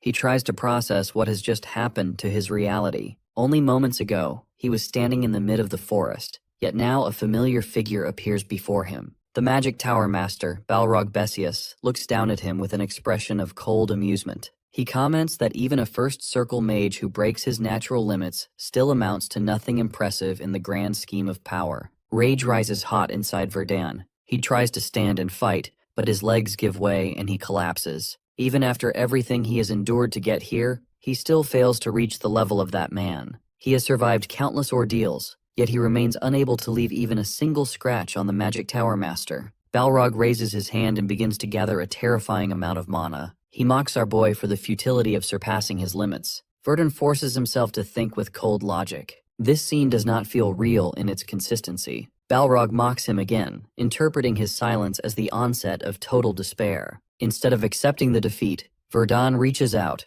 grabs Balrog's face, and declares that this entire vision is a dream. He refuses to believe that his future self would lose so completely to a memory. Blood begins to seep from Balrog's eyes as fury distorts his perfect expression. Verdun firmly orders the phantom to stop. In the next instant, the figure of Balrog disappears into nothingness. Verdun remains alone while he assures himself that the illusion will end soon, and he will return to the fight. The moment the soul tree releases its full, unfettered power, every soul on the battlefield falls victim to its curse. Because of the psychological weight of the magic, blood seems to coat the ground and the sky in equal measure. Deep within her own mind, Reira's consciousness sinks into a waking nightmare. She sees herself as a little girl once more, her small hands stained a deep, visceral red. As she looks around at the bodies littering the landscape, a paralyzing fear takes hold. No one is left alive. She stands completely alone in a world soaked in gore. While she cries out in the silence, a pair of claws suddenly grabs her face from behind. An ominous presence whispers that humanity is merely an obstacle in the way of evolution, claiming it has waited an eternity only to lose its chance because of her. By forcing its own despair onto her, the entity successfully traps her inside the cycle of the curse. Back in the physical world, Reira trembles violently. Because she is paralyzed by the vision, the undead army closes in for the kill. Still shaken by the horrors of her past, she struggles to mount a defense as the monsters surround her. Before any undead can reach her, a barrage of spells rains down from the sky. Standing calmly amidst the chaos, Verdun remarks that while the tree played fairly well, the illusion itself barely matches the quality of a third-rate novel. Rising into the air, Verdun observes the soul tree with a critical eye. Because its movements are significantly slower than before, his suspicion is confirmed. The nightmare was not a secondary effect, but its final, desperate strike. This is the exact opening he has been waiting for. Though crushing the entity with raw earth remains an option, the process would take far too long. While using starlight would guarantee an immediate victory, the risk of detection by black hours and the total destruction of the surrounding land makes the cost too high. So, instead of those paths, he begins to gather thunderclouds. High above the canopy, mana compresses into concentrated lightning. Pushing himself to his absolute limit, he holds the energy back. Not yet. A little more. With a final surge of will, he activates triple casting. The lightning condenses to its absolute maximum theoretical output. He then releases triple lightning annihilation directly toward the heart of the soul tree. The strike completely consumes the monstrosity. Everyone present watches in a state of profound shock. Reira blinks in the fading light as the massive form before her begins to disintegrate into ash. The overwhelming, suffocating presence that filled the forest moments ago simply vanishes. As flames spread across the remains of the trunk, she realizes the trial has finally ended. Approaching Verdun, she accepts the reality that he alone subjugated the soul tree. Because she could not escape the nightmare so easily, she wonders aloud if he possesses a high-level mental protection item. When he denies having one, she finds the answer difficult to believe. Verdun admits that while he saw the illusion, he has no reason to fear a scenario that can never actually happen. That cold logic satisfies her, at least for the moment. Soon after, a phenomenon occurs as something unusual rises into the night sky. Countless faint lights drift upward like drifting spirits. According to the ancient records, a dying soul tree releases the essence of the souls it had consumed for nourishment. Once freed, these lights return to the cycle where they belong. Reira considers whether this peaceful sight marks the official end of the trial. Verdun believes it does, as trials rarely occur in consecutive waves. Even so, the result feels almost anticlimactic compared to the gravity of Risner's original warning. It only feels that way because this particular stage was never originally designed for someone of his caliber. Only now do the two warriors finally exchange names. As he introduces himself, she reflects that a man this strong should not remain an unknown shadow in the world. Because of his intervention, the city of Lorient has received a great favor this night. Far away, perched upon a high cliff, Risnor observes the entire aftermath. The outcome has significantly exceeded his initial calculations. The soul tree had mutated into a monster with bark harder than steel, commanding both a Treant legion and an undead army. Most dangerous of all was the nightmare, an attack so potent that even Reira, ranked among the top 3 candidates, could not break free alone. By his previous estimation, the unchecked trial could have resulted in the total destruction of 4 nearby cities. Instead, a single fourth circle mage resolved the cataclysm in one night. The following day, the people of Lorient welcome the returning heroes with cheers as they enter the city gates. While the crowd celebrates their survival, Risner continues to watch Verdun from afar, wondering about the true identity of the man. A few days pass following the subjugation of the soul tree, yet Verdun remains in Lorient because the guild's reward review process takes longer than initially expected. During that interval, rumors regarding the battle spread like wildfire. Once the public learns that the ash-haired mage played the central role in saving their city, citizens begin crowding around him at every turn. Gratitude drives the locals to press food and gifts into his hands, urging him to accept them as tokens of their appreciation. Because they claim their very safety exists only due to his intervention, the attention soon becomes overwhelming. Standing amidst the throng, he realizes that hiding his true strength may no longer be a practical concern. The sheer volume of offerings far exceeds what he can possibly consume. While navigating the sea of supporters, he notices a large building nearby and decides to shift his focus elsewhere. Inside that building, Reira wakes and draws back the curtains to find the afternoon sun already high. After someone informs her of the hour, a young girl named Vina comes to the door to mention that lunch is ready. Thanking the child for the wake-up call, Reira heads toward the dining hall while Vina complains about fish bones along the way. As they pass a window,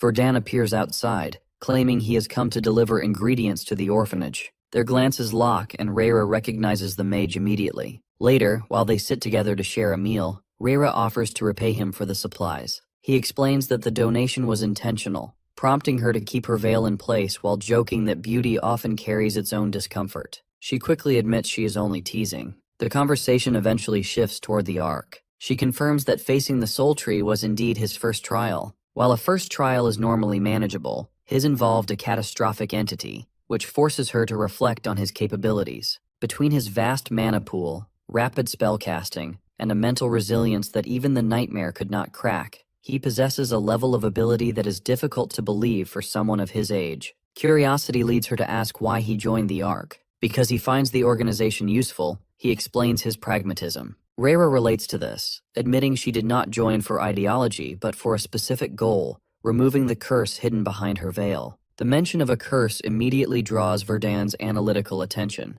Broadly speaking, curses are divided into 2 categories. While the first affects the mind through black magic or suppression, the second originates from demons, aberrant beings opposed to holy power. These demonic curses are far more dangerous, often rotting the body or draining vitality. Based on his understanding, her condition resembles the latter. She acknowledges her status as a candidate is a means to use the Ark's power and information network. Her ultimate aim is to locate the demon responsible for her family's death and her own affliction. Because revenge drives her, it becomes clear that the Ark does not restrict its members to pure or selfless motives. Then a deal is proposed. If Verdun discovers information regarding demons, he is to inform her through the guild for a significant fee. Because there is no disadvantage to the arrangement, he agrees. She assures him she will judge the value of his intel fairly before preparing to leave, describing their meeting as meaningful. Before she departs, he inquires about the schedule for the next trial. She explains that trials possess no set timeline and appear suddenly, because the Ark never forces participation. Every choice, and its resulting consequence, belongs entirely to the candidate. Later, Verdun visits the Adventurers Guild to meet with Feyvaltz, the Lorien branchmaster. The guild determines that his contribution to the city's defense amounts to 570 million elk, with the payment scheduled for transfer within days. There is also a tangible reward. Near the soul tree's core, fragments of its trunk were recovered and appraised. Because the material possesses durability beyond metal, a self-repair function, and mana conductivity superior to mithril, it is classified as an ultra-rare material. Based on Rare's testimony, one piece is awarded to him, one to her, and the final portion is retained by the guild. After signing the documents, he accepts his share. Upon leaving, he reviews his current assets: the Breath of Element, a mana crystal, the soul tree trunk, and the mandrake extract. He evaluates which of these will provide the most immediate growth. While creating an orb from the Breath of Element and the crystal is possible, and the trunk could serve as a powerful staff frame, the crafting costs alone would exceed 1 billion elk. Since he is still short on funds, he recognizes only one realistic option for immediate advancement. The mandrake extract is the key ingredient required to create a magic core. With his decision made, he goes to meet Pale. A bald man welcomes him and guides him inside, and Verdun notes that he is no longer dismissed as he was on his first day. When he questions the shift in treatment, the guide explains that this new arrangement will be the standard moving forward. They arrive at a reception room far more luxurious than any he has seen before. The sudden upgrade in status confuses him. A familiar voice addresses him, apologizing if the change in scenery is jarring. The voice explains that only 3 types of people meet in this room. The first are those who are trusted. The second are those who cannot be restrained by simple barriers like glass or iron. The third are those who fall into both categories. Pale then appears, revealing that he had been waiting for him. Pale manages the southern branch of Grey as an informant for the Riviante Duchy. Because his reach covers the entire duchy, he views his operatives as mere tools, measuring their value.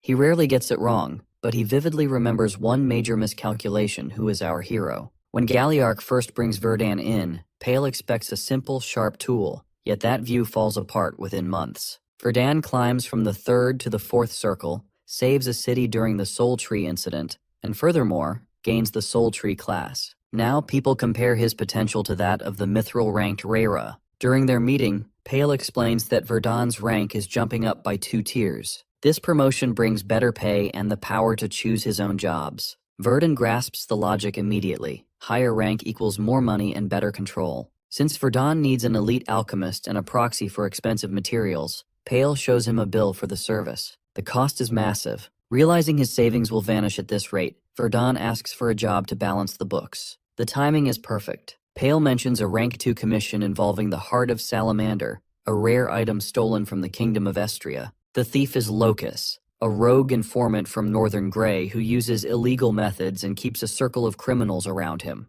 Because of Locus's actions, Northern Grey is on the verge of falling apart. While the heart is valuable, Pale clarifies that he specifically wants Locus's information. To an informant, secrets are life itself, and Locus won't let them go easily. With multiple factions hunting him, the situation is a powder keg. Pale promises a huge payout if Verdun brings that information back. A few days later, Verdun circles the sky near Northern Grey. He already squeezed the location of a secret base out of one of Locus's men, but Pale warned him that tracking gets harder from this point due to anti-mana detection. Even with the interference, Verdun feels he's on the right path. He spots numbers of life signs below: 2 mages, a mace user, and a swordsman. They look like trackers closing in on Locus. Further off, a figure floats in the sky with a build that reminds him of Galliarch. Because that unknown being could complicate the fight, Verdun decides to strike first. Using double casting to get behind the group, his wind cutter slices through two of the men before they can blink. As blood hits the dirt,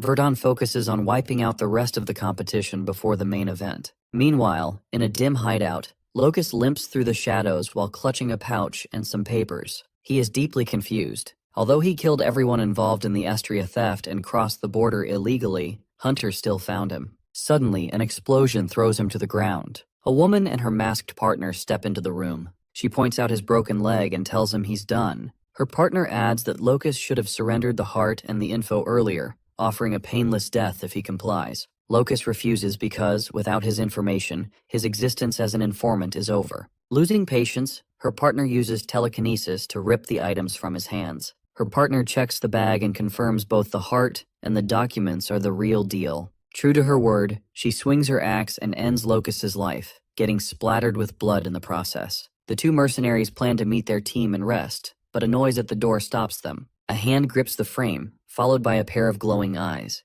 A man steps inside. She identifies him as competitor and charges with her axe to finish him quickly, but she never makes it. The man kills her instantly. Her partner freezes in terror as the monster walks toward him, demanding the heart. Upon reaching the location he traced earlier, Verdun halts before the entrance. Because the structure matches his precise expectations, he confirms this as Locust's hideout. The area feels crowded with the lingering traces of others, providing a clear reason why his arrival occurred later than originally planned. While he stands there, his senses react with a sharp, instinctive warning. Suddenly, a violent explosion tears through the hideout. From the settling ruins, the man emerges. An axe runs straight through the body of a man who reaches out for help, but the other man ends his life instantly. The corpse is thrown aside, flying directly toward Verdun. Bringing up his shield, he blocks the impact before the body can crash into him. From what he observes, the situation becomes grimly clear. Because Locust is already dead, the woman and her partner must have secured the information and the heart of Salamander first.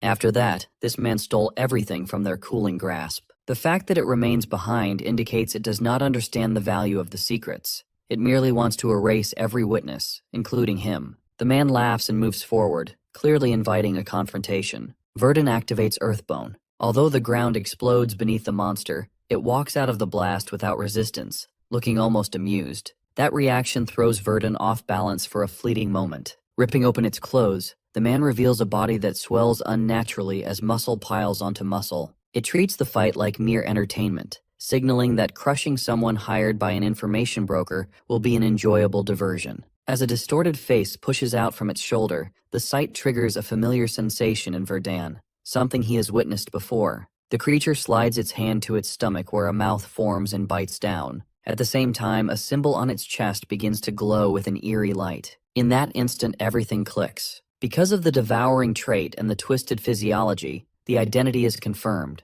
This thing is one of the professor's experiments, symbolizes gluttony. The creature displays the various faces embedded across its torso, boasting about the fusion of magic and physical energy. Verdun stays focused. Although he does not know why another gluttony appears here, he judges that this version feels significantly weaker than the one he encountered in the past. A mana attack shoots toward him, but Verdun lifts into the air to avoid the strike. The creature reacts with visible anger and presses forward. From its erratic behavior, Verdun determines that it does not belong to the Ark, which removes any lingering hesitation. Ending it here is the best option. He releases Earth Strike and Flame Ball in a combined assault. While attacking, he notices the truth. The creature's magic only reaches the second circle and lacks refined control. Before he can press his advantage, the monster closes the distance at terrifying speed, appearing right in front of his face before pulling away just as fast. Only then does Verdun realize an unsettling fact. The creature can fly. Shifting its tone, the monster begins to praise him. It suddenly suggests cooperation and hints at the existence of someone important who would welcome a man of his talents.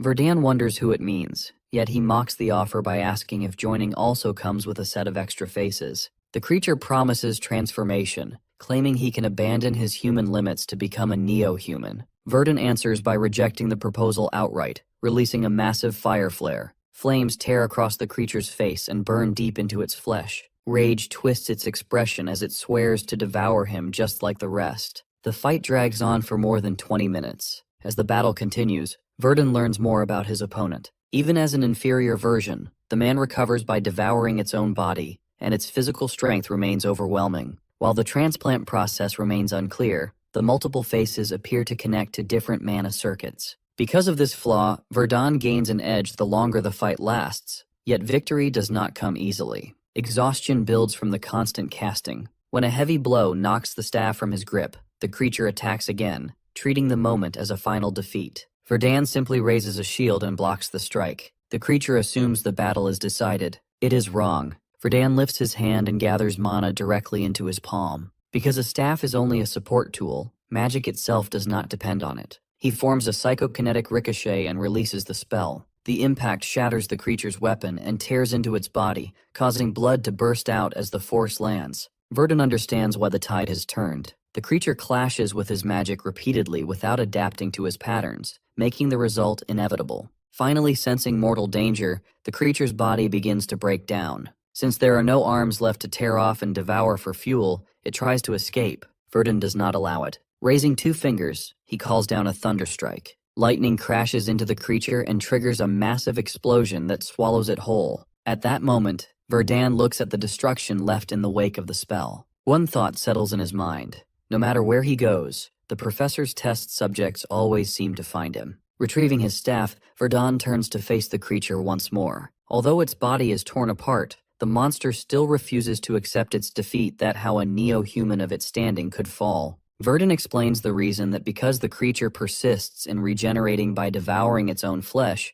the method fails to truly restore what is lost. Every time it consumes itself, its physiology becomes more fragmented and incomplete. Due to that fundamental flaw, its loss was always inevitable. He lifts the pouch and Locus's information document from the dirt. While holding them, he makes it clear that the creature itself is a living contradiction. By trying to sustain its life through the destruction of its own foundation, it has ensured its own demise. Verdun grips his staff firmly and drives it straight into the creature's open mouth. Before ending the struggle, he informs the beast that the professor it speaks of has already died by his hand. With that final revelation, the request is complete. A massive explosion of fire erupts, engulfing the creature entirely and reducing the experiment to ash. On the outskirts of Kambeli town in the Riviante Duchy, Verdun visits the renowned alchemist Rito Varslan. The alchemist carefully studies the materials Verdun presents for inspection. Having already heard from Pale that Verdun is a mage of significant scale, he confirms that these specific materials are intended for the crafting of a magic core. Verdun affirms that this is indeed his goal. Examining the components closely, the alchemist recognizes their exceptional grade. Because it has been a long time since he last created a magic core, the complexity of the task piques his professional interest. Then, Verdun reveals the heart of Salamander. The alchemist is visibly shocked by the sight. Understanding exactly how rare the item is, he questions what Verdun truly intends to create with such a potent catalyst. Verdun reflects on his situation in silence. Since Pale's request only required the recovery of Locus's information, the heart is not included in that legal obligation. Considering the creature he encountered and its specific objectives, the original owner of the heart was likely someone from Gluttony or a close associate. Even if he erases all traces of its movement, the item is not something he can carry around openly without attracting danger. The safest solution is to consume its essence properly through alchemy. By doing that, he can remove the risk and use its power to rise to the 5th circle, making it the cornerstone for his journey toward becoming a magus. The alchemist suggests refining the heart into a high-level vitality tonic. He remarks that such a project will be a grand opportunity to display his skill, yet he makes it clear that the substantial production fee must be paid up front. Later, Verdun accompanies the alchemist into the wilds to gather additional materials. He intends to offset a portion of the production cost by acting as an escort and assistant. While they collect ingredients, the alchemist grows curious and questions the underlying reason why Verdun is so determined to create a magic core. Verdun senses that the question may be a test, and that his response could potentially influence the quality of the final product. He simply answers that his purpose is to become stronger. The alchemist reflects on that raw ambition. While many humans chase grand dreams, most end in bitter frustration, leaving only a few to actually achieve them. Those who succeed always find a secondary dream afterward. Some pursue wealth, some raise apprentices to carry on their legacy, and others build families to live ordinary lives. What they share is the discovery of a new purpose.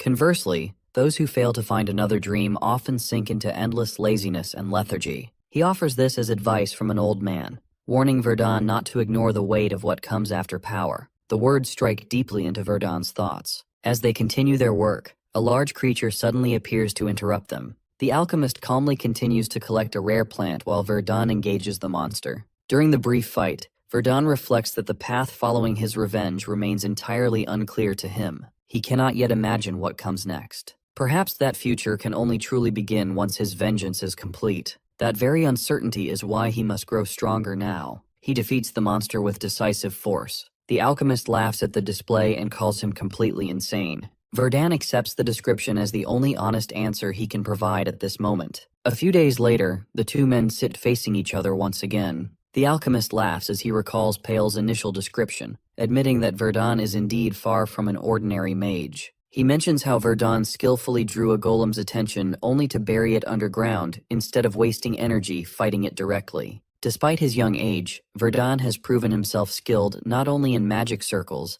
but in the fundamentals of alchemy as well. Verdun credits his proficiency entirely to the strict, uncompromising teaching of his former master, maybe referring to Tower Master. The alchemist announces that the work is finally finished, presenting the completed magic core and the salamander potion. After placing them securely inside his dimensional bag, Verdun expresses his sincere gratitude. He states that he will likely return with another request in the future. The alchemist responds that by the time of the next visit, Verdun will have likely transformed through the power of the magic core. He then questions whether Verdun truly understands the core's most significant effect. Verdun reflects on the widely known benefits: the enhancement of mana circuits, increased mana capacity, faster casting speed, and the purification of internal mana. For a mage of his caliber, only the first and third effects seem truly applicable. The alchemist quickly corrects that narrow assumption. The true essence of a magic core is that it strengthens exactly what the user needs most. While common results often overlap because most mages share similar weaknesses, Verdun has already filled many of those conventional gaps. The alchemist admits he has never seen someone of Verdun's specific level use such a device, so the exact outcome remains unpredictable. Still, he assures the young mage that the core will shape his body into something even more perfect for his craft. Verdun quietly reflects on the profound meaning of possessing a body perfected for magic. The scene flashes back to few months earlier, when Jason's was engaged in the battle against Tion, the assassin who was hired by Professor. In the heat of the fray, Jason ached Verdun that he will hold the line, urgently gesturing for him to move ahead first. Verdun does not hesitate and leaves. Spotting Tion's shifting focus, the knight pressures the hunter to stay alert rather than looking elsewhere. Tion quickly realizes that handling both Verdun and the knight simultaneously is an impossible feat. Because of this calculation, the decision is made to at least stop the knight and prevent any further pursuit. Later, a torrential rain pours down. Tion retreats from the battlefield, a deep wound carved into his chest. Dark crimson blood soaks through his clothes and stains a nearby tree before his body collapses onto the muddy ground. Within his mind, thoughts spiral. While the belief exists that he successfully avoided the professor's death trap, a lingering uncertainty follows. If the professor survives, the prospect of returning becomes a death sentence. Should word spread that he deceived the professor, a brutal punishment is guaranteed. The terrifying idea that his life might end in the dirt grips him, but he refuses to die in such a pathetic manner. Despite the agonizing pain, a needle and thread pierce his skin as he stitches his own wound. He forces himself to survive, fueled by the resolution that no matter what happens, he will endure until the very end. A few days later, a massive beast-like figure looms before him. The man's voice booms, demanding to know the professor's location. Before he can find safety, Tion realizes he has run into another lethal threat. The figure standing before him is an augmented, a giant of a man possessing eagle-like claws and powerful, distorted limbs. These are the augmented, humans who underwent horrific surgery by a group called Gluttony. No longer normal, these creatures have body parts from animals, demi-humans, and powerful warriors grafted onto their flesh to break their natural limits. Facing these monsters, Tion realizes he is in deep trouble. Several of these abominations lurk nearby, making any hope of escape slim. One augmented demands the professor's location. Tion lies, claiming the professor is currently occupied with a vital experiment. The augmented remains unimpressed. Their leader, Fang, has personally ordered the professor's immediate return. Knowing that if Fang is involved, excuses are useless, Tion remains silent. One subordinate reveals that the professor is actually working on the creation of a neo-human. Tian begs for mercy and more time. The augmented agrees to the request, but only on the condition that Tian accompanies them. With no other choice available, Tian gives in. For a while, Tian works for Gluttony. He assists them in the hunt for magical items like the Soul Tree and the Heart of Salamander. He even facilitates the kidnapping of innocent people to be used as agonizing test subjects. Now, the augmented informs Tian that Fang's patience has finally run out. He demands the professor's location one last time. Knowing he can't lie anymore, Tian stands with a control bomb hidden behind his back. Suddenly, the device shatters in his grip as he attempts to run. An explosion of fire erupts behind him, scorching the air. The flight is short-lived. Heavy metal chains wrap around his limbs, and the augmented lifts him effortlessly into the air. The monster warns Tian that staying silent will only lead to a painful end. Suddenly, a subordinate is killed from behind. It is Verdun. A staff whistles through the air as Verdun attacks. The augmented recognizes the newcomer and realizes Verdun has been following them in the shadows. Next moment, a fast-paced fight begins. The augmented is shocked, because despite being a mage, Verdun moves with impossible speed. Verdun mocks them for their disgusting body experiments, landing a flurry of rapid attacks that rattle the giant's frame. The augmented thinks he still has the upper hand. The belief persists that no matter how fast a mage is, a physical strike can kill them before they finish casting a spell. Tian watches the display, his mind clouded by confusion. While the reason for Verdun's help remains a mystery, he prepares to run the moment a chance presents itself. The augmented lunges forward to crush Verdun. Suddenly, the spell swamp takes hold. The ground turns to thick, grasping mud, and the augmented loses his footing. Confusion strikes the monster because Verdun showed no signs of casting a spell. Before the creature can recover, a sharp earth javelin stabs through his torso. The augmented falls dead. Tian is stunned. A monster of that caliber was killed with such ease by a mage. He asks Verdun if they actually know each other. Verdun takes off his cap. Tian finally remembers that it's the same mage he met before. Verdun is standing right in front of him. After Rido finishes absorbing the magic core, the lingering energy fades as his job is done. Returning to Cohen, Verdun immediately receives a Rank 2 mission from Pale Viral. The objective requires him to investigate the mysterious disappearances within Count Rodenmayer's lands, uncover the hidden truth, and resolve the crisis without drawing public attention. While he works on the mission, the magic core continues to warp and refine his physical form. Magic eyes manifest, granting a new power that allows him to manifest spells instantly at any point within his line of sight. However, a heavy toll accompanies this gift. Intense pressure builds behind his retinas, threatening total blindness if the ability is overused. Even with such a devastating risk, the tactical advantage is immense, especially for a mage who refuses to shy away from close-quarters combat. During the investigation, Verdun corners Taeon, the elusive assassin who managed to escape their previous encounter in Martes. Looming over him, Verdun demands to know if the disappearances are linked to the organization known as Gluttony. Trembling with nerves, Taeon inquires if his life will be spared in exchange for the truth.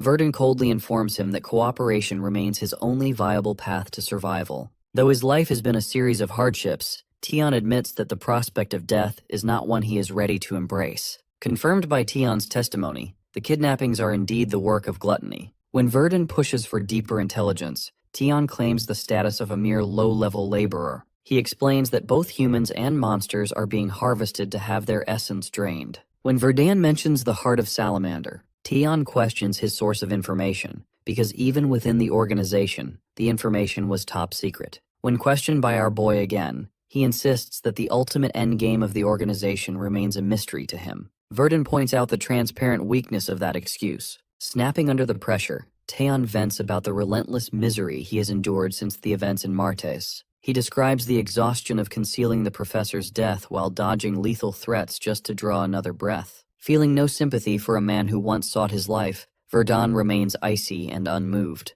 Taeon admits surprise at the sudden shift in the organization's tactics. Where they once hid in the shadows to avoid the Ark's wrath, they now operate openly even within duchy territory. Verdun guesses that something fundamental must have changed within the group's leadership or power structure. When asked for the location of the captives, a single place comes in his mind, and Verdun commands him to lead the way. Outside the dark maw of a cave, a cab sits waiting. Confirming the transport is for them, Verdun watches as a reluctant Taeon follows. The hunter worries about the augmented warriors lurking within, but Verdun makes it clear he will not infiltrate the den alone, particularly with a former assassin as his only backup. According to Tian, the Augmented are elite warriors who have evolved and survived even beyond the reach of death. Having already dispatched 2 of them, Verdun notes that the neo-humans within the organization likely possess even greater strength. Accepting the grim risk and hoping to remain unrecognized, Taeon begins to view Verdun as a figure of absolute authority, much like the professor before him. Inside the cave, an eerie silence greets them as Taeon notices the tunnels are strangely empty. Due to hidden traps or mana-blocking fields in the area, Verdun finds his mana detection suppressed. Suddenly, Taeon realizes the guards inside have already been neutralized by blunt force. Someone else reached the heart of the cave first, most likely the agents of the Ark. Deep within the cavern, a fierce battle unfolds before their eyes. A lone man engages a zombie-like monstrosity with overwhelming physical power. With precise movements, he slams the creature aside, weaving through its strikes to land a series of devastating blows. When the monster attempts to vent a torrent of fire, a flurry of rapid attacks interrupts the breath, triggering a massive explosion that tears the creature asunder. The man surveys the carnage, muttering that the path of justice is both long and arduous. His eyes eventually land on Verdun and Tian standing amidst the fallen. Without a moment of hesitation, the stranger charges directly at Verdun, his fist cocked back as he declares that he is carrying out the will of justice. He prepares to strike, but Verdun checks his movement and asks if he belongs to the Ark. Once the man confirms this and identifies Verdun as a comrade, he lowers his guard slightly. He notes that Verdun lacks the shady, watchful vibe typical of gluttony members. He starts to speculate on Verdun's presence, debating whether this is an official mission or a trail of skill. Our dude observes the man weaving his own version of events. Since this misunderstanding is actually helpful, Verdun chooses not to correct him. He mentions having completed a trial in Lorien, which causes the man to immediately link him to Lady Rara's famous ordeal. The warrior suddenly realizes exactly who Verdun is. Taeon remains bound nearby, listening to the conversation. When the name Lorien and the mention of a blood-red sword come up, he recalls the chaos of the Soul Tree. This memory leads him to the startling realization that Verdun is the very mage who defeated that ancient monster. The man assumes Lady Rara shared much of her wisdom with Verdun, given her immense power. Verdun senses that the warrior is already familiar with the Soul Tree incident. Since the man likely witnessed the aftermath, Verdun sees no need for a long explanation. Introducing himself as Lok, the leader of the Ark's subjugation missions, he explains that he speaks casually because he only shows formal respect to those with great strength.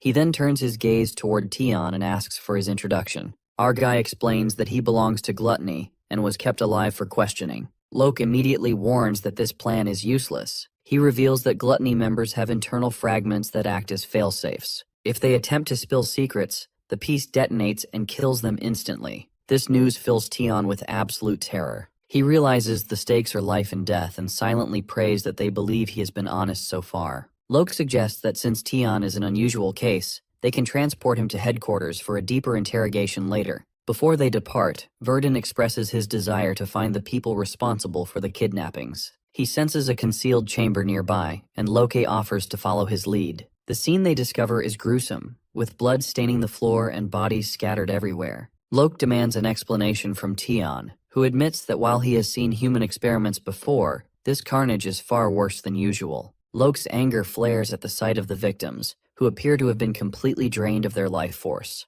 This detail aligns with Tian's earlier mention of mana theft. Verdun notices a strange stone coffin in the room. As they approach, Loke points out the heavy damage and concludes that the blood of living people was being harvested right here. Verdun wonders why a sarcophagus would be hidden in such a place. He decides the only solution is to open it, but several figures suddenly land behind them. Lok determines that they must clear the threat before proceeding and turns to face the newcomers. These modified fighters recognize Lok and declare that they will harvest his mana along with the others. Lok instructs Verdun and Tian to step back to avoid the crossfire. He eyes the 4 opponents and realizes this won't be a simple scuffle. When Verdun doubts Loke can handle them alone, Loke warns that these foes are on a completely different level of power. A massive enemy lunges at Lok, demanding his vitality. Lok stays firm and urges the others to flee while he keeps the attackers busy. However, the enemies cover the opening and surround Verdun instead. A wolf-like fighter identifies Verdun as a mage,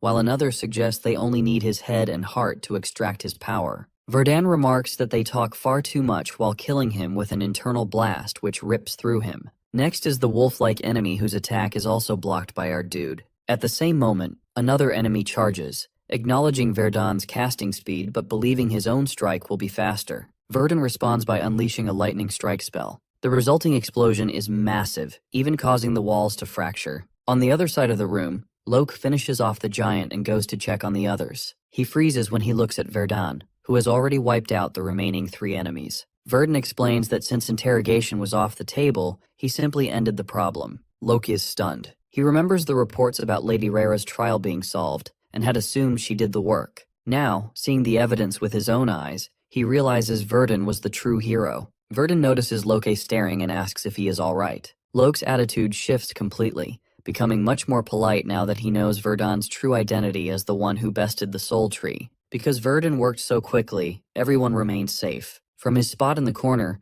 Tion reflects that the Mad Mage nickname fits Verdun perfectly. Verdun returns to the stone coffin and notices Loki is now using very respectful language. Loki explains that he didn't recognize Verdun before, but now understands who he is dealing with. Verdun dismisses the flattery and announces he is opening the box. Loki steps aside. Verdun lifts the lid to find the interior filled with blood. 3 small fragments are soaking inside the liquid, and the sight is a massive shock. Tion inspects the fragment resting within the stone box, and observes that its aura matches the mana of Gluttony's members. However, he clarifies that this particular piece is significantly larger and feels far more potent than typical augmentation. This distinction helps Verdun piece the puzzle together. He connects the victims who lost their life force, the blood circles etched beneath the box, and the failed trial held in that location. He concludes that the crimson object resulted from Gluttony pushing their dark magic too far. It becomes clear that someone attempted an experiment that went way beyond their control. Our boy decides to claim one of the fragments for his own use. Loki displays unease, but Verdun ignores the concern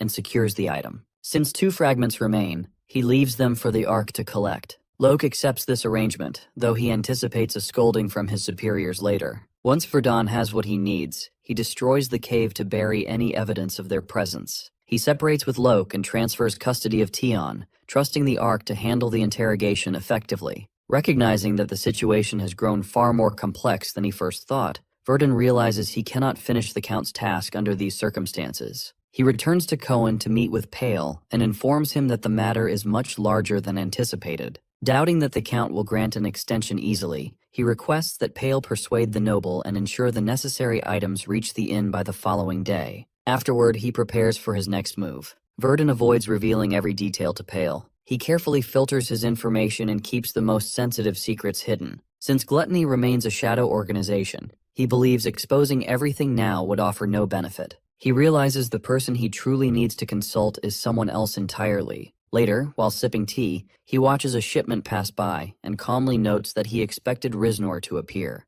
Riznor, in an old man's disguise, occupies a nearby table. He mentions that a long time has passed. Riznor reveals he heard about the meeting with Loki and the red fragment Verdun obtained. He explains that such artifacts belong in the Ark's research labs. He also warns that if Verdun does not intend to join their ranks, he should stop meddling with Gluttony. Even though Verdun has eliminated every member he has faced so far, the man believes continuing this path is unnecessary for a talent that hasn't fully reached its peak. Verdun understands the warning but explains his position firmly. While he acknowledges the danger, he views clashes with powerful enemies as a vital chance to grow. To avoid them would be to reject his own progress. He also points out that Gluttony is clearly more than just a common group of criminals. Riznor inquires how Verdun reached that conclusion. Verdun explains that he tried to use his telekinesis on the red fragment, but failed. His ability remains ineffective against living things saturated with magic. Since the fragment formed by soaking up the life force of hundreds of people, it suggests a much deeper, darker origin.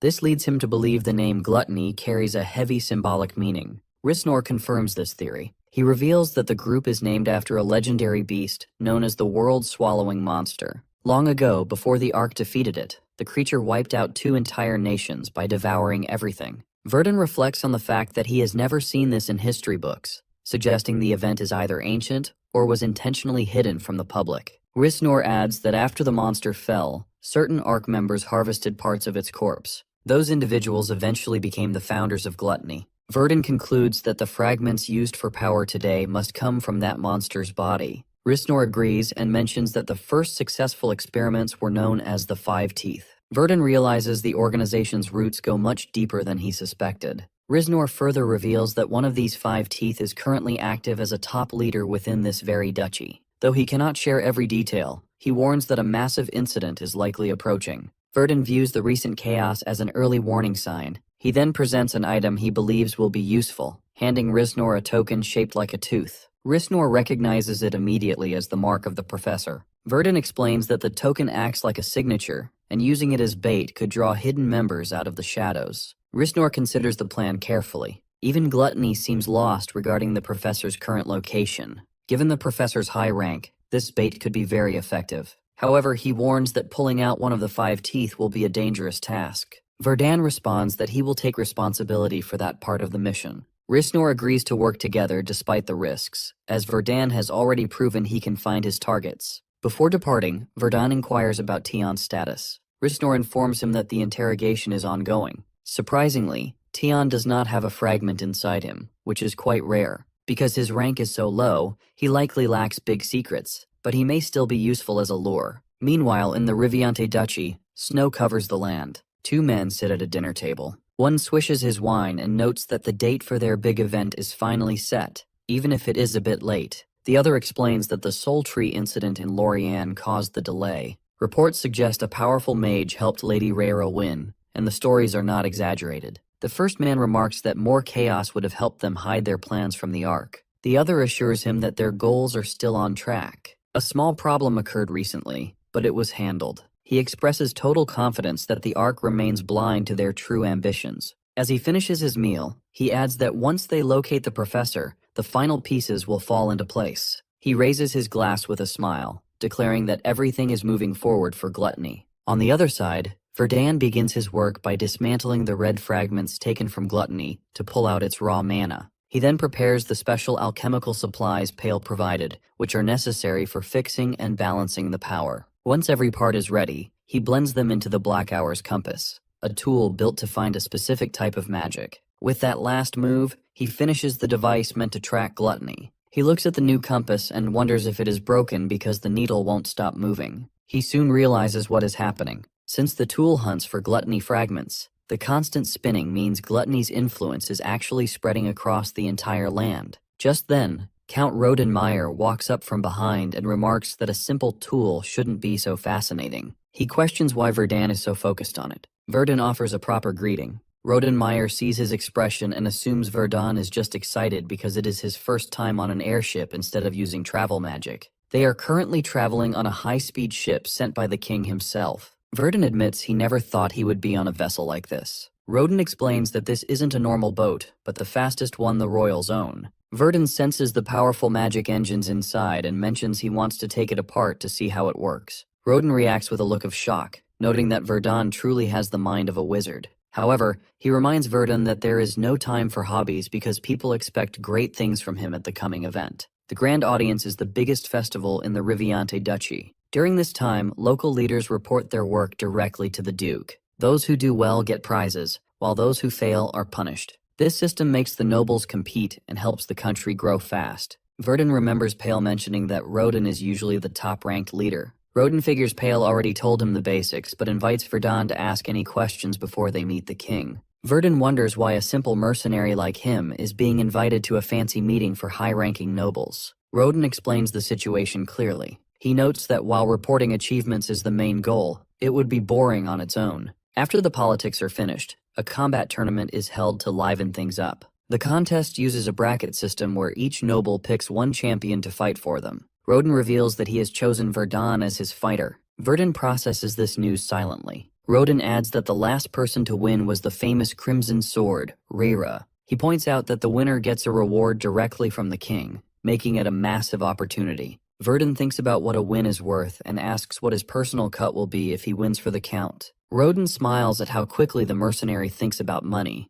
Their talk ends as the airship lands. A carriage is waiting for them outside. He explains that they will finish the trip to the capital in this vehicle. The ride is perfectly smooth, with almost no bumping even at high speeds. Verdun suspects the carriage is a magic item too. Roden confirms this. noting that very few nobles ever get to ride in it, and that Verdun is lucky the king has such a unique personality. Verdun asks what the king is like. Roden describes the ruler as being a bit like a rough, hot-headed boss from a tough neighborhood. Verdun finds the description very blunt. Roden warns that if those words ever got out, he would have to keep Verdun quiet forever. Verdun decides to keep that image in his head. They arrive at the capital shortly after. A knight opens the gate and lets the carriage through. As they enter, Verdun realizes he is looking at Rydran, the heart of the country. Roden watches him and notes that Verdun sometimes seems to see through everything, but other times he looks like a total stranger to the world. He decides it is smart to stay on Verdun's good side. He suggests that Verdun walk around the city before the sun goes down,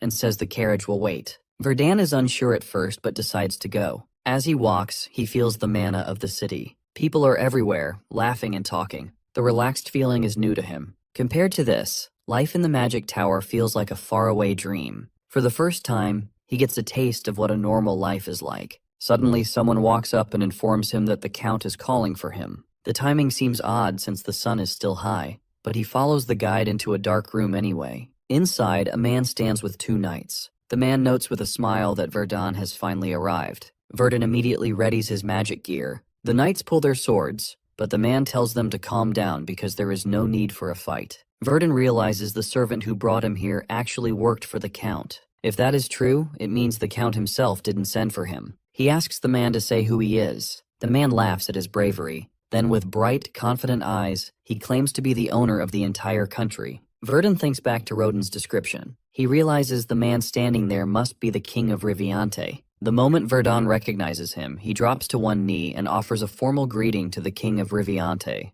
The king quickly dismisses the gesture and commands him to stand up. He explains that there is no need for long ceremonies, so they move past the formalities immediately. Our dude regains his composure and invites the monarch to speak his mind. The king notes that Verdun probably already suspects why a private royal aircraft was sent to fetch him. Verdun confirms his understanding that the invitation relates to the trouble in Lorient. The king clarifies that the Lorient event is only a small part of the story. While that is the official reason for the meeting, the true situation goes much deeper. He points out that Verdun is a new mage from an unknown background, and many people doubt he actually defeated a high-level monster. This doubt has caused a lot of negative talk, with some people complaining that his reward was far too large for his efforts. However, the king begins to list Verdun's achievements one by one. He mentions the enemies and orcs cleared in the Arnak Empire's Pytha region. He notes the stopped terror plot in Martes, and the defeat of the undead army in Viron's lands. Finally, he brings up the destruction of the Soul Tree. After looking at this record, the king reveals his decision to place his trust in the mage. This trust comes with a specific requirement.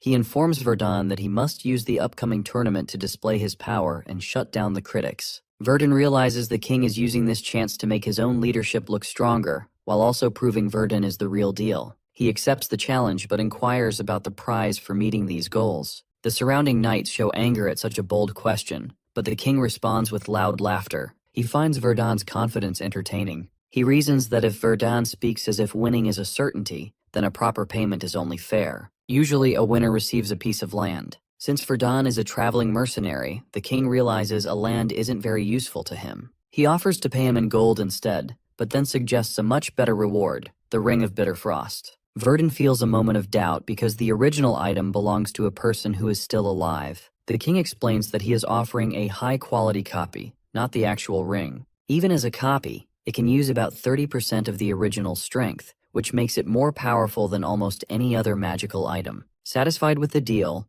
Verdun promises the king he will perform well. When he gets back to the carriage, Roden looks at his face and asks what took place. Verdun simply looks back with a calm expression. He admits he is also feeling nervous. He notes that the king's wild personality makes things very unpredictable. The next day, the grand audience officially opens at the palace. Each noble delivers a report on how they ran their lands over the year. Rewards and punishments are handed out based on these results. When a noble fails to meet expectations, the king does not hold back his criticism. Eventually, the king announces that the best report of the year belongs to Count Rodenmeyer. He offers his thanks in response. The king then moves to a serious problem, the mass disappearance of citizens. He admits the search is still going on. The king points out that hundreds of people have vanished and demands more answers. Roden explains that a shadowy secret group is behind it, but he mentions that an investigator has already finished a trial linked to the case. He promises that with a bit more time, they will fix the whole situation. The king accepts this, but warns that failure is not allowed. Once the business talk is over, everyone heads outside for the main event. The announcer calls out the king's arrival. People in the crowd whisper about the missing second prince, who famously hates parties and stays busy with government work. The king takes his throne and declares that the boring work is done. He lifts his glass and remarks that watching a good fight is the only thing he truly enjoys. The duels are set to start. The champions picked by the nobles will fight for their bosses. The announcer tells the fighters to protect the honor of their lords. Verdun looks over his opponents. Out of the 16 fighters, there are 8 warriors, 5 assassins, and only 2 other mages. One of those mages seems to have power on the same level as Rhaera. Rodin inquires quietly if Verdun can actually win. Verdun answers with total certainty that victory will be easy. The announcer explains how the days will go. The first 2 rounds happen today, with the final matches scheduled for tomorrow. A royal mage named Ferd will put up a magic shield to keep the audience safe. He warns that anyone who causes a fatal injury will be punished, since this is a contest of skill, not a fight to the death. Verdun keeps the rules in mind as his first opponent, Robin, steps out. Robin is a high-ranking elemental mage who clearly dislikes Verdun. People in the stands are still gossiping about whether Verdun really beat a special monster or just a lucky mutation. They also wonder how he could be so high-ranked at such a young age. Robin remembers seeing the soul tree from far away and how scary it felt, but he still refuses to believe Verdun did it alone. Verdun thinks about his journey and decides he won't lose to someone so mediocre. The match starts, and Robin immediately fires a water javelin and an earth spear at him. However, Robin becomes confused almost instantly. Verdun's magic is much faster than he expected. In a split second, Verdun disappears from his sight. Before Robin can even move, Verdun shows up right behind him. He hits him with his staff, knocking him out in a single strike. The audience is stunned. People start to wonder if our guy is even an elemental mage at all. Verdun stands tall over his fallen rival as the stadium falls into a sudden hush, the outcome of the duel leaving no room for doubt. Shortly after, Rodin brings up their previous discussion. He inquires if our boy still intends to join the Night Order's practice sessions. Verdun affirms this, adding that he is happy to just watch if there are worries about him getting in the way. This suggestion seems to annoy Rodin slightly, as he questions if Verdun truly believes a mage can just keep pace with elite knights so easily. Verdun clarifies that he meant no insult, and simply wants to improve his own abilities. Rodin recognizes the true motive behind the request. He realizes Verdun plans to study the knights' fighting techniques to incorporate them into his own style. This hunger for growth explains why people have given him such a fearsome reputation. He concludes that choosing Verdun as his champion was definitely the right move. While Verdun stays silent, he internally notes that joining the knights is exactly what he needs to do, tightening his grip with a surge of focus. A mage nearby contemplates Verdun's recent performance, noting that even with magic boosting his body, that final strike looked exactly like a trained knight's footwork. The accuracy of the move leaves a deep impression. However, a different mage nearby finds the display insulting, believing such physical fighting is a disgrace to the magical arts. A new duel begins as the hero of Reversal, Jack, enters the ring to face an assassin named Luian. She moves in with total confidence, mocking Jack for his aged look. She strikes with lightning speed, her twin blades flashing as she tries to bury him under a flurry of steel. Just before the blades touch him, Jack shuts his eyes for a split second and moves with perfect timing. His counterblow sends her crashing backward. She manages to stay on her feet but is visibly shaken, her hands trembling from the sheer power of his hit. Jack closes the distance once more, mocking her lack of strength. She tries one more desperate strike, but he is far faster than her. With a single punch, he knocks her straight to the floor. The announcer officially names Jack the winner of the second group. Rodin observes that Jack is a perfect mix of power and calm, warning Verdun that the man is a top favorite to win the whole tournament. The next competitor is a fourth circle mage named Professor Lucanen from the academy. As he enters, he loudly warns his opponent to quit now. His rival, a northern warrior named Darker Van, snaps back at this arrogance. Lucanen gathers his mana and retorts that Darker will never know that kind of honor. Instantly, he uses an illusion to vanish and reappear in a different spot. Swinging his staff, he lets loose a spell called Scream of Nightmare, which knocks Darker out cold immediately. The announcer declares Lucanen the winner of the fourth group. Afterward, the professor shoots a small smile toward Verdun, though Verdun isn't sure what to make of it. During the break after the first few rounds, Verdun sits inside the palace with some wine. He expected to find a high-ranking member of Gluttony at such a big event, but his tracking tool shows absolutely no movement. Jack approaches him and confirms his identity. After Verdun acknowledges him, Jack praises his skill and notes that he looks forward to their showdown in the final match before walking away. Our boy realizes Jack is so confident that he views his spot in the finals as a sure thing. From across the room, Professor Lucannon glares at Jack. He feels insulted that Jack only respects brute force and lacks an appreciation for him. Lucannon then walks over to Verdun and introduces himself, mentioning that he works for Count de Verk. Verdun offers a very short response. Lucannon finds this lack of manners annoying and begins to critique Verdun's earlier fight. He admits it was effective but complains that it was crude. In his mind, a magic duel should be like a beautiful song, royal and graceful. He explains that seeing a mage fight like a common brawler is a huge disappointment. Our guy listens without saying a word. Lucannon then proposes that if Verdun drops out of their upcoming match, he can leave with his dignity still intact. Verdun thinks about this for a moment and responds with a sharp question. Lucannon takes this as an insult and demands to know what he means. Verdun asks if his noble magic also includes cheating by messing with other people's fights. Lucannon reacts with fury and demands an explanation for the accusation. Verdun calmly points out that in the first match, Robin was far too aggressive. Because Verdun is an expert in mind-based magic, he sensed a faint mana tether connecting Lucannon to Robin. He explains that this link allowed Lucannon to control Robin's mind from the sidelines. Lucannon realizes he has been caught, but he refuses to confess. Instead, he accuses Verdun of lying without any proof. As his temper flares, Lucannon vows to personally show Verdun what a real mage can do.